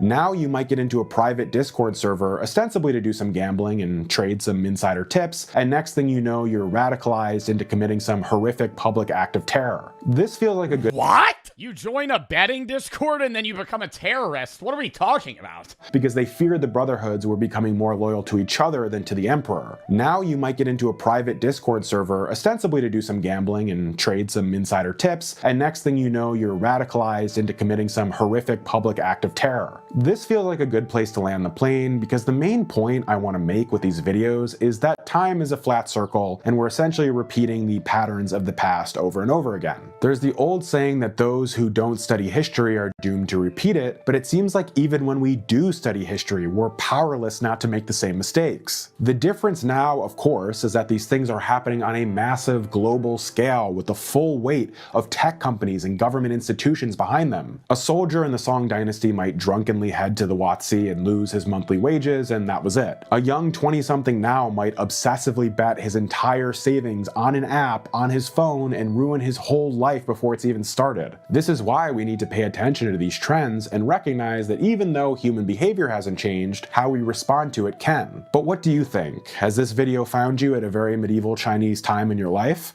Yo, I'm really liking this relation of medieval China to Gen Z. I feel like he was spitting facts actually the entirety of this video. Medieval mindset. Does he make videos all about this stuff? This was like one of the best videos I've seen in the last like 6 months, actually. Something that makes me feel confident about the future is that humanity's been doing the same weird thing since the beginning. Yeah, it's through, dude, I feel like humanity goes through like fluxes. We have like the way that I perceive it is like humans go through like a 500-year reset period. Things become lame, they become cool, they become lame, they become cool. They become lame, they become cool. Not normal, normal, weird, not normal, normal, weird, not normal, normal, weird. It's just like all just repeated. Not like law or like moral-based shit. I'm more so talking like fashion, trends, activities, things that are exciting, war even, fetishes. I don't know, man. Were there people that had foot fetishes back then? Maybe.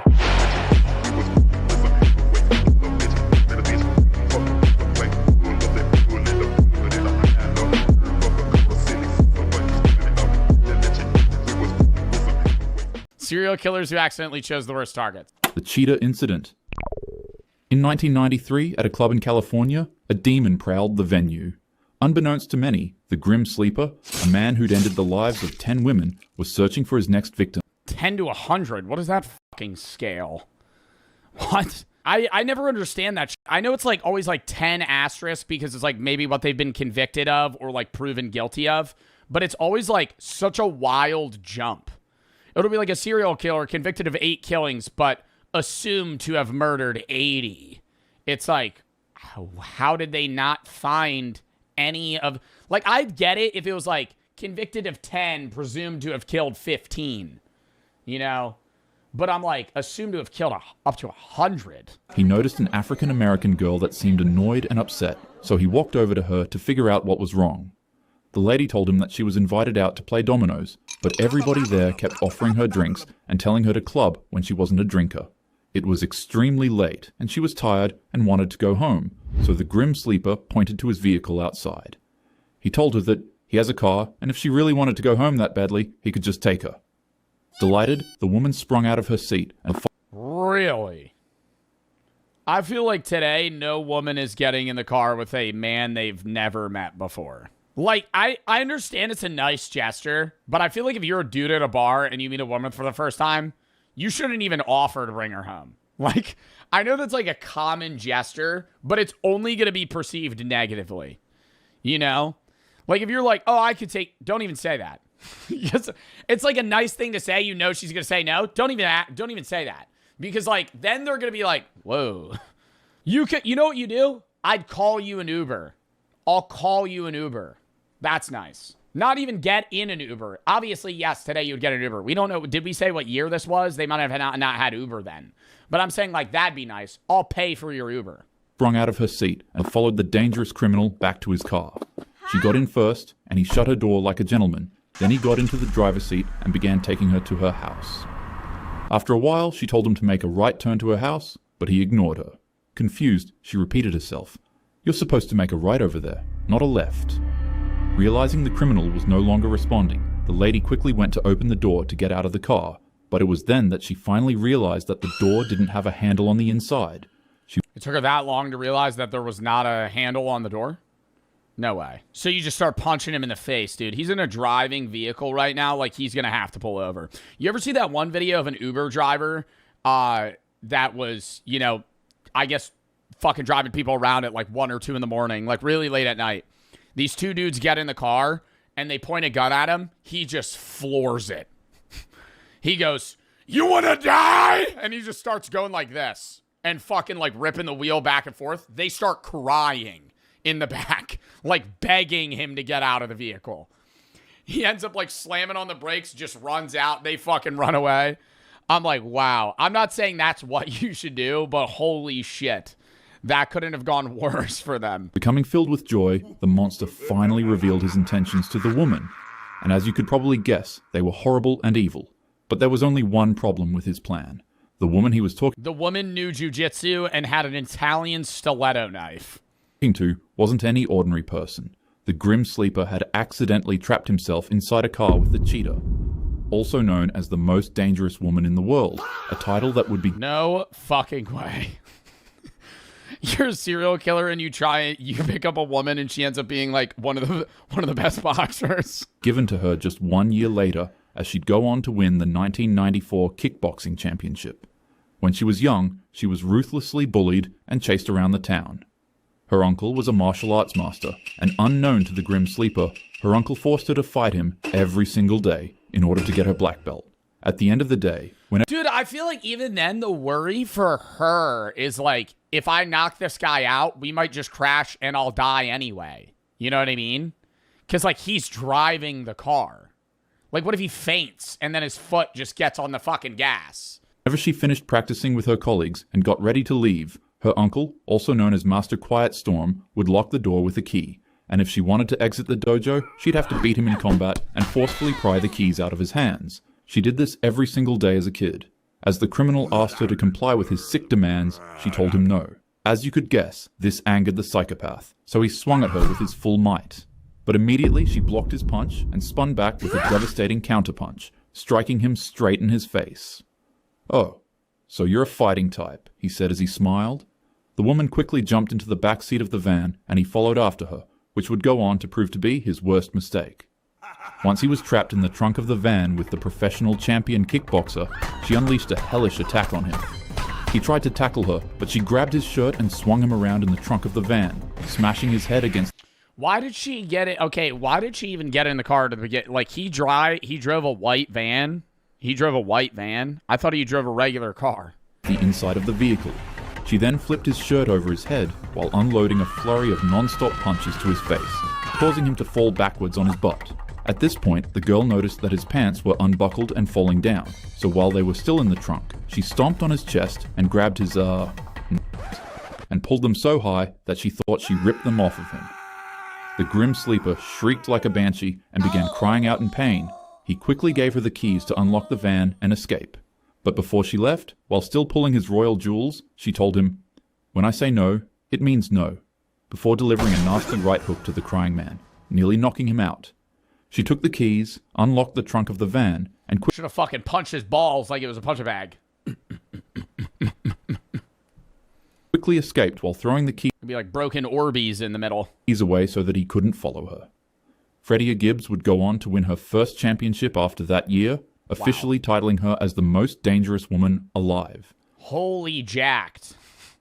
Holy jacked. This guy thought he would win that fight. Her as the most dangerous woman alive. Look at her fucking shoulder caps. And years later, the Grim Sleeper would later be caught and arrested in 2010 because of an eaten pizza crust he left at a crime scene. When a bitch says no, she means no. And I walked in, bam! Then I left.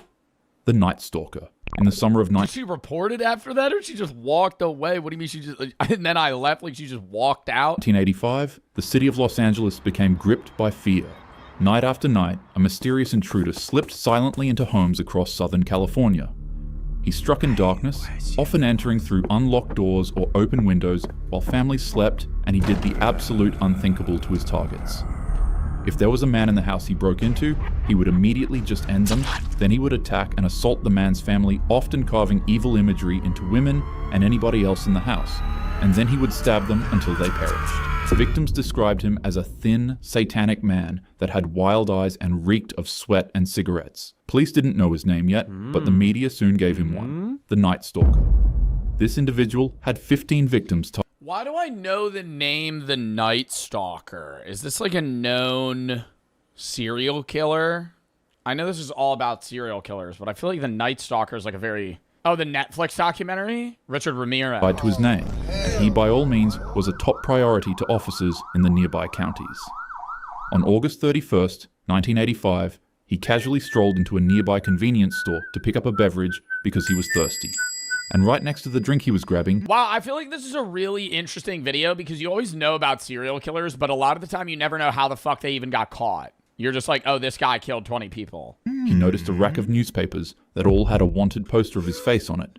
He immediately panicked and darted out of the doors looking for an individual to target and carjack so that he could leave the area. The criminal jumped into the car of a 28-year-old woman named Angelina.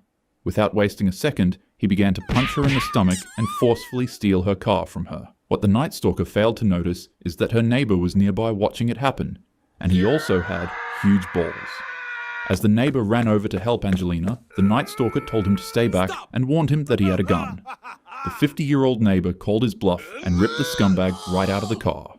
And it was at this point that this man had realized that he'd chosen the absolute worst neighborhood to do a... Yeah, dude, you're face down. You got some big-ass dude standing over you. Bro, you about to get Donkey Kong ground pounded. Holy. ...carjacking in, because he instantly found himself surrounded by a huge, angry mob. Everybody in the neighborhood knew who he was. They knew all of... Like a bunch of people fucking surrounded Michael Myers, dude. ...his crimes, and worst of all, they weren't police officers, so their idea of justice wasn't jail, it was death. The crowd of people beat him viciously. Angelina's husband ripped a steel rod out of a metal fence and began smashing his head with it, while another neighbor attacked him with a makeshift spear made out of barbecue equipment. Multiple people grabbed and tugged at him from different directions, beating him senselessly with anything they could find. They beat him so bad that when police showed up, he began crying out, "I did it! It's me!" begging them to arrest him. Reports state that once he was arrested, he began speaking Spanish to himself, saying, "Thank goodness the police came and arrested me. I'm so lucky." When he was... Wait, is that a video of him? "The police came and arrested me. I'm so lucky." When he was taken to the police station, a crowd of 500 people surrounded the building chanting, "Kill him." He doesn't look that fucked up, though. I know he has like a head bandage on. "I'm so lucky." When he was taken to the police station, a crowd of 500 people surrounded the building chanting, "Kill him," in unison. He would go on to receive 19 death sentences. However, he would pass away from cancer at 53 years old in 2013. Honestly, if I was the... Wow, he got 19 death sentences, but lived on death row for 28 years and then died. The cop tasked with arresting him that day, I probably would have just driven around in circles and pretended like I couldn't find him so that he could spend some more time with the crowd of victims he had been terrorizing for the past year. The crash-out incident. While most either don't know or just don't believe it, this man is a serial 19 death sentences, or was it life sentences? Because that doesn't make any sense. How do you get 19 death sentences? Wait, King Von? What? Incident. While most either don't know or just don't believe it, this man is a serial killer. Allegedly. He grew up in the Parkway Gardens, an area that would King Von is a serial killer? later on become named O-Block, which is named after his close friend and mentor, OD. I know people talked about how King Von would, like, just murder motherfuckers. But, bro, he killed 9 people directly. Yeah, but I'm saying, isn't a serial killer somebody that's not, like, I feel like King Von's a murderer. Isn't a serial killer somebody that's, like, doing it in a specific way and, like, leaving trails or something? It's not just like, oh, you've killed 10 people. Like, I thought a serial killer is like somebody, what is that called then? Is that like a different type of serial killing? Yeah, like Dexter, like somebody that has a thing that they do. When he was murdered. A little later, Pontoon, another one of his friends, would pass away in the same way. And, I'm genuinely saying, like, most serial killers have a thing that they do, right? They target a specific type of person, kill them in a specific type of way. I'm saying if King Von just shot and killed 9 people, I always thought that's just a mass murderer, not a serial killer. And, I should probably mention that his father was also murdered when he was 11, but he still had a brother-like figure that he kept around as a close friend. White. Except, not really, because in 2012, White would pass away on Von's 18th birthday, right in front of him at a gas station. It's important to note that it was this specific traumatic incident that caused him to become a serial killer, as after this moment, he would later on be connected to over 10 or 11 murders throughout his life. Wow. Whilst also taking deep, nearly sociopathic pleasure in the lives he ended and putting it into his songs. Allegedly, of course. Nonetheless, he really did what he rapped about in his music, which is what caused him to develop contempt for another popular up-and-coming artist in his industry, Young Boy. Von took a lot of pride in the crimes he committed, especially since it was what eventually made him become popular and successful. Young Boy, in a lot of ways, is similar to Von, but Von didn't believe that he actually did any of the things he rapped about. So for him to see another artist getting more virality than him, when he believed he was a fraud, quietly upset him. And so, completely unprovoked, he'd go on to publicly say that Young Boy lies in his music online. You got cap in your raps. You got cap in your raps. This would start a pretty petty back and forth between the two young men. Von would begin flirting with the mother of Young Boy's kids.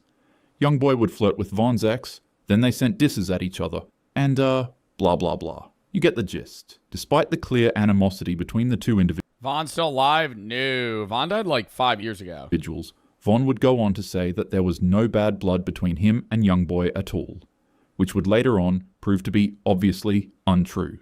On November 5th, 6 years ago, sorry. 2020, he would get up, hop into his bulletproof Hellcat, and head out to a club to perform his show along with 8 other cars that were guarding and following him.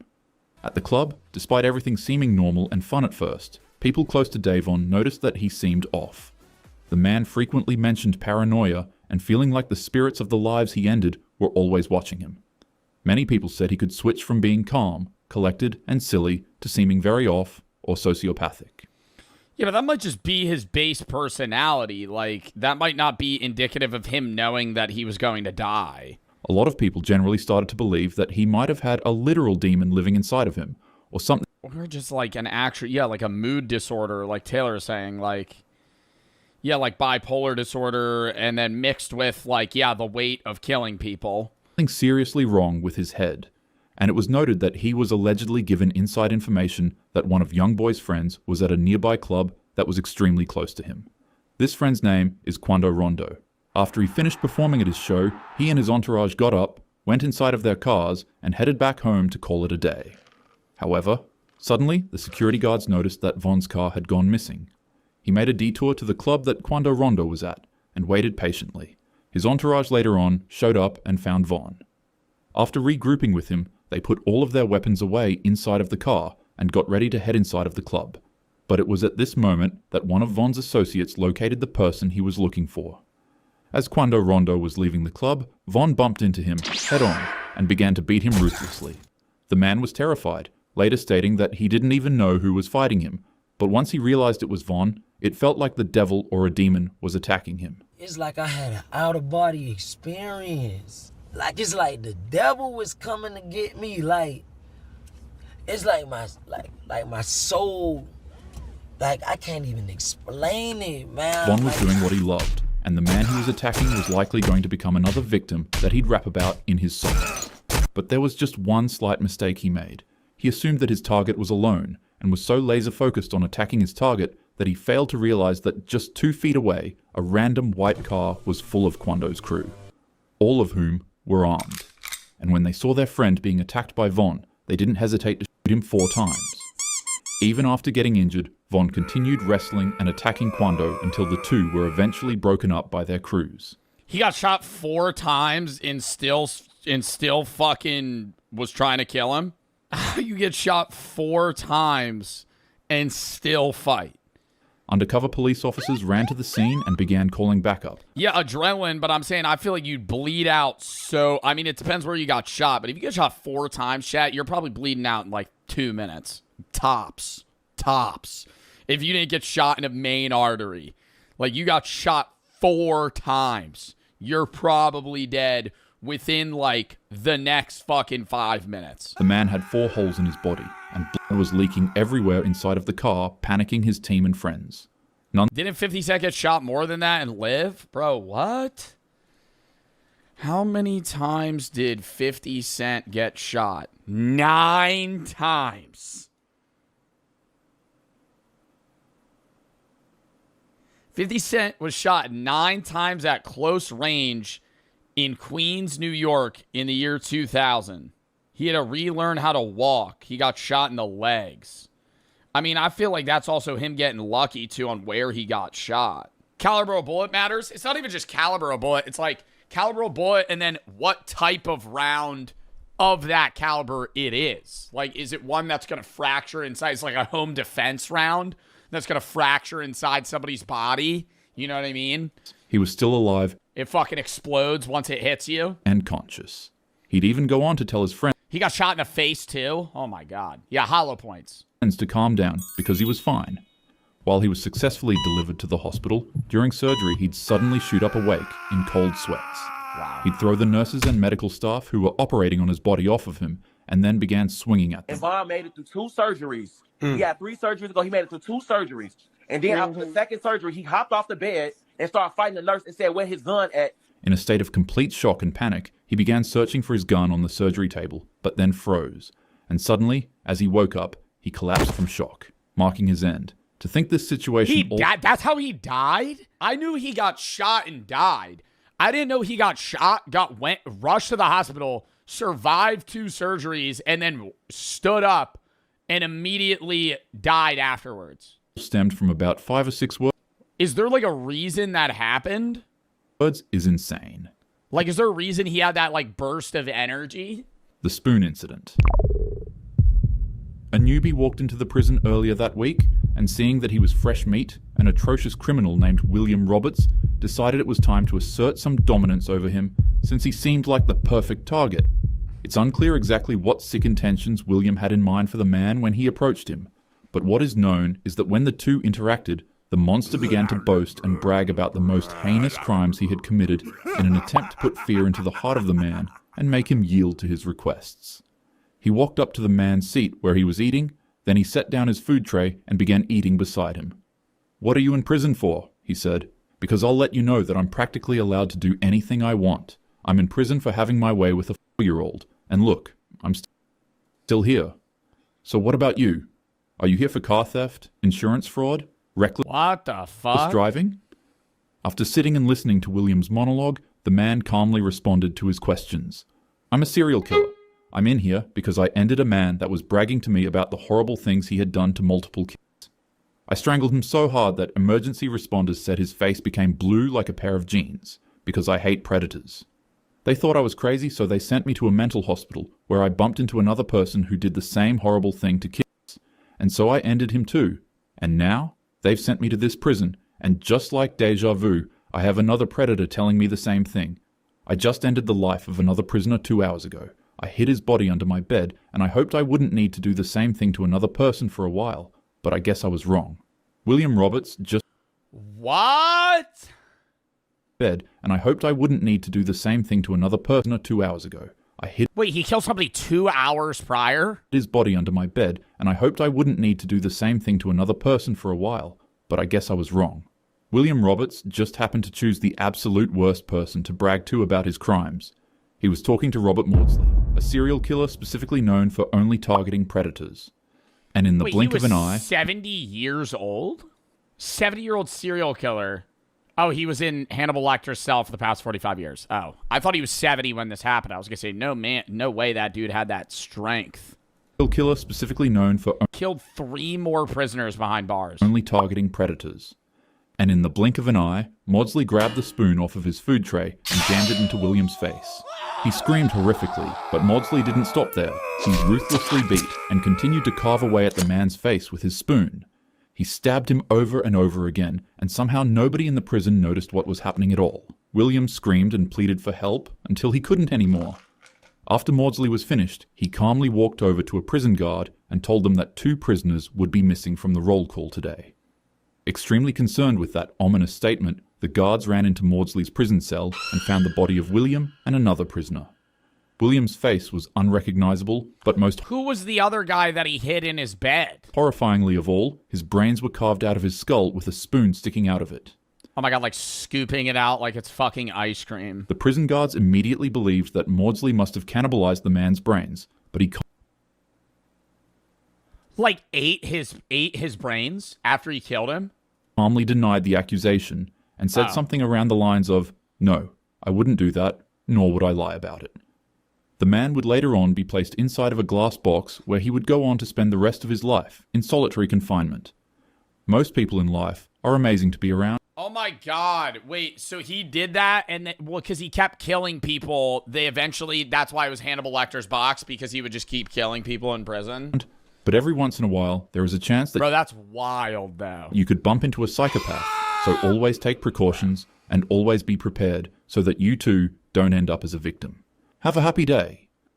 Why we got like a fucking vibey goat video?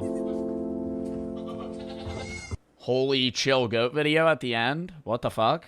WVid though? King Von was literally just Springtrap. Wait, actually, I can't believe he got up on... I never knew that.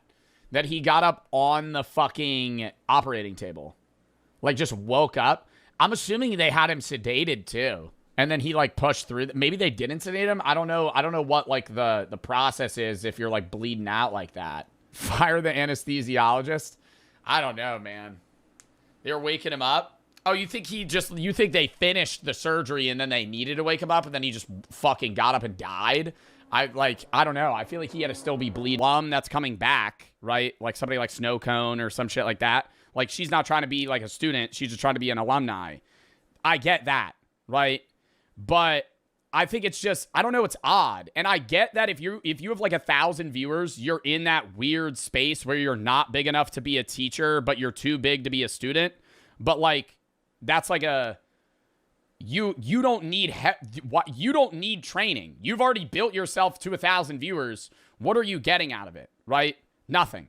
Like, it's just you're not gaining any info. All the shit they're gonna teach you, you already know. You're just using it to get more viewers, right? So it's not. And I understand that's part of Streamer University in general, but it's like you can't, like you can't have somebody a student that already has 1,000 average viewers. Right, follower count's different, but I'm saying, like, if you're already a top 500 streamer on Twitch Tracker or 2,000 streamer on Twitch Tracker, it's just promo, right? And then the other thing is, I don't know if you've been seeing people ranting about it. Half the people standing in line at the IRL applications for Kai have never streamed. And it's like, I get it's for people that are new to the space and need to learn, but if you haven't even touched OBS, you don't own a computer, it's chopped, right? Why are you standing in line for 9 hours in New York waiting to fucking get interviewed? What are you going to do? My friends say I'm a funny guy. Do you have any clips? No. Do you have any like video? No. What the fuck? You have no, it's like pulling up to a job application with no resume. Like, you need something. Like, at least you could literally be like, yeah, I stream Fortnite on my PS5. Like, that would be better than some of the shit people are literally flat out pulling up with nothing. First of all, that whole event is literally just content creators coming together to clip farm. I mean, yeah. For TikTok. That's it. You know what I'm saying? And then 97% of those niggas are already streamers. So don't think. Yeah. And you'll see the clip up and comer. I'm like, bro, this motherfucker's been a big streamer for like 5 years. Like, what do you think the view cap should be for a student? Like 400? Like, I feel like maybe 500. I'll agree with that. I think if you're a 500 viewer streamer, there's so much more you could learn. And I think there's so much more you could learn even at 1,000 viewers, but it's like concurrent. Yeah. I don't know. Because you got to think the average person, if I was running Streamer University, the average student I'm looking for is like a 50 viewer streamer where they have a community, they know how to stream, they just can't grow the way they need to. Like, they're committed, they've been doing it for years, and they know what streaming is, and they've done it. It's just like they need that bump, you know? That's like 200-300. I'll agree with you. I think like above that, it's just like, what are we doing? You think Kai, nigga, Kai ain't gonna save your life, nigga? Oh my God. Y'all making my ears hurt. I got tinnitus. I gotta hear ringing and shit. Y'all making my fucking ears hurt. You know what I'm saying? All this bullshit. Oh my goodness. Listen, y'all. What I'm not about to do is sit here and try to chill and bro, I love listening to him rant. Like, dead ass, I feel like he has like such a real way of being like, nah, this shit's pissing me off. Relaxing, and I'm on the game with my niggas, and they in the background playing videos of people thinking they about to get into Stream University and shit. I don't want nobody in this video. I don't want none of y'all to be one of them. Okay? We gonna cut that shit out. Well, nah, it's the same vibe as like a group of friends saying they're gonna start a fucking sports podcast. Like, that's how it feels, bro. Motherfuckers that have never streamed a day in their life going, nah, I'm about to apply to Streamer University, bro. I think I can make it. I'm like, you haven't even taken any steps. Not even the first one. Like, we're just throwing words into the air right now. Like, it's like hypotheticals at that point. Like, and then, yeah, okay, I think taking the initiative to, like, pull up and actually apply, that's mad dedicated. But, like, it's like you're jumping, you're doing step 5 before steps 1 through 4. Like, you do have a computer. Have you ever used a streaming software? Do you have a Twitch account? Have you posted on short form media? Have you posted anywhere? Stop being fucking retarded, okay? That's pissing me the fuck off. Don't think somebody's just gonna swoop you out of your shitty ass life and just save you out your shit, my nigga. All these regular 9-to-5 niggas, all these regular niggas that ain't already fucking successful content creators ain't about to be in that motherfucker, bro. That was like a CS flashbang. That shit fucking caught me off guard. Even if there's a couple of them, it ain't gonna be you. Somebody's doing some kind of dick sucking under this table or something. Something's going on. You not getting in. Well, I don't know. I think the biggest thing, bro, and Zeusy and Chris went to the New York Streamer U IRL like auditions. Neither of them got in. Neither of them got in like they applied and got rejected. They stood outside for 8 hours and then they were told to go home. There are thousands of people showing up to this. It's like AGT, bro. Like, most people are pulling up. I'm saying, like, I'd be breathing in that shit, no? Like, no part of me is dedicated. Like, I literally told Chris, I said, bro, if I was you, I say you're better than me. I said I would have waited in line for 30 minutes. And the second I see that shit's not moving, I'm out.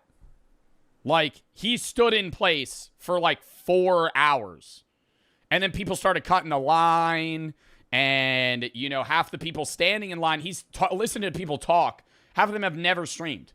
And so he's just like, it's just people filling spots. Like, it's just heads. Like, and I don't want to be like, okay, anybody can apply.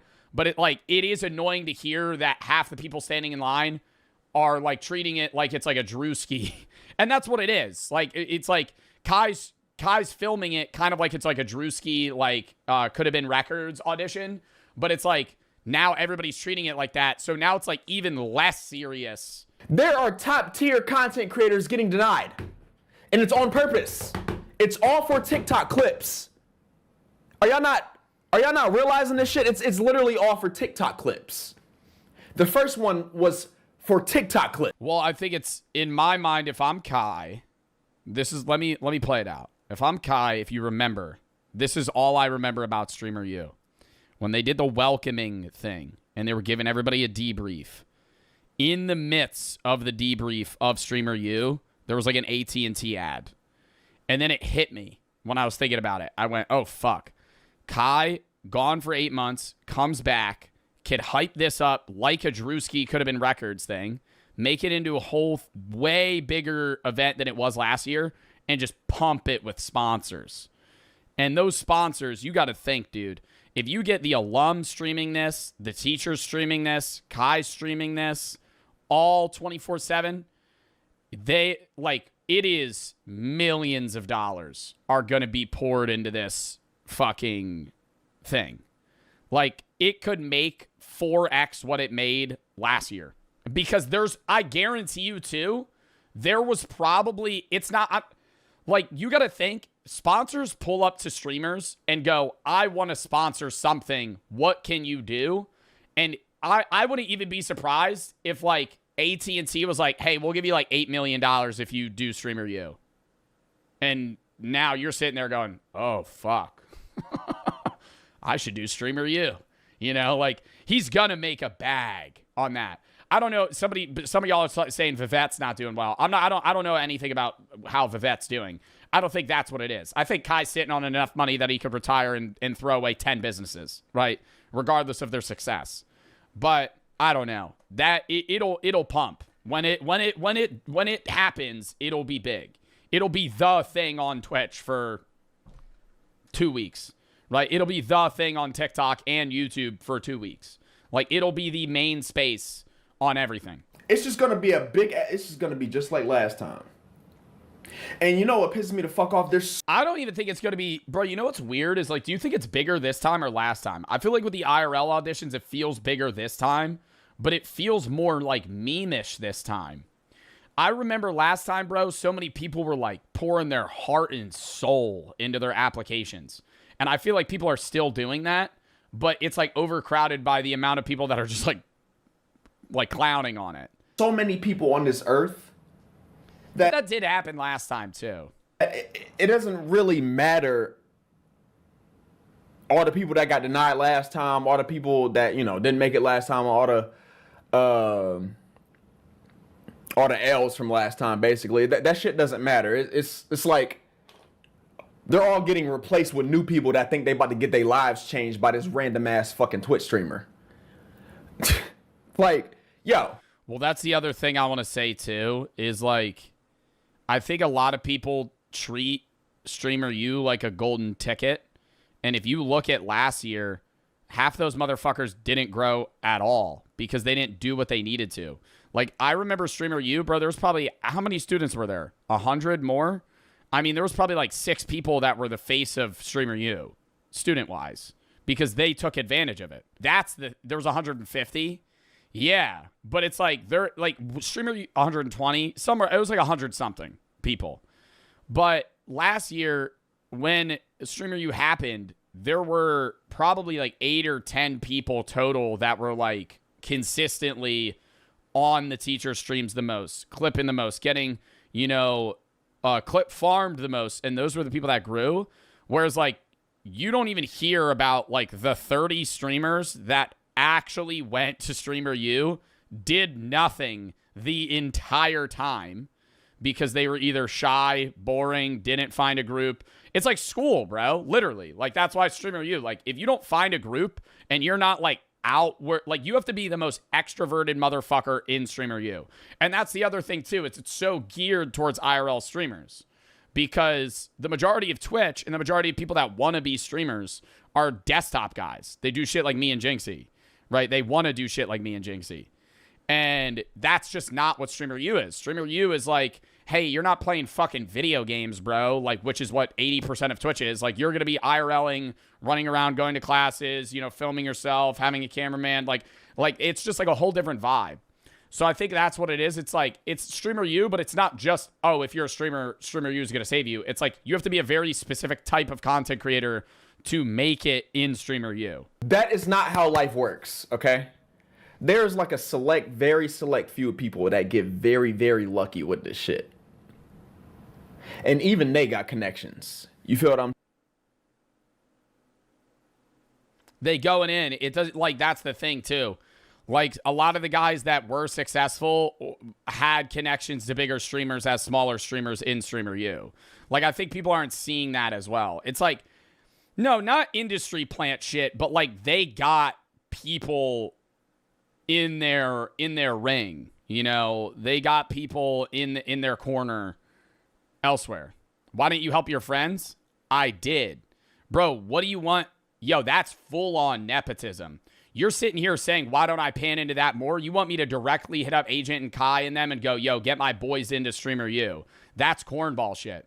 I told them, I said, if you're applying, run my name. Yeah, go, hey, I know Joe.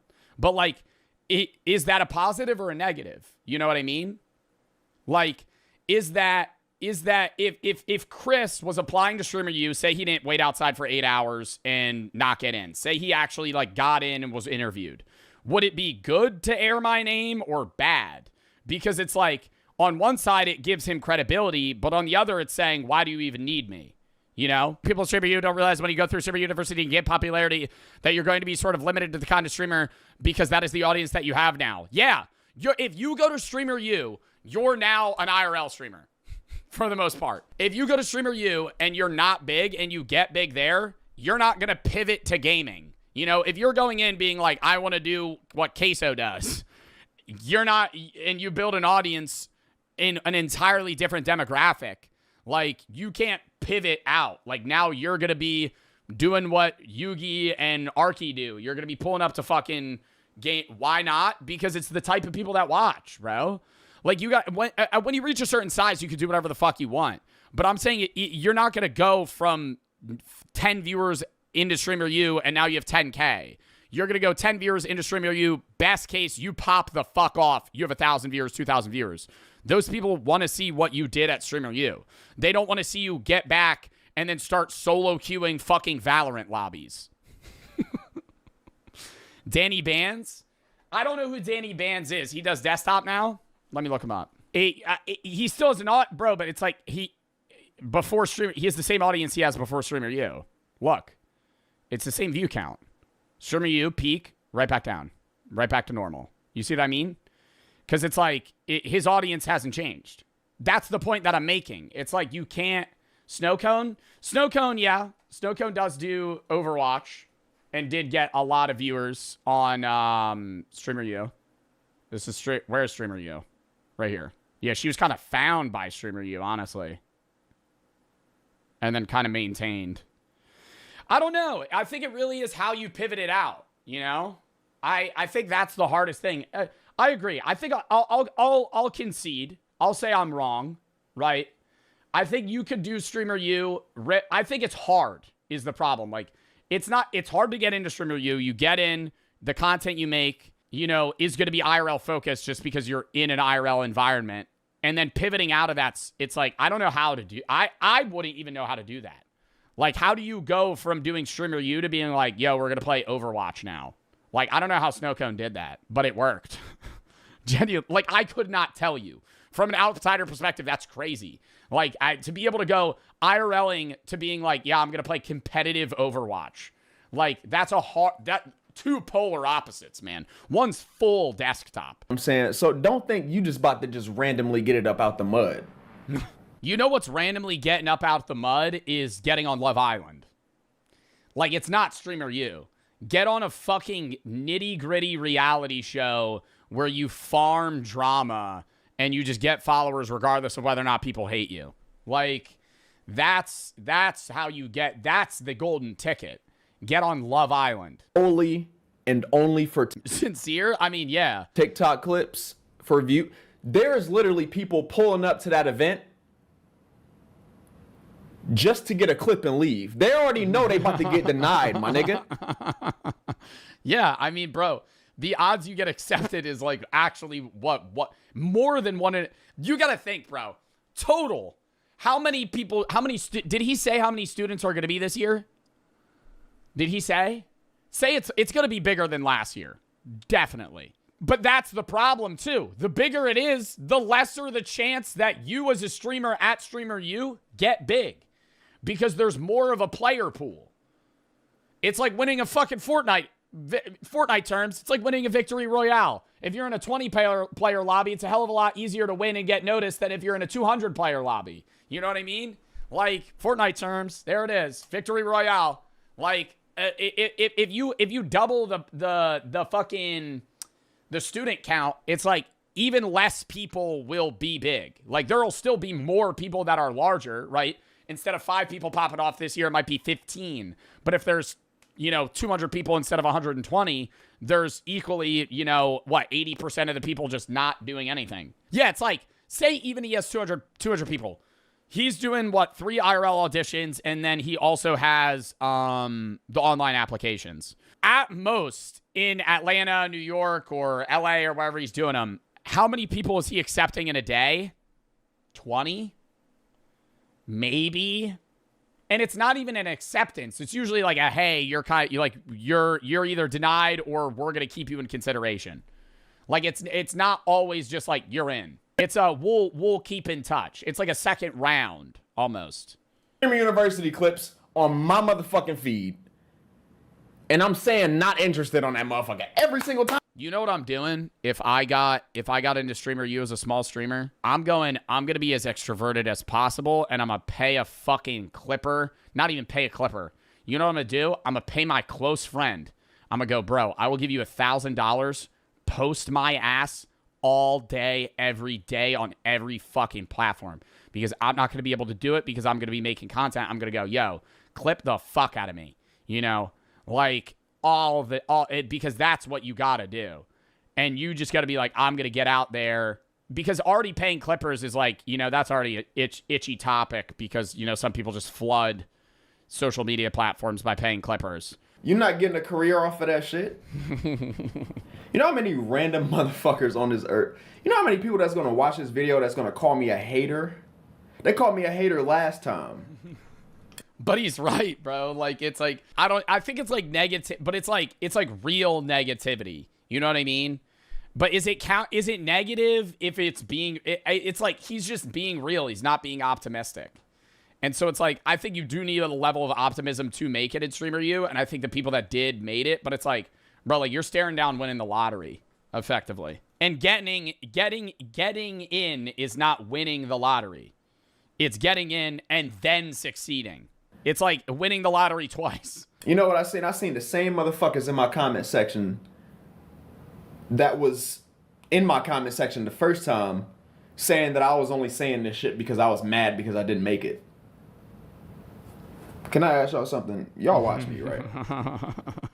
I mean, bro, his job is still YouTube. Like, I would say Sai made it. Like, look at how I'm dressed for my video. Yo, I was going to comment on the fact that his bare skin on that material is probably so uncomfortable, bro. The material of that chair, it's like not like a leather. Yeah, like cold as fuck and sticky. Like when you sit up, it's like, it makes that. I used to have a chair like that. Got a fucking haircut. Sometimes it just did it. It just did that shit. It just did that shit. Your skin starts sticky. Yeah, bro. You ever sit shirtless against a material like that? It just did that shit. got a shirt on. Sometimes I don't. I don't give a fuck. You real life think I'm really out here pressed about getting into this fake ass, plastic ass fucking event? It's not even just this one, bro. I see every content creator con, like TwitchCon or any. Oh my god, TwitchCon, fucking dude. TwitchCon is fun for everything outside of the convention, and then the Twitch Rivals events. That's it. Everything else, fucking throw it in the trash. Honest take. TwitchCon, Rivals events, cinema. IRL Rivals events, watching IRL lands, super fun. Super fun for the creators, fun for the fans, right? Walking around to the State Farm. Oh, I get to meet Jake from State Farm. Nobody cares. Nobody cares, right? Oh my God, Jake. Jake from State Farm's here. Oh, fucking yippee. Oh, I get to play the State Farm game? Awesome. Awesome. Oh, whoa, that's so sick. Like, ugh. Any big ass content creator meetup, especially with how there you go. Dude, the art's really good. Okay, let me give you an insider scoop on TwitchCon. It's a lot of companies promoting stuff, like most conventions, but it's more promoty than like PAX East. Then, so you do that. They have the Twitch Rivals events. That's the peak. That's the cinema, in my opinion. If you go to a TwitchCon event, literally just go buy a ticket for the day of a Twitch Rival event or two that you want to watch and just pull up early and watch them. That's fun, right? That's at least my experience that I enjoy. They have the art gallery upstairs in San Diego. Really good art. 70% gooner. Just real gooner. Like, most of it's, like, huge boobs, anime stuff. So what's the complaint? I mean... like that is, like... So, Joe, I'm not really understanding what you're saying right now. It's just... You're kind of hyping up the event, saying it's negative. I don't really understand. Like, shorts and shit like that is, like, blowing content creators up, like, overnight. You think I want to be around that shit? If you think I want to be around that shit, unsub right now. Don't be unsub right now, my nigga. I got 97K right now. Get the fuck out of my put me. Did he lose subs? No. Back to 85K. Put me back to 75K. Get the fuck out of my shit. You feel what I'm saying? I don't want nobody watching my shit right now thinking that I'm fake enough to be down to do some shit like that, bro. No. But that's besides. Yo, other thing about TwitchCon, bro. I'm sorry. I gotta pause. I was just thinking about this shit, bro. The other thing is the meet and greets, and I know people fuck with them, but I just think, like, bro, they ask me to do one every year, and I say no, and I know people get pissed about it, but it's like, bro, if you see me at the event, I'll take a picture with you. But, like, bro, having a line of people and being like, why? Because it's inauthentic. What would you rather do? Pass me on the side of the street in San Diego and be like, oh my God, Joe, I watch your shit. I go, oh, thanks, bro. Glad to see you at the event. Fist bump. Take a picture. Or would you rather stand in line with 400 other people, talk to me for 4 seconds, take a picture, and then move on? It's like a conveyor belt. Like, it just doesn't feel... Joe's not PR trained. Oh, brother, I'm not PR trained. The fuck are you talking about? No, I'm literally... that, too? Oh, my God. No, it would be the beginning of a conversation 400 times. Pass. This year, I might be getting security. I'm getting so fucking tired of these random... when I'm there that day. Because after the Rivals event last year... there was, like... a lot of people. Like... yeah, what happened? Well, after last year, I was halted by, it was probably an hour of like, hey, and then there was lines forming just in the middle of the event, and I was like, uh-oh. Content creators thinking that their lives is about to change, bro. Wake the fuck up. But they can't snap out of it, though. They hear people like me, and they call us, hey, they just... I wanted to touch you.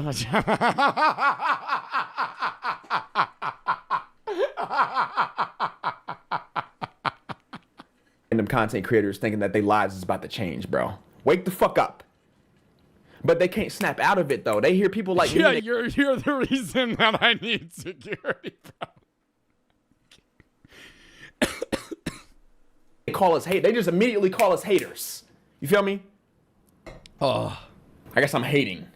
You know what I'm saying? Like, dude. The only reason why I'm so pissed off, it don't got nothing to do with me, my nigga. That shit ain't got nothing to do with me. But I'm tired of seeing it. So y'all know what the fuck I do. Come on, man. Come on.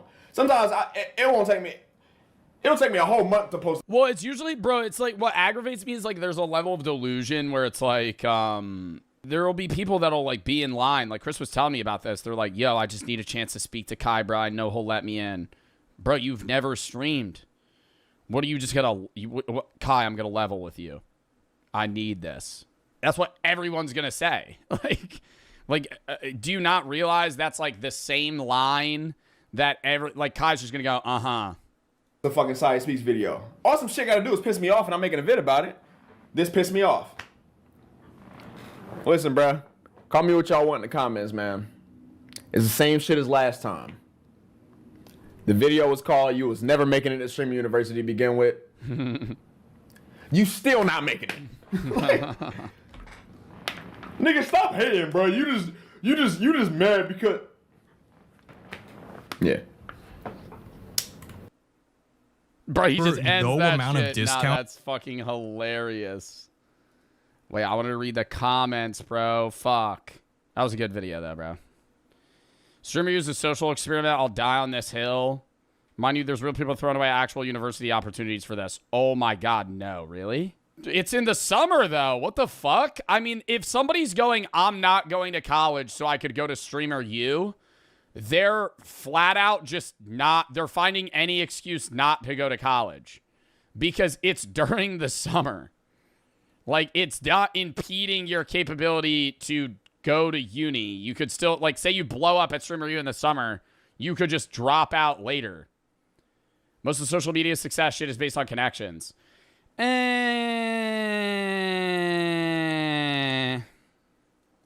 Yeah and no. Depends on the person. I saw a TikTok of a woman promoting herself on a fucking billboard just getting into Streamer U. That's like, why are... No, that's the other thing, too. Is I've seen shit of people going, I spent my last $500 to get on a flight to fly to the Atlanta or New York audition for Streamer U.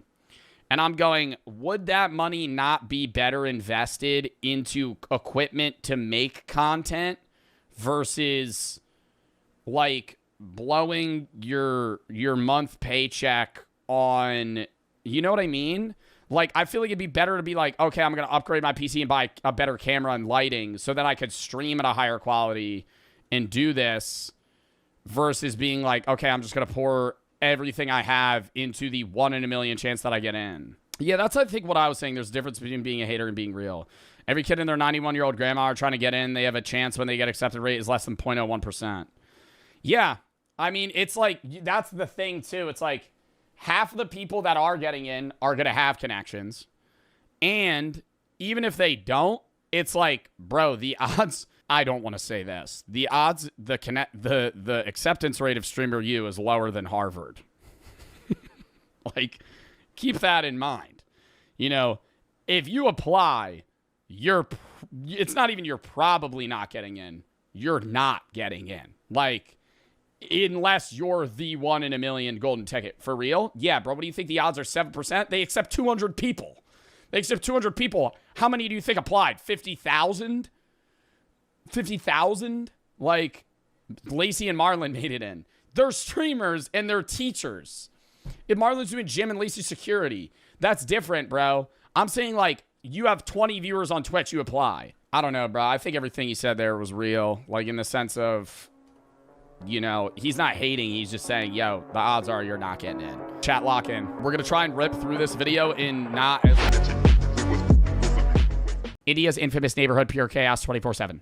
Let's face it, India has a mixed reputation. On one hand, you have this vibrant, rich, colourful culture with some of the most breathtaking landscapes. And on the other hand, you have some of the most polluted cities on this planet. India's capital. I want to say, I feel like India gets a lot of shit as a country because of that.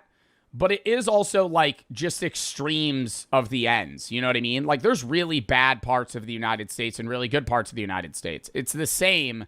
I just think with India, it's like the extremes are farther or further. Or as the most polluted city on Earth. People are living amidst an ecological and public health crisis. Diabetes hai, cancer hai, heart ki problem hai, सांस लेने में दिक्कत हो रही है. I don't know if it's probably in certain parts of India too, but do you guys remember the video we watched about Bangladesh, which is one country over, and how the pollution is so bad in parts of Bangladesh that if you are just living there, you're like the equivalent of smoking like 5 cigarettes a day or 7 cigarettes a day or something like that. Like not even, you're not like a smoker, you don't do anything. It's just like you live in that part of Bangladesh and the air pollution is so bad that it's like you have the lungs of a smoker. But Indian people are some of the most resourceful people on this planet. Today we'll be venturing deep into the back alleyways of one of the most notorious neighborhoods in Mumbai, a city of 22 million people. And oh my God, bro. Like the 22 million people live in Mumbai. Is that one of the biggest cities in the world? It's Chongqing, China, 32 million, Shanghai, Beijing, Dhaka, Chengdu, Guangzhou. Okay, so it's mostly China. But it's also like, isn't it not a little skewed too? Because like you map your own city. So like you could have a city have the most people, but not per like square kilometer. It's just a big city. Like the size of your city could also be huge, and it's just a large city anyways.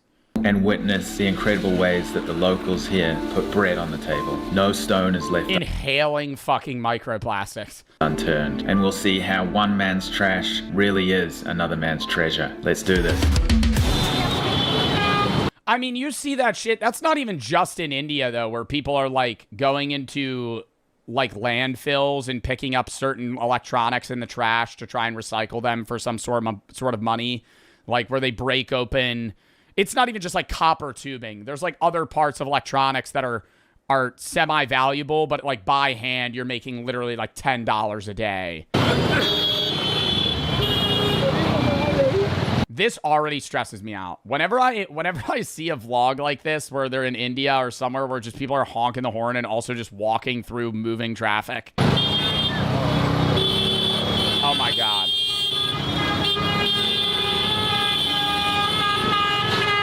Like, are there road laws? like, there's no intersection, but there's guys on motorbikes just literally weaving perpendicular to traffic. I think the rule is just don't hit each other. Bro, I saw on TikTok today that, oh my God, what country was it in? There's two-way traffic. I think it's in Argentina. I don't even understand how that works. Let me find the video. If you don't know what two-way traffic means, it means like the road you're going down, you could go down either way, but it's not like 1-1. It's like you both run at each other. I don't know what I'm watching right now. Sorry, hold up. We're going down a bad rabbit hole right now. You ever see the videos too where if you're like a white guy walking in India, like I'll see Bald and Bankrupt do this. Certain parts of India, you'll have like scammers that'll just like follow you around all day till you give them money to go away. Like that's the scam. They're not trying to sell you anything. They just won't leave you alone. Like they will follow you for like 4 hours until you pay them to fuck off. Hashtag add that. Yeah, they'll just follow you. And like if you ever talk to them, they'll just be like money. And that's how you cross the road in India. And you pay him and then he doesn't leave. I feel like I'd fall for that shit. In 5 minutes, I'd pay the guy. I'd be like, all right, leave me alone. And then he'd go, oh, that was too easy. That was too easy. You got to give me more.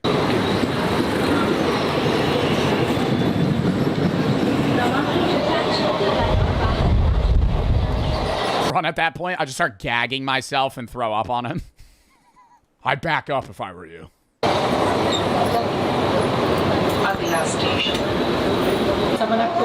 So we've arrived in Dharavni. We've entered into the biggest slum in India here. And you can see this is the commercial area where the I've been here in GeoGuessr. business goes on and everything. Assalamu alaikum. I don't need to be here in real life. I've been here before, chat virtually. Mashallah. Mashallah, subhanallah. So that's a banana. You know, in a slum, the banana is the best friend for everyone. They eat banana in the lunchtime. They eat the banana in the dinner time. Because when they... Well, bananas are very cheap. Is that why? I mean, he's probably going to say, that's my guess. Bananas are one of, like, the cheapest fruits to produce in mass amounts, and you're easily able to keep them from rotting. don't have money, they eat banana and they fill the stomach. How many bananas? Oh, they are very filling as well. That's true. Bananas do you eat a day? आप कितना banana खाते दिन भर में? Banana. हाँ, केला 10 piece. 10 bananas. Because where they work, the owners provide their homes. Means oh, so they work for a company that gives them a place to live. they work in downstairs and live in upstairs. And food is very cheap. They just charge 50 cents for the lunch and 50 cents for the dinner and unlimited. You have as much as you want. This is like a surefire way to just speedrun getting cancer, dude. Like, I don't know, man. You're just in an enclosed concrete fucking box shredding plastics. These guys are taking random plastic containers, detergent, bleach, food containers, you name it, and they throw it into this huge chipper, cutting the plastic into thousands of small pieces. Then it's melted down. He's wedging that shit into the chipper with his hand. Down and recycled. Oh my god, he's not even looking! What if that chops off his fucking fingers? I cannot tell you how loud that is. And they're I hear it. Sitting in there with no hearing protection, just all day chopping up old bits of like... Yeah, they'd probably go deaf in a few years. Oil containers, detergent containers, bits of old plastic.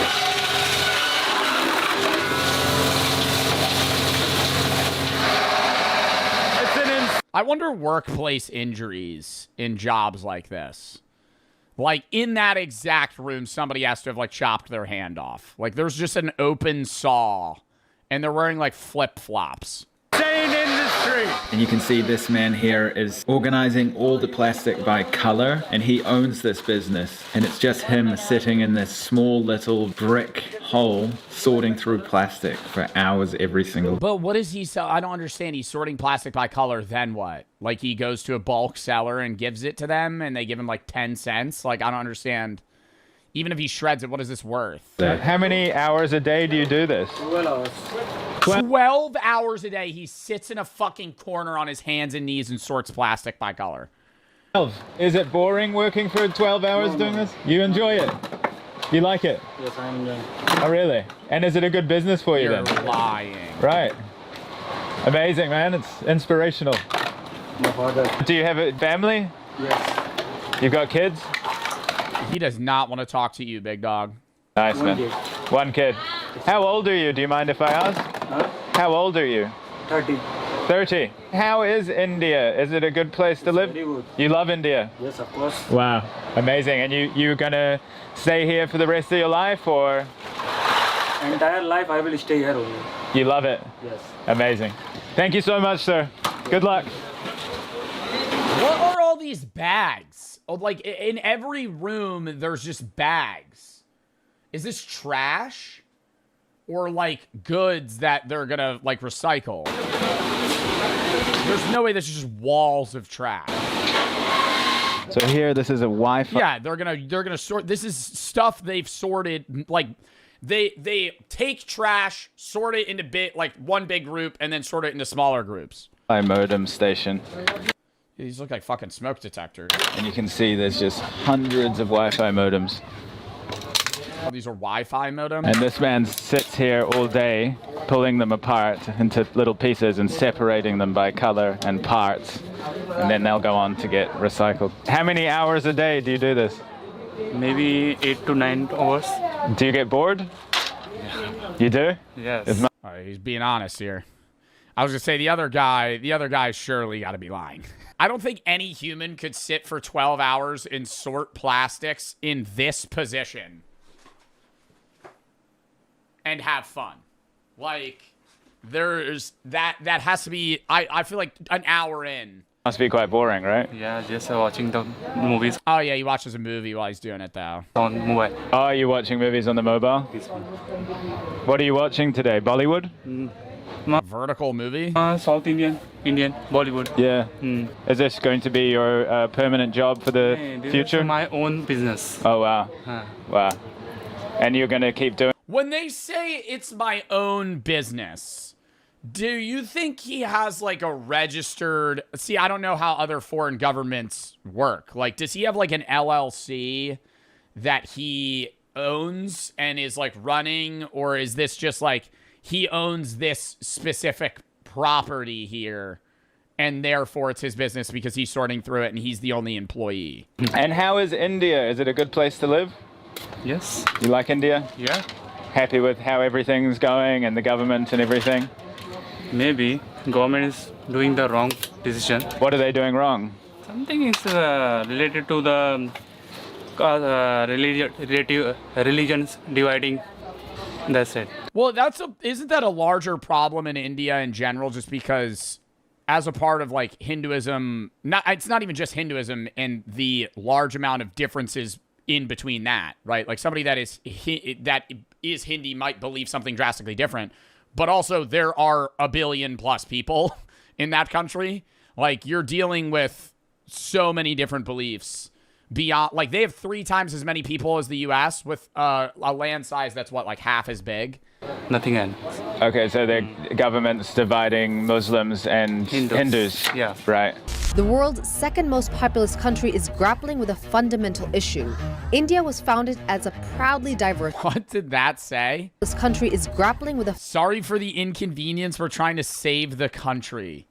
What, like a tech support, like, line or something? Fundamental issue. Oh my God. India was founded as a proudly diverse country. So how did it go from this... Prime Minister Nehru called upon leaders representing many shades of political thought and various religious groups to help build a modern democratic state. ...to this. The Hindu nationalist ideology that inspired the murder of Indian independence leader Mahatma Gandhi was a fringe element of the country's politics for decades. Now it's the ideology of India's ruling party, the BJP. Here, everybody seems to be friends, right? Yeah. In real life, but on the media, they say there's a problem, right? Mm-hmm. Okay. And what do you hope will happen for the future? Well, that's the most fucked thing. I mean, I don't know really what's going on with Indian politics, but that's the most fucked thing with just country politics in general. Like, the United States, Russia, China, like, there are so many dead internet... Yo, after I say this, I'll eat the edible, chat. Let me just get out my thought. There are so many, like, dead internet theory bot accounts that push, like, fake narratives about their own country. Like, Russia did it in the U.S. during the war, or not during the war, during the U.S. election, but they do it with their own country as well. Like, if you go on Twitter or, like, Facebook, Meta, sure, like any Meta app, Instagram, and you see, like, posts talking about how bad the Russian government is, you'll see, like, bot accounts being like, we're better than ever, what the hell are you talking about? Like, some, like, clearly non-human sentence.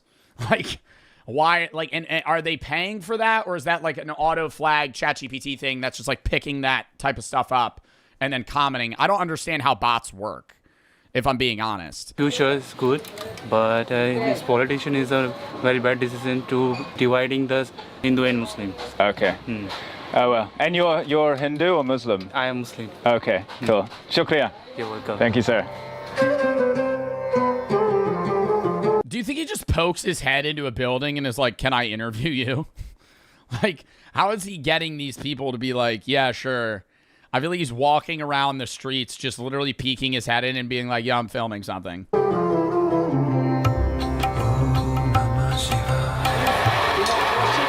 this is where they... Like, this looks like a death trap. They sharpen the blades for those plastic machines that you saw. So people from all over this area who are cutting up and recycling the plastic bring their blades here because it's just constantly running and they need to be sharp. You ever see the videos where it'll be somewhere in India at like a metal smelting factory, and they just literally have a pair of tongs, they're wearing flip-flops, moving molten metal, and they just have another guy throwing buckets of water on the dude so he doesn't burn. Every last thing. Oh my God. Is covered. That is so scary. Like, are there YouTubers that have done videos where they somehow get caught? I don't think they would ever do that. But because I think the business owner wouldn't hire like a foreigner.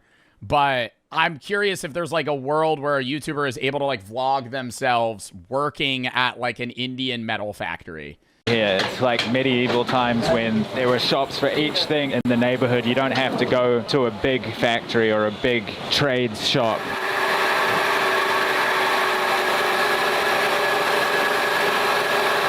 Bro, just mean mugging the cameraman.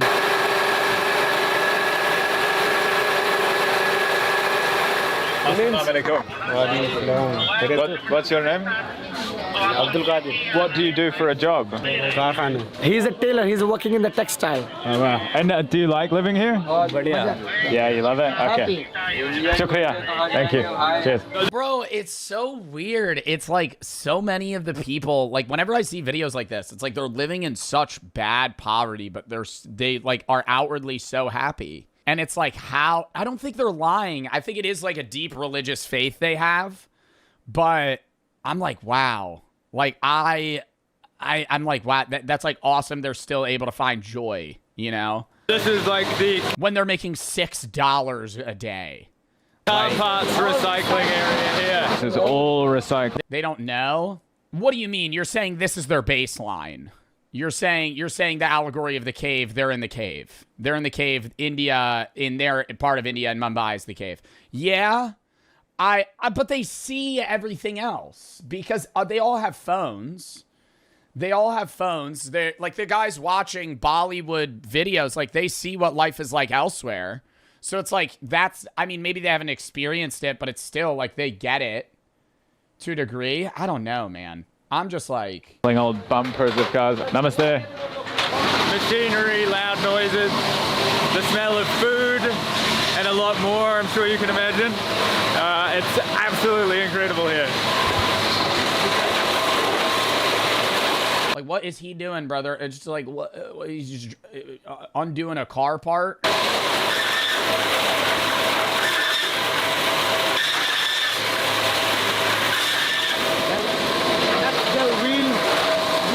Like, this deadass feels like a video game. Like, I know this is going to be like a crazy first world take. Like, when he's walking through these streets where there's just trash everywhere and people like cutting up stuff, I'm like, oh, this literally feels like I'm in like a dystopian cyberpunk. Like...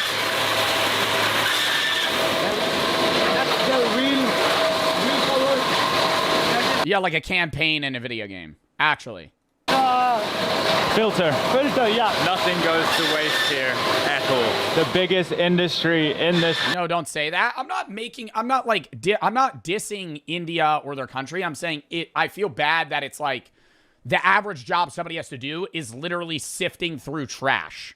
Like that, like this is like everywhere, everybody on this strip in this part of Mumbai works by going through computer parts and motherboards. Slum is recycling. It's a recycling. Every day they get more than 7,000 kilogram to 20,000 kilogram plastic. Doesn't matter, is there the Sunday, Monday, Tuesday. They work every day. 7 days in the week and 30 days in the month. Just the intricate streets, like look at those stairs up into these nests that people live in, you know, look at the cables.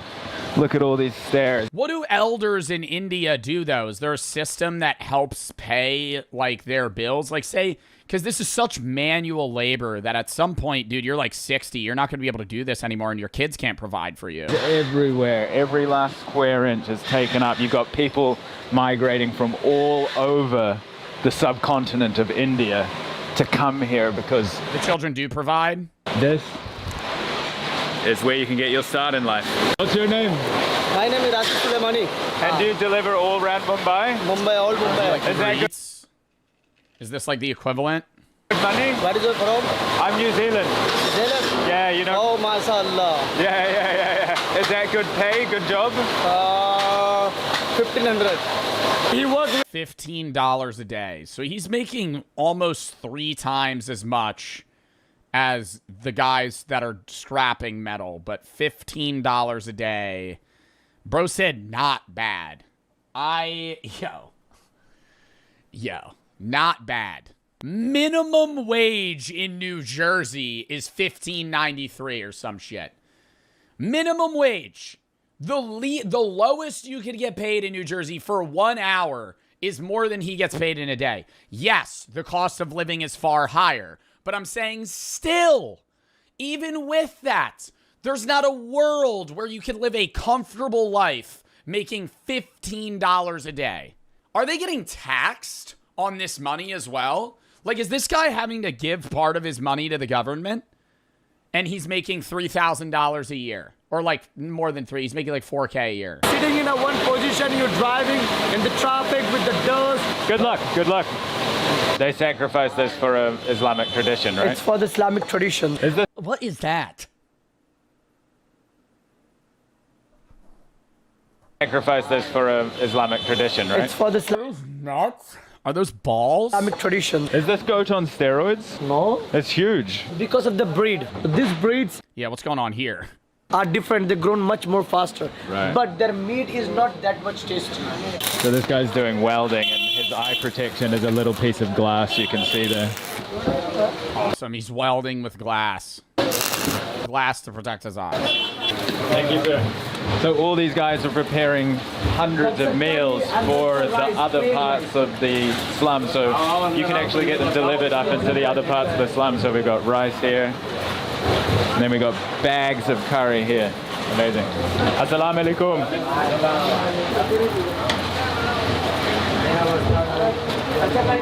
No, but it's like clean. Like, I know they're barefoot, but like you look at the floor, like this place is clean. That would blow me up from the inside out, right? Yeah. You know what it also is? And I think this also skews it. Because in the US, where there's a shitload of poor people, there's also so many fucking rich people. Like when you're in San Francisco, for example, there are so many rich ass people and then homeless, right? But here, I feel like relative, like kind of going back to what Zad was saying, it's like relative in the sense that it's like, they're not, like everyone here is not doing well. So it's like comparatively, you're not that upset. Not that upset. I'm saying like, it's not, you're not like walking on the street and there's a dude in a Bugatti driving by and you're fucking homeless. It's like everyone's not doing great. That's like an argument people make for like why some of the happiest countries have also the highest suicide rate is because it's like in perspective. Like if everyone's doing really bad, you're not going to be as unhappy as if you're looking around and you're seeing everyone else doing great and happy and you're not. It's going to amplify that depression and sadness you feel. Man, no, they don't make that much spicy. As a baby, you're born with a chili in your mouth. That's a fucking lie, dude. He's gonna say that shit's not spicy. I guarantee you I ate that, I'd be sweating. Right? Something like that. But Mumbai people, they eat less spicy. If you go south part of the India, they're normal spicy. For me, you're a pussy. Bro, go eat like Indian spicy food and get back to me. Go eat like real Indian spicy food and get back to me. Oh, white boy. Get the fuck out of here. I've eaten the one chip twice, Petty. I have, I'm Indian. Okay, Zad, I'm not talking to you. It's very big spicy. So this is where they make soap.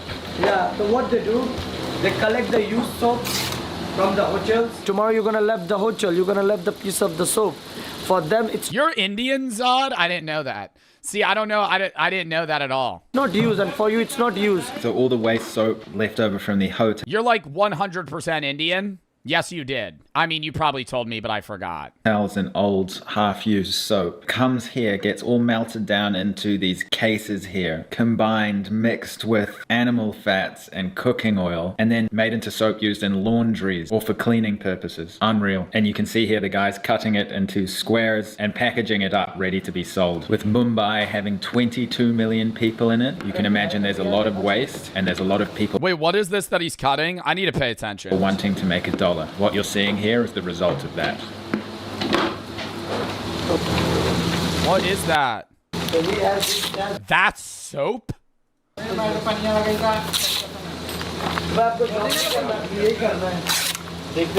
What's it made of?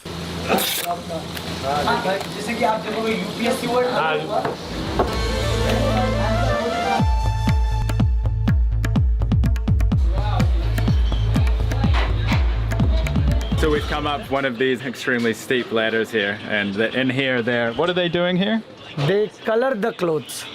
Means you saw they have a white They're color. dyeing them. They're dyeing them, yeah. This is a new diamonds made by plastics. And what they're gonna do, they're gonna take these diamonds and they're gonna stitch into the clothes. So this man makes a design on his computer, and then it gets put into... This has to be higher paid. This is like higher skill labor. But still, bro, it's probably like, I hope he asks every one of them how much money they make. To the laser machine, and the laser machine carves a design. Oh, this is so much harder. Into this piece of wood. Then they put the plastic diamonds on the piece of wood, shake it, so all the plastic diamonds fall into the design. Then it's compressed onto the fabric with glue. So you have clothing with plastic jewelry pressed into it. Can you put it on for me? Why not?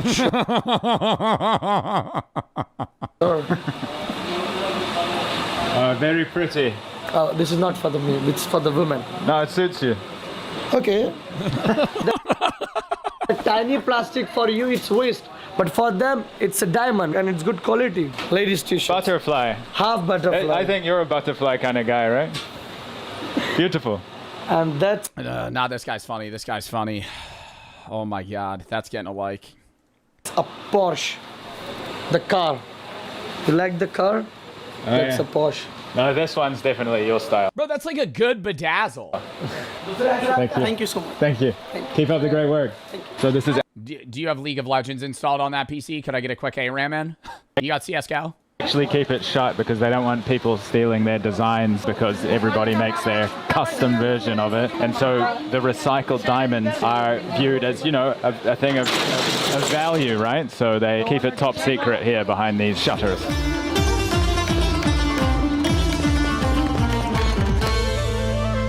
I've been crossing borders a lot lately, and the last thing sponsoring this video. Pants here, and you can touch the... Let's get back to India. They're making pants here. They make the pants here, and you can touch the quality. Yes, it's great. That's a great quality, but no brand. All right. They don't use any brands. Only they get separately the brand name. They're gonna stitch the labels. It's counterfeit. Yep.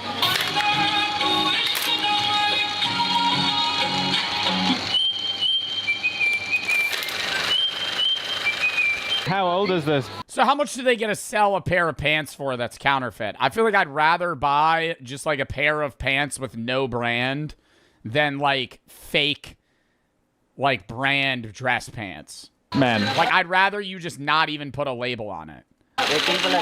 19. How many hours a day does he do this? 13 hours, 14 hours. Wait, how much does he make? $19 a day? How old is this man? Oh my God, he's 19? 19. How many hours a day? He's a fucking kid, bro. Like, does he do this? 13 hours, 14 hours. He's sitting in the same position. 14 hours. And he just stitches pants. Supports the back. Every day, 7 days a week, 30 days a month, 365 days a year. This is not the cushion chair. This is made by wood. You know the bums get hurt.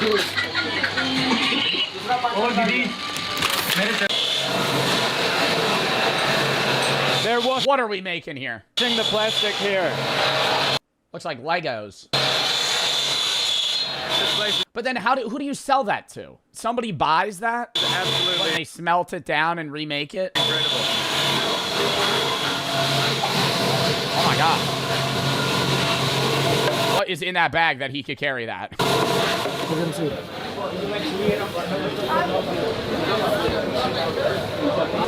He take all the clothes from the peoples, those who don't want to be washed the clothes, and he gonna put the tag number, and he gonna send this. He's a dry cleaners. All the clothes to the laundry, one of the biggest laundry in the world. They go there, they get washed on there, they're gonna dry on there, and give back to this guy, and he's gonna do the ironing. Your horse? No. What was your name? Abdul Qayyum. Abdul Qayyum. Nick, nice to meet you. This guy's fitted. So the moment you've all been waiting for, here are the toilets. So have a look at this.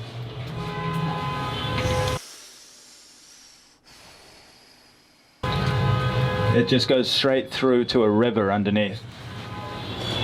So this is the river where the toilet drops into. You can see there's some animals down here looking through the toilet trash. Yeah, this is the reality of this area of India. How much you need to cannonball into that water? Oh my god, I thought that guy was naked. Holy fuck. I was about to be like, we gotta end stream.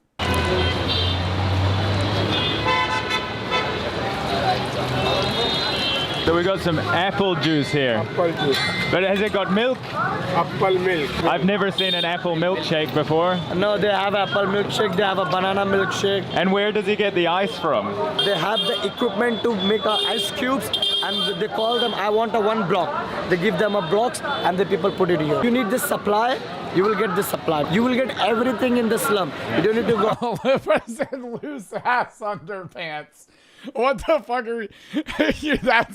That was what you were thinking about, that his underwear was loose. Oh, I would get an Indian street haircut, bro. I watch these videos all the time. They like slap you in the face, shave you with a straight razor. Oh, it smells good. Here you're gonna find mostly men's only. Okay. Because they people are immigrants. They have a family. Aap kahan se ho, bhai? UP village. They are from Uttar Pradesh. Oh, really? Yeah. Oh my god, he's from 28 hours away. He's from Uttar Pradesh, right, and he came here for the work to make more money. How long have you lived here? Aap kitne saal se Mumbai mein? 4 years. He is 18-year-old. He moved here when he was 14 alone to make money for his family. Do they not have school? 18. And he came here when he was 14. And when he came here, when he was 14. Dhanyabad, sir. Dhanyabad.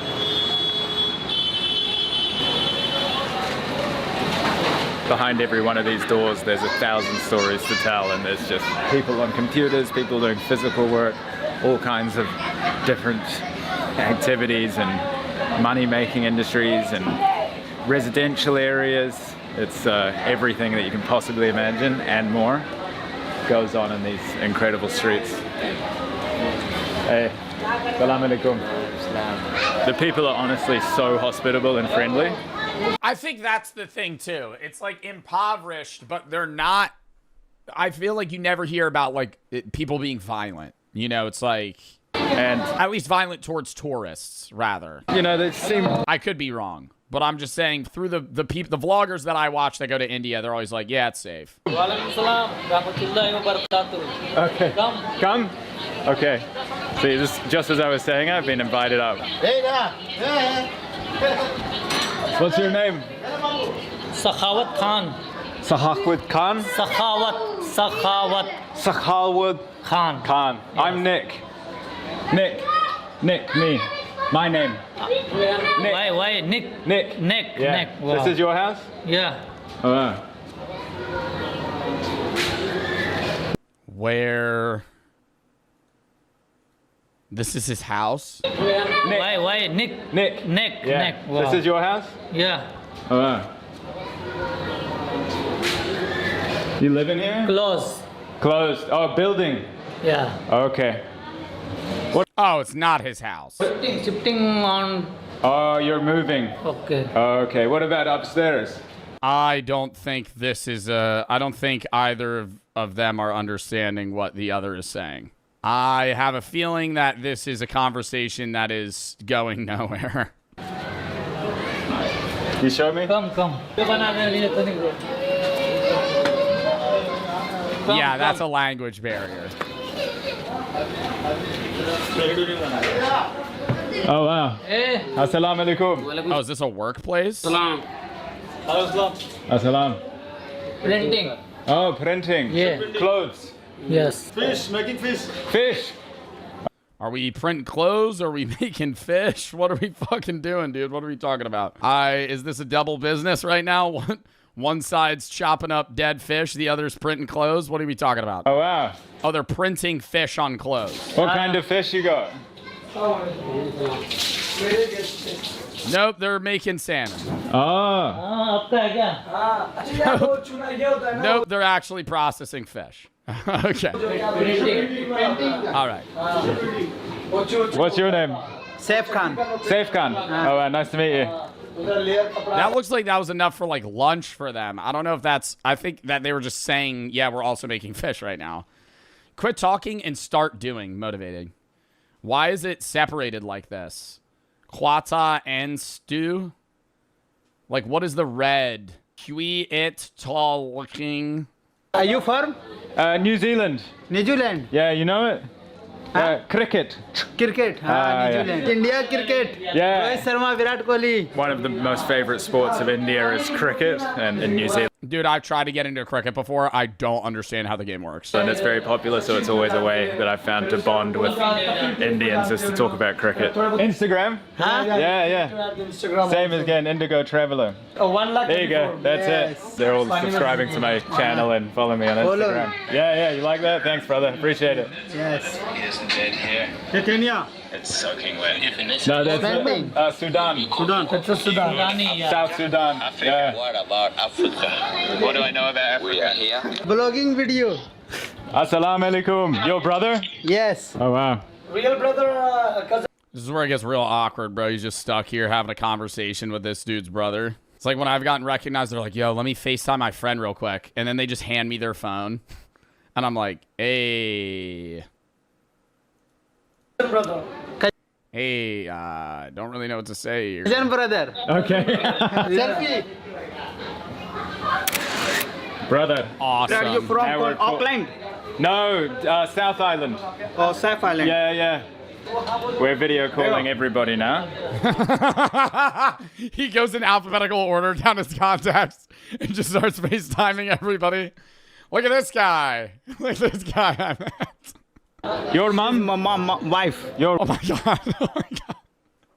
He's calling his wife. Wife. Assalamu alaikum. Why? He's from New Zealand, Auckland. Nice to meet you. But do you think it's because they don't meet like tourists? I don't understand. Alhamdulillah. Nice to meet you. Shukriya, brother. Shukriya. Because I have seen videos where people go into like very rural parts of China or like areas even in like, not really as much Japan because Japan has so many tourists, but like certain countries you'll go to and people will gawk at you because they've just never seen like an American man or woman. Like they're like in real life. Nice to meet you, sir. Thank you for inviting me. I appreciate it. Grab me, bro. No, they don't. Okay, Zach Bridges. So I don't die. About right. Right, Zach Bridges? About right. That's a funny one. That's a funny one. The tight alleyways now. If someone coming, just turn around and try to pass it. Okay. Right. Then straight and then left. I feel like I gotta learn how to reverse rage bait Zach because all he does is type annoying shit in my chat. See how the houses are built here? It's like just stacked on top of each other with bits of metal welded together and old bits of whatever they can find, really. Old gates. Yeah, bro, but like, do these houses collapse and like fucking kill people often? Like, this looks like a heavy house. Recycling even when it comes down to the houses. Believe it or not, I was here in this exact slum almost 10 years ago making videos, so that really shows my age. I had a bit more hair then. This has just been an amazing experience. Say hi. But what has also changed since those days is the development. There's big skyscrapers in the background here, and they weren't there. Also, the bridges and the metro that goes over the slum wasn't here. There's huge development going on here. And they're actually, ultimately, all these people will be pushed out to another part of Mumbai. What? So they're going to try and make this area nicer, and then they're going to make all the other people he's been talking to fuck off somewhere else?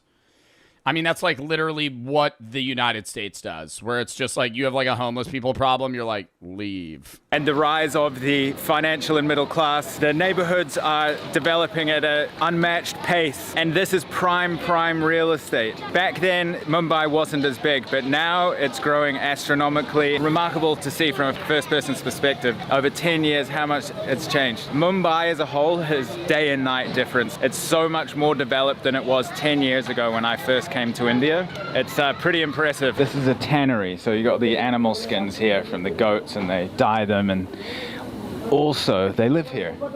So you've got the kitchen here, and then over here, this is the bedding. So they roll out these fabrics. Oh my God, they literally wake up, eat, and then just start working. On this hard concrete ground, and they sleep on that, and up here is their bags. So as I was saying earlier, people come from all over India to work very hard, as you can see, for hours on end, day in, day out, 7 days. Bro, but that's what I'm not understanding. They're saying they come from all over India. They will drive 30 hours to this specific area in Mumbai to make $6 a day. So what the fuck is the salary in northern India where that guy came from? When for him to be 14 years old, leave his family and come work in Mumbai to make $10 a day.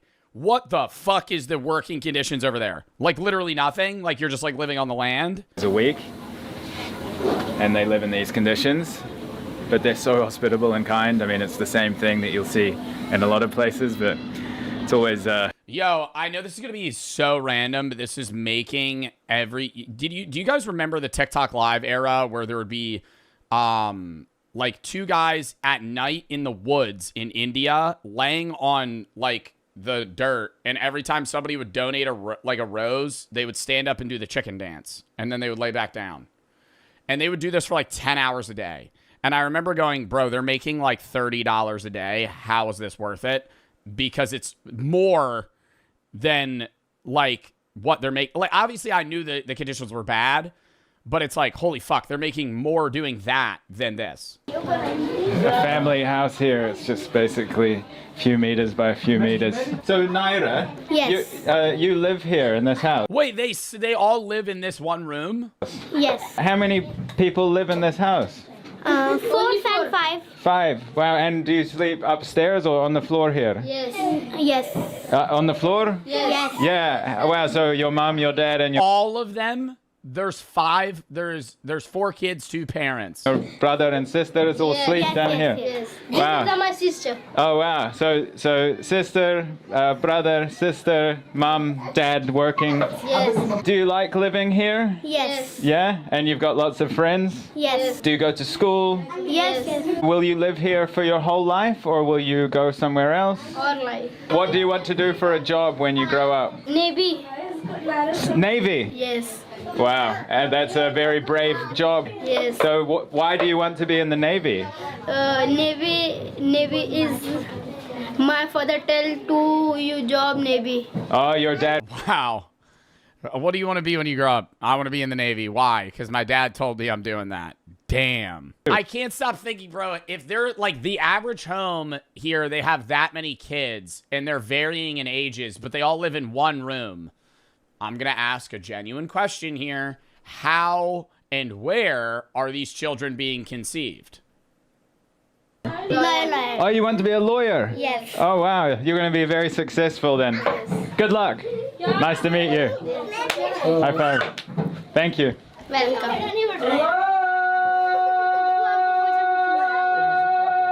Are these all a part of the same family? I'm so lost.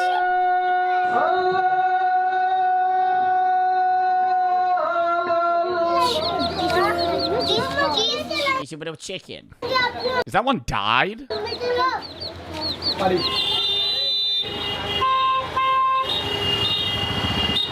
So we've jumped on the train and we're about to go to this huge laundry area.